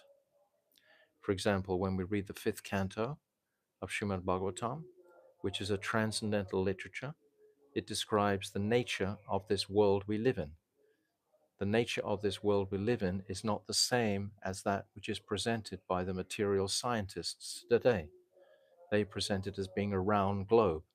But if you read carefully the 5th canto, it's a flat surface. And sane people today understand that. This process has its root in mundane matter, not in spirit. The faculty that relies on that knowledge to discriminate between real and its unreal is called buddhi. This is intelligence now. So a mind intelligence is something else, which also has its root in mundane matter. The ego or sense of I-ness that is produced by accepting the above knowledge is also material and not spiritual. So he's just explained very beautifully why the subtle body is material. Mind, intelligence, and false ego are material. But Bhaktivinoda Thakur describes in another place, the mind is the only instrument we have to reach transcendence. So the mind is used for that purpose. These 3 faculties together manifest the jiva's second form, which acts as the connection between the jiva and matter. It's all of this aspect that acts to connect our identity with matter. We've spoken about this a lot. And is called the subtle body, Linga Sarira. As the ego of the conditioned jiva's subtle body becomes stronger, it covers the ego of his eternal form. The ego in the eternal nature, the ego in the eternal nature in relationship to the spiritual son Krishna is the eternal and pure ego. And this same ego manifests again in the liberated state.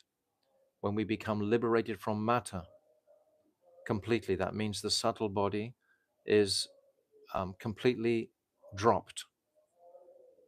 However, as long as the eternal body remains covered by the subtle body, the material self-conception, Jad Abhiman, arising from the gross and subtle body remains strong, and consequently, the Abhiman in relation with spirit is almost absent.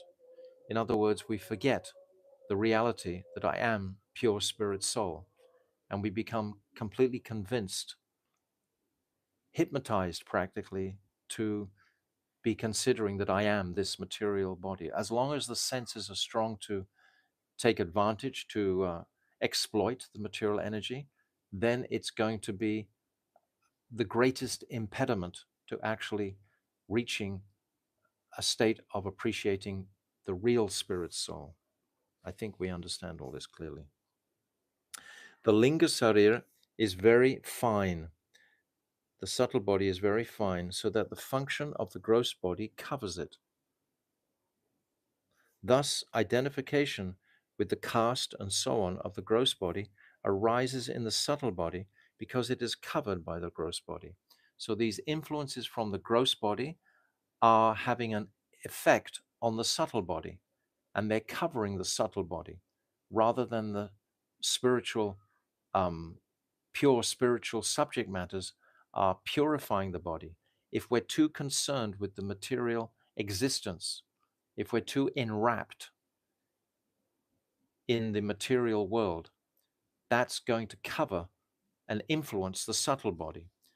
Contrarily, if we're completely influenced by higher association, by devotional service, by Harinam Mahamantra, then that spiritual body will start to manifest and push back the gross coverings and purify the subtle body.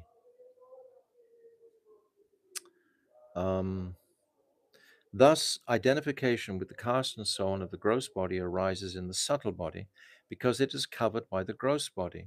Although the three elements, mind, intelligence, and ego, are material, the abhiman of knowledge, that means the identity of knowledge, is inherent in them because they are vitiated transformations of the function of the soul, atma vritti.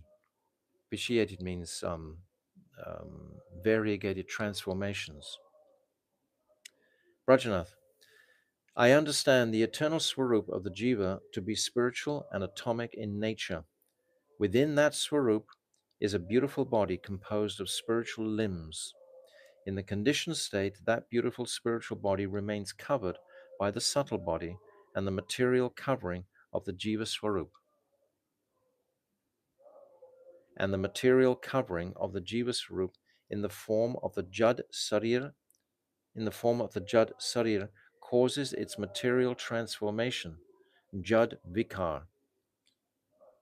So that spiritual body is covered due to the transformations of our consciousnesses in attraction to the dull material world.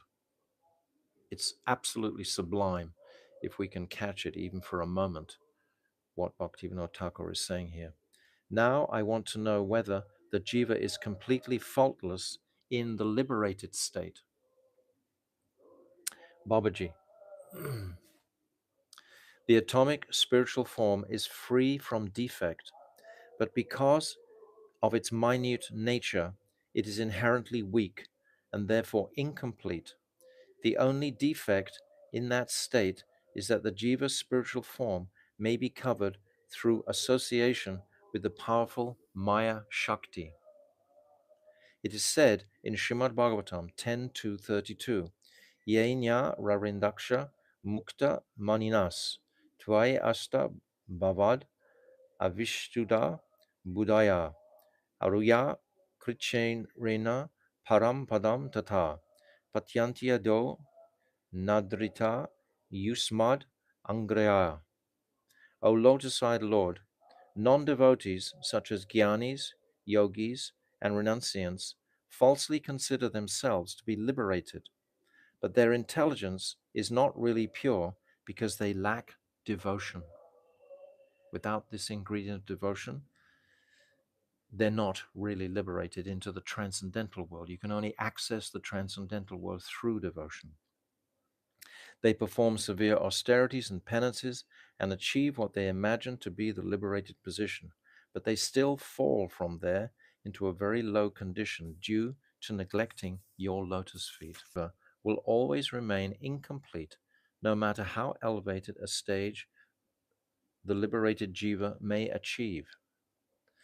That is the inherent nature of Jiva Tattva, and that is why it is said in the Vedas that Ishvara is the controller of Maya, whereas the Jiva remains eligible to be controlled.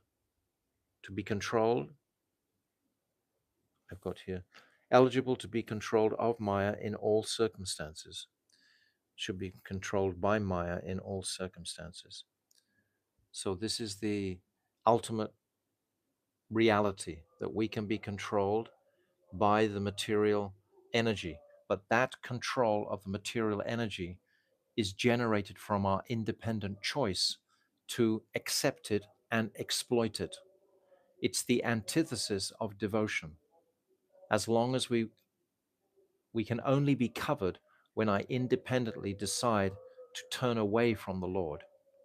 It's that independence that I have that gives me the option to be strong or weak. We cannot function without that independence. We've said before that independence is there ultimately to generate that affection for Krishna. It wouldn't be love unless we independently made that choice. This is very wonderful, this last paragraph, because it's going to lead fully into the next chapter, which is about the jivas that are possessed by Maya. So this last paragraph is a prelude, basically, to where we're going tomorrow, into the 16th chapter, where the jivas are possessed by Maya. So I pray that you have all gathered some profound appreciation for our nature as jiva, pure jiva, where we're coming from. We're coming from the rays in the sun of Chit Shakti, and those rays manifest the Jiva Shakti, and we're coming from there. This Jiva Shakti is where we're manifesting from, in the Tatashta, this place between the two worlds. This is principally what this 15th chapter has taught us. It's taught us so many truths of the various locations, etc., or the influences that the jiva is susceptible to. But this Tatastha Shakti is very clearly described here. So that's the great, great truth that we're taking away from this chapter, is the jiva is situated in this Tatastha Svabhav, this nature. His consciousness will oscillate. And we've said so many times that making the decision to come into this world was not historic. And making the decision to stay in this world is an ever-present reality, that we are choosing ourselves with this independent propensity to remain here by wanting to interact with the material objects rather than follow this beautiful direction that we've just described today of walking back to the spiritual state within us. I said at one point a few days ago how Srila Bhakti Rakshak Sridhar Maharaj, he had said very beautifully how that decision to engage in the external energy rather than in the internal energy is what's caused us to be in this predicament. So appreciate that. It's the internal wealth and realization and appreciation that we are seeking. It's not something external. Everything in the external world, the external activities of devotion can generate the inspiration to reflect internally these devotional acts that we perform. But the purpose of these devotional acts is to remind us to meditate internally, to connect with that supreme law. We connect with the Murti, we connect with Harinam Sankirtan. Where does it take us to? It takes us to a internal blissful state of consciousness. This state of consciousness is what I'm talking about, is what the reality is, connecting with the highest state of consciousness that is there within the jiva. So many topics here that can lead to discussion and so on, and appreciation. I think the more we hear these topics, the more we can churn them, and the more fragments of realization we can have from hearing these repeatedly, these topics. So tomorrow we come into the very ecstatic chapter 16, which will describe the jiva possessed by Maya. And I think the connection with chapter 16 and chapter 15 will become apparent, very clear. Srila Bhaktivinoda Thakur ki jai, Anantakota Vaishnava Vrinda ki jai, Gaur Premanandi, Hari Hari Bol.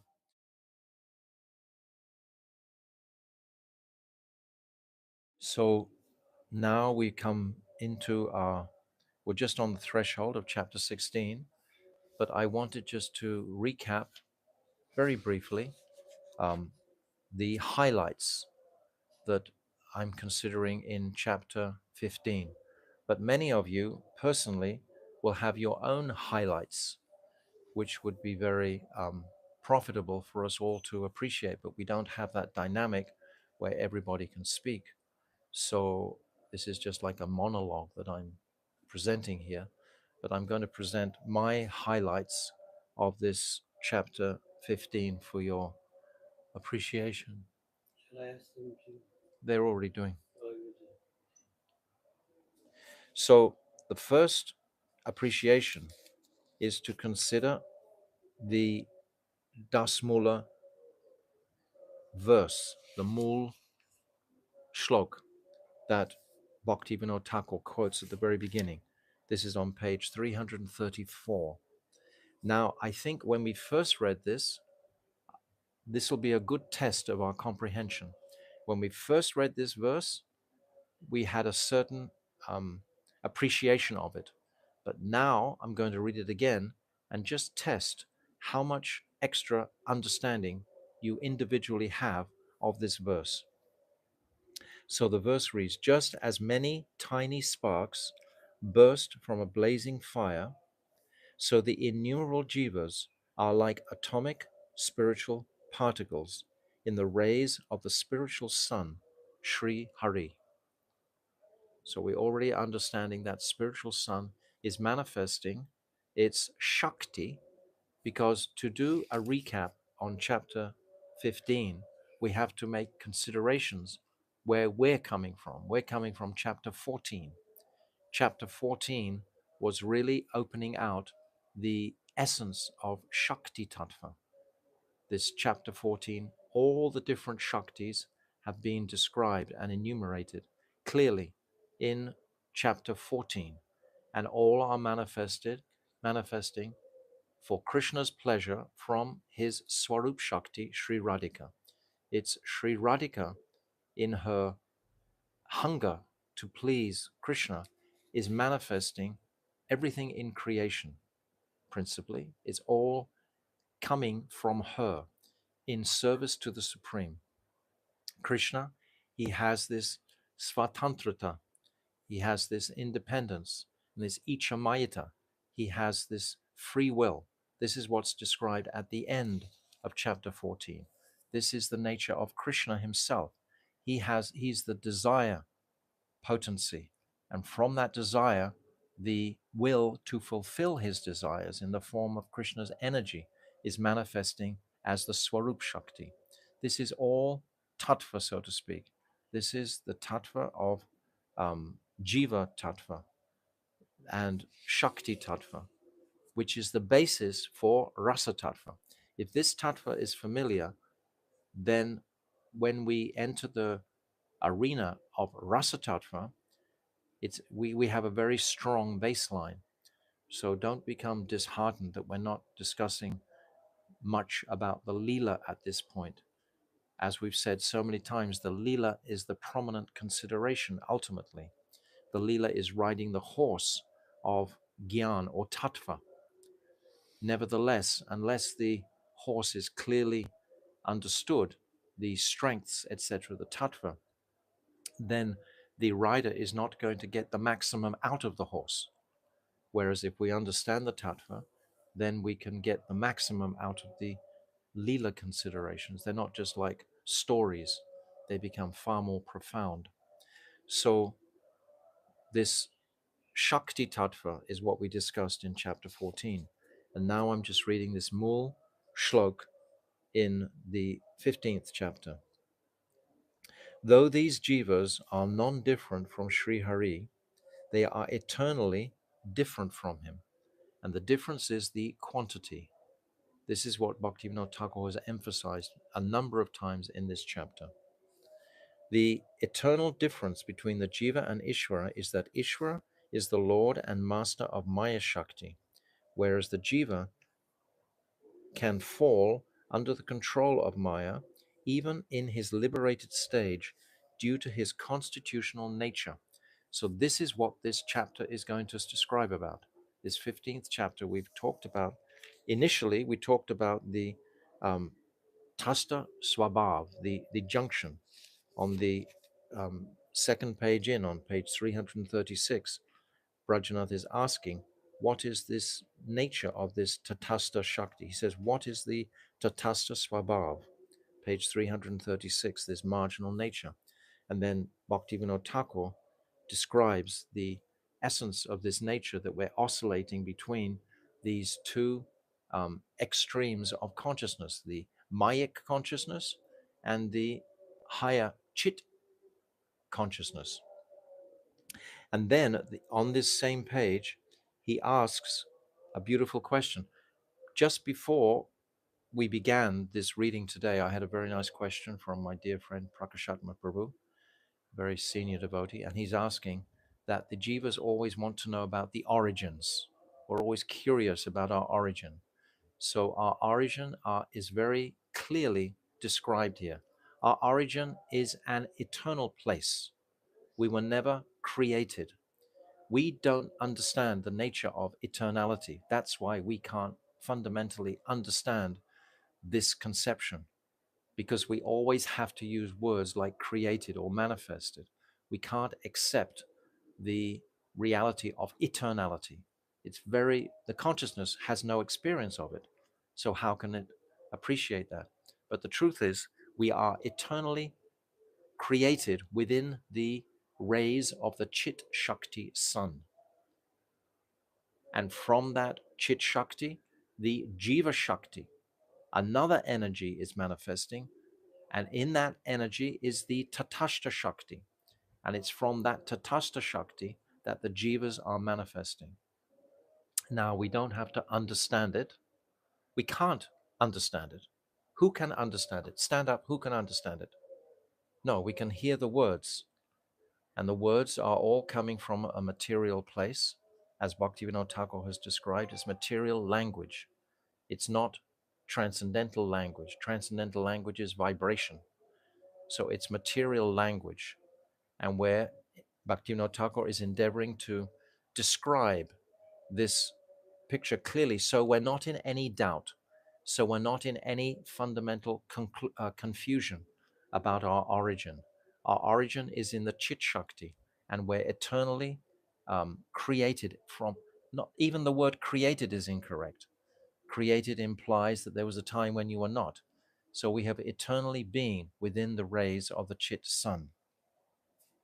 So he's describing the Chit Shakti, the Chatasta Swabhav Shakti on page 336. And then it comes to this question, wonderful question to appreciate.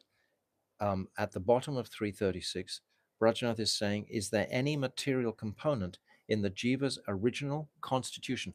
Original constitution means his constitution in the Chit Shakti, not in the Jiva Shakti. He comes into the Jiva Shakti after the Chit Shakti. Within the Chit Shakti, there comes a point in the Jiva's existence when he, something, Bhaktisiddhanta Saraswati describes this in the document that I've sent around a number of times actually.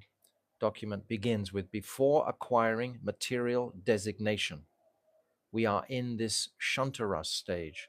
So when these souls within the rays of the Chit Shakti are there, they haven't yet manifested their attraction to Krishna at that point. That's not Now, this is what Bhaktivinoda Thakur explains here. I'm just going to say. Brajanath is asking, is there any material component in the Jiva's original constitution? Babaji, no. The Jiva is created solely of the Chit Shakti. He's created solely of the Chit Shakti. He can be defeated, that is, covered by Maya. It's our choice to be covered by Maya. Always, always, always the Jiva is accepting this responsibility for his predicament. If we have the wherewithal and the courage and the strength to always accept responsibility for any shortfall or any deficiency that we perceive in this material world, in my own connection with Krishna, etc., if I accept that responsibility, then many messages are coming. You'll be able to read them? Well, let me read them. No, read them to yourself and remember them. Tell me them if they're relevant. So, no, the Jiva is created solely from the Chit Shakti. He can be covered, that is, he can be defeated, that is, covered by Maya, because he is minute by nature and lacks spiritual power. This is what I said. And this is what's going to be described very wonderfully in the 16th chapter. Maybe one question relevant to what you're saying now. It is said the Jiva can fall under the control of Maya, even in his liberated stage. Yes. Here. What is meant by liberated stage here? Here, this liberated stage means even if we're liberated from the Mayic onslaught, but we haven't yet connected with transcendence. This is the stage of moksha or mukti. Still in that stage of moksha or mukti, we still can be influenced by the Mayic illusory energy. And there are examples of that in Shastra. Vishwamitra, I think, was trying to elevate himself to the spiritual world, and he attained moksha, but he actually had to come back to this world. And there are other examples, I can't remember now. But this liberated is the materially liberated. It doesn't mean full transcendental liberation would mean in Vaikuntha. And from that Vaikuntha place, there is no coming back to this world. You cannot fall from Vaikuntha.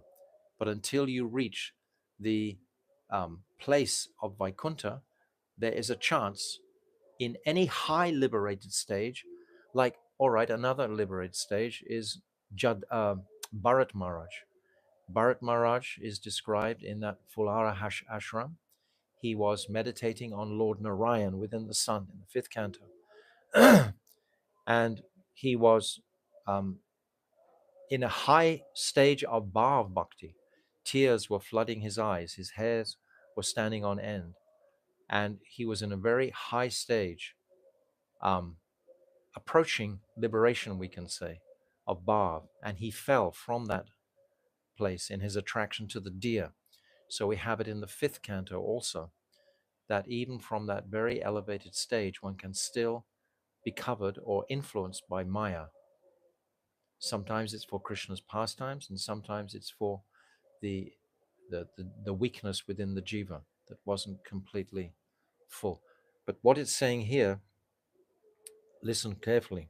He said the jiva is created solely from the chit shakti. So the jiva is created from the chit. So our essential nature is absolutely pure, but we can be covered by the material energy. Um, One more the what's that? question. One.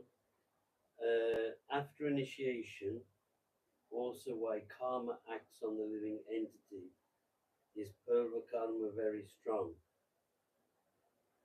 Yes, from our previous births, our purva karma will manifest to influence our lives because we're not liberated just because we've taken initiation. Bhaktivedanta Swami Prabhupada used to describe it like the fan is spinning and you pull the plug out. So essentially, we're not incurring, or we don't have to incur any more karma. This is But prabdha karma. parabdha, but the previous karmas will actually manifest. And from a previous birth, our purva karma or sanskars, they will influence our decision making still, our lives. But I have to go on with this point because I That's have it, to that's no complete more. this. Okay. He explained the sky in the pot. So this is explained how there is the greater sky and this is a reflection of the sky in the pot. So Bhaktivinoda Thakur is opening this out in this chapter of the 15th. Remember here, I'm not reading through the chapter. I'm just attempting to make something of an overview, picking out the highlights in relationship to the jivas being captured by the Tatastha Shakti. No. So this is related to the last question about karma after initiation. It is said that the spiritual master takes all the karma of the disciples at Diksha. It's not really a question. My Gurudev says that's not true. Mm. My Gurudev doesn't agree with that. Bhaktivedanta Swami Prabhupada used to say that at that particular time, but my Gurudev says that the absolute pure devotee will never take someone else's karma or reactions. He's so pure, like a blazing fire, like a fire you can put any a dead body into it. It's going to purify anything. So the spiritual master is like that, like a blazing fire. He will not take. He will relieve us of our karmas, but he's not going to carry them for us. No. Right. Okay, I'm going to read now. I won't take any more questions for a while. So now another question on page 338.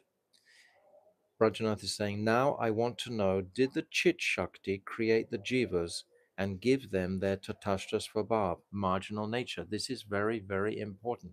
This is pivotal to Prakashatma's question. I'll read it again.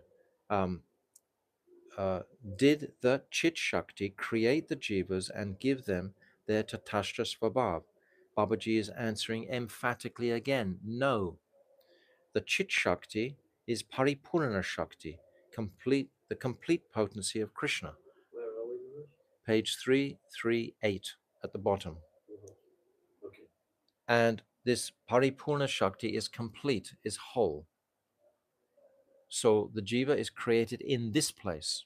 And it's from this place that he comes to the Jiva Shakti. I've explained so many times now. The complete potency of Krishna. And I'll say it again. No, the Chit Shakti is Paripurna Shakti, the complete potency of Krishna. And its manifestations are all eternally perfect substances. Everything coming from the Chit Shakti is eternally perfect, right?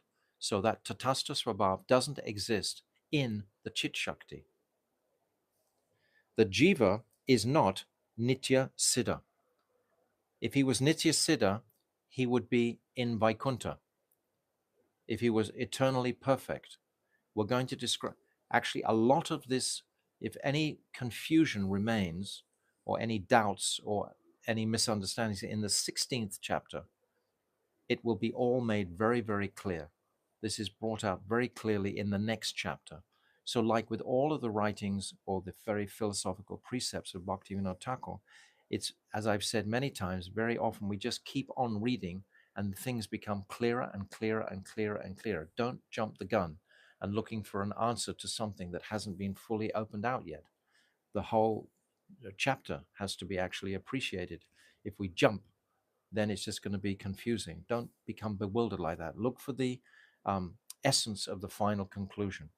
Catch the essence. That's what I'm trying to present today, in particular, the essence of this 15th chapter. So the jiva is not nitya siddha, although when he performs sadhana, he can become sadhana siddha. So that sadhana siddha means by the practice of his sadhana, he becomes perfect. So there's a difference. If you're born nitya siddha, it means you have never been conditioned. That's what a nitya siddha is. You can achieve that place of nitya siddha ultimately, but from the stage of sadhana siddha. Sadhana siddha, we go through the practice. And from that practice, there's the opportunity to become like the nitya siddhas. We're not born nitya siddhas. We're sadhana siddhas. The jiva is not nitya siddha, although when he performs sadhana, he can become sadhana siddha. The energy and enjoy transcendental happiness like the nitya siddhas. It's described particularly the gopis, the sadhana siddha gopis and the nitya siddha gopis. By that association, those sadhana siddha gopis can enjoy the same relationship with Krishna. Enjoy transcendental happiness like the eternally perfect beings. All the four types of Radhika Sakhi are Nitya Siddha. So then it basically about Braj and the manifestation of all the coming from Sri Radhika's own body. They are by itself doesn't have substance. We've understood within the Chit Shakti is Gyan and Vairagya. It doesn't have qualities. It doesn't have some. So then there's a whole description on page 339 about that. And right at the end of page 339, it's saying very clearly, and this is what we must take to heart fully, bearing all this in mind, the Siddhanta is that it's only the Jiva Shakti and not the Chit Shakti that manifests the Jivas. Even though the Jivas are created within the Chit Shakti, but they're manifested from the Jiva Shakti. So they have their origin in the Chit Shakti, but they're manifested within the Jiva Shakti. This is my understanding of this, Prakashatma, and you can correct me if you understand it differently, but this is clearly what it's saying here, that we were created in the Chit Shakti, were made of that Chit Shakti potency, but we are manifested into, that means we have actually had that confrontation with making a choice. Our independence has risen within the Chit Shakti realm. And it's all instant. All of this has no time like we're thinking now. As soon as the jiva manifests the desire to perform anything separate from the Nitya Seva to Krishna, he's immediately transferred to this Tatastha Shakti. This is going to be more clarified in the 16th chapter, because from that position, he then comes into the body of Mahavishnu. And it's from the body of Mahavishnu that all these conditioned souls are manifesting in this world, all from Mahavishnu. That's where we've all come from. Prior to Mahavishnu is what we're talking about now. There's another question? It's a continuation. Don't bother about it then. I don't want to go into karma, purva karma. This is not the topic that I'm talking about here. It's all about Guru taking karma. Oh, you can figure that out yourself. So this is not about, we're not talking about guru, initiation, karma. This is not the topic here. We're talking about the jiva and tatastha shakti and manifesting from the chit shakti. This is the topic of this chapter, not about initiation and karma. I've answered it to some degree. That should be sufficient. So I'm just going to read this again because it's very important. Bearing all this in mind, the Siddhanta is that it is only the jiva shakti and not the Chit Shakti that manifests the jivas. So we're very clear. This is what I said yesterday, because I confessed that I had made a mistake previously by saying that we manifested from the Brahmajyoti. The Brahmajyoti is a more collective type of term, but to be explicit, it's the Chit Shakti that is within. Ultimately, the Brahmajyoti is the effulgence of Krishna's bodily manifestation, Krishna's body manifestation, that Swarup Shakti is manifesting from there. That's his first manifestation. So from Swarup Shakti is coming the Chit Shakti. From the Chit Shakti is coming the. Actually, this is all we need to know. If we keep on driving it down, screwing it down, down, we're just going to get bewildered. We don't need to know that. My Gurudev used to say regularly, we need to know enough tattva to enter the lila. That's all. All we need to know is that we've come,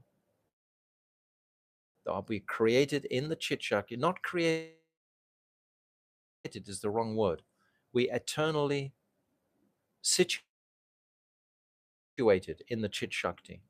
And in the Chit Shakti, we've made this decision to turn towards the material energy. And then we are subjected to this Tatastha Svabhav. Although this is not even correct also, because those jivas in the Tatastha Svabhav are specific jivas.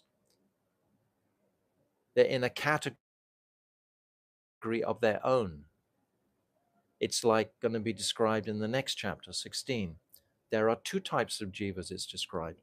Those who serve Radha Vinod Bihari in Goloka Vrindavan, and those who serve the Lord Narayan in Vaikuntha. Those are the two sorts of jivas. The third category is a separate category altogether that we don't need to know more than that to enter the Leela.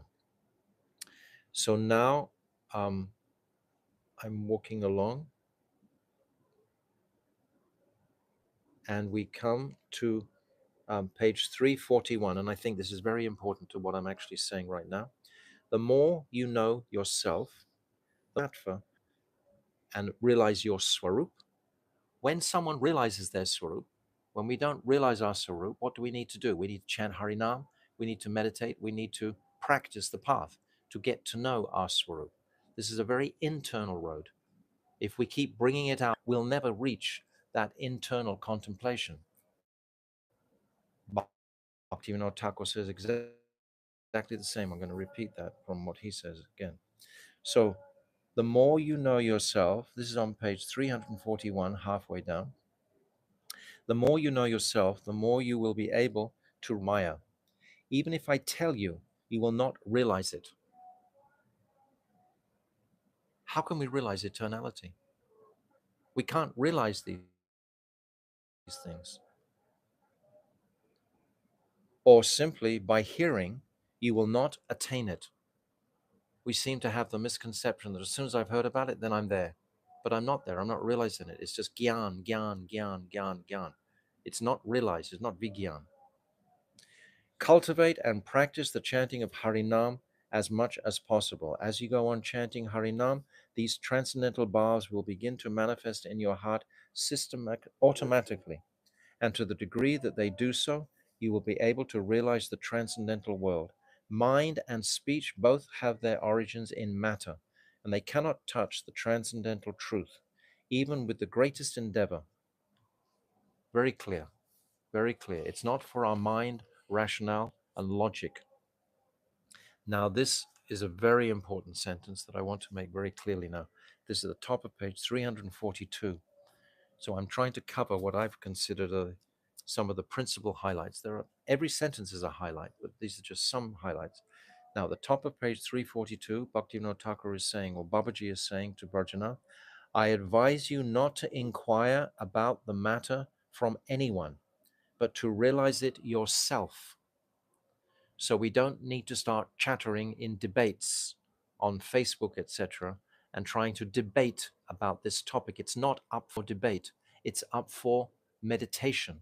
It's up for internal introspection and reflection. It's up for us. Every single jiva in existence, every single jiva is different. All the individuals, perhaps there's 200 or 300 of you listening today, every single one has a different perspective and will have a different takeaway from what Bhaktivinoda Thakur is saying. Every single one, according to their particular adhikar, according to their various sukritis and sanskars, they will have a different appreciation of the subject matter.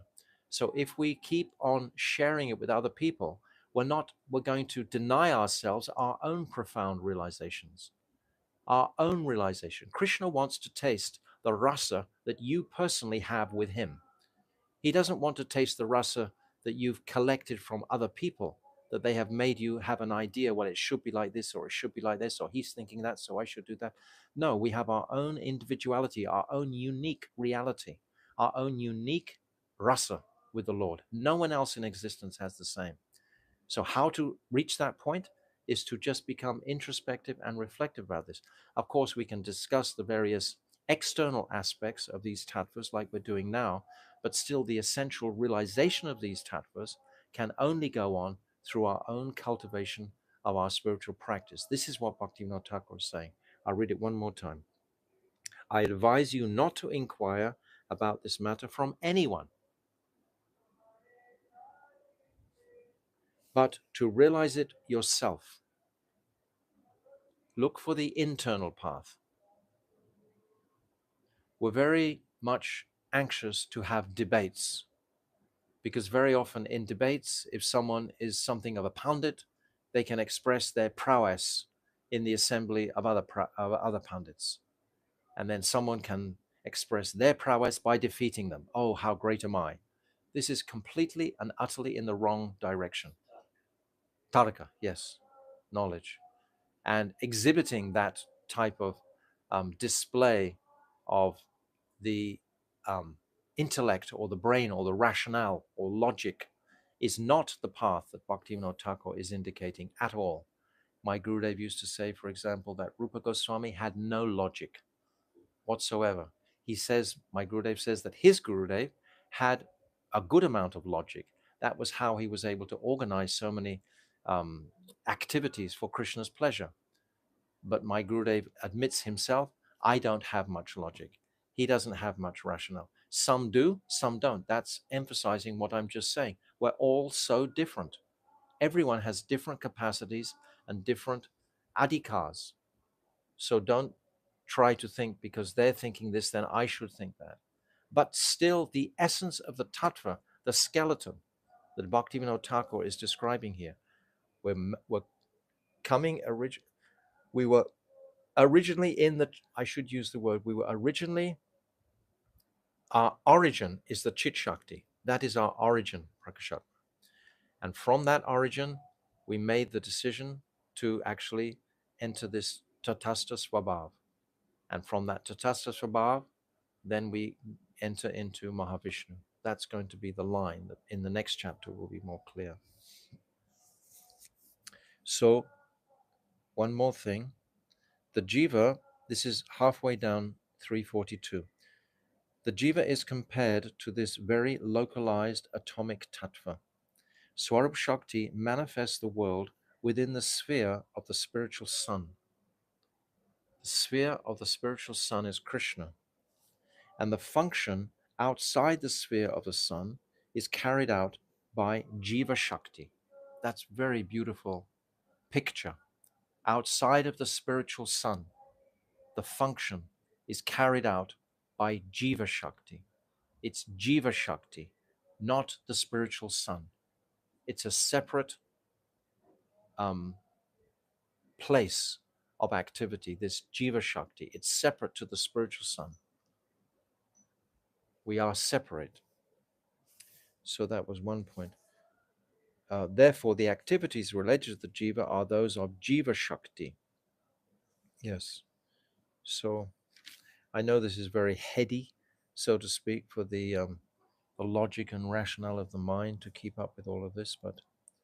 And then Bhaktivinoda Thakur begins to talk about the differences, the distinctions between the Jiva and Ishvara.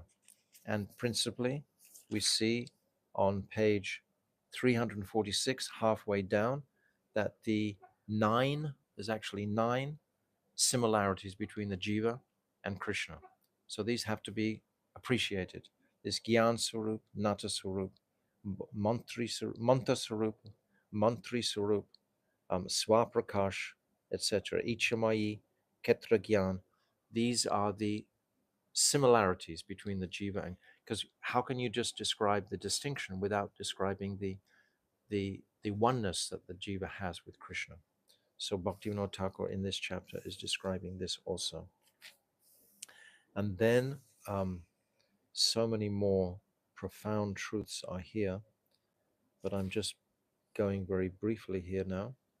And then he begins to talk on page 350 about the 3 types of bodies: the gross body, the subtle body, and the spiritual body, and how the effects of the influence of Maya is on the gross body, and that will influence the subtle mind, intelligence, false ego. And if our experience in the gross world is that of the holy Dhams, that of Sri Krishna and the Vaishnavas, then that purified vision is going to influence the mind, intelligence, and false ego in the subtle body, and therefore give us more of an option to connect with the soul within, that eternal particle within us. Understand? So you can either go the negative way if you're being influenced negatively, and just the mind can become very much attracted and attached to matter, or it can gradually start to slacken its attraction to the material energy. So finally, on page 352, in the bottom of the first paragraph on 352, it's saying the Maya Shakti is called apara, inferior, because it is material and inert, jad. So we have to appreciate the nature of this Maya Shakti. This Maya Shakti essentially can't influence the spirit soul unless we allow it to. It's our choice and decision every single time. So I'm just reiterating the tattva that I've understood here. And finally, the last sentence is very powerful here. He says, that is the inherent nature of Jiva Tattva. This is the whole topic of this chapter is Jiva Tattva. And that is why it is said in the Vedas that Ishvara is the controller of Maya, whereas the Jiva remains eligible to be controlled by Maya in all circumstances, even in the liberated condition. So we discussed that also. So now tomorrow, I think we can come more confidently into the 16th chapter. So this is something of a recap, very skinny. I know, how can you just recap so many truths, all just in a matter of like half an hour? But I've tried to touch on what I've considered the highlights of our origin and our origin within the Tatastha Swabhav, and then manifesting ultimately from the body of Mahavishnu in this world. That will be discussed in the 16th chapter. So Jai Vedama Ki Jai, Anantakota Vaishnava. Was there another question? Ki Jai. Comment, Maharaj, we cannot even discuss to our Shiksha Guru too. Well, that's a personal, thing. That's not anything to do with what I'm presenting here. I'm presenting what Bhaktivinoda Thakur is saying is the ontological supreme truth, and our various applications of that in the world with our guru or our shiksha guru or different devotees, etc. That's our own karmic lot that we have for us in life. So that's not a principle that is going to be all inclusive for everybody. That's a very individual circumstance. So if anybody wants to write to me personally, they're always welcome. Many people do. But I've just been trying to go over these somewhat intense explanations of Jiva Tattva, which personally I find ecstatic to chew on, because at the end of chewing on it, I always feel personally that my mind is more illuminated into the greatness of Krishna's glory. That's the effect that it has on me personally. I feel, because I've tested the limits of my um, intelligence or brain, and it's all been focused on the appreciation to try to come to a point of service, how to understand service to Krishna, devotional service. And we said many times that verse, Tesham Satatam Yuktanam, that one who constantly serves me with love and devotion, I give the understanding by which he can come to me. And the essence, I just want to repeat one more time, is that the horse is the tattva and the rider is the lila, and the lila is far more important ultimately than the tattva. But without the tattva, how can the lila really um, sink deeply into our consciousnesses? So we need the tattva. Why otherwise would Bhaktivinoda Thakur give it to us? He gives us this tattva out of his divine mercy. So Srila Bhaktivinoda Thakur ki jai, Jai Vedama ki jai, chapter 15 ki jai, Jiva Tattva ki jai, Gaur Premanande, Hari Hari Bol.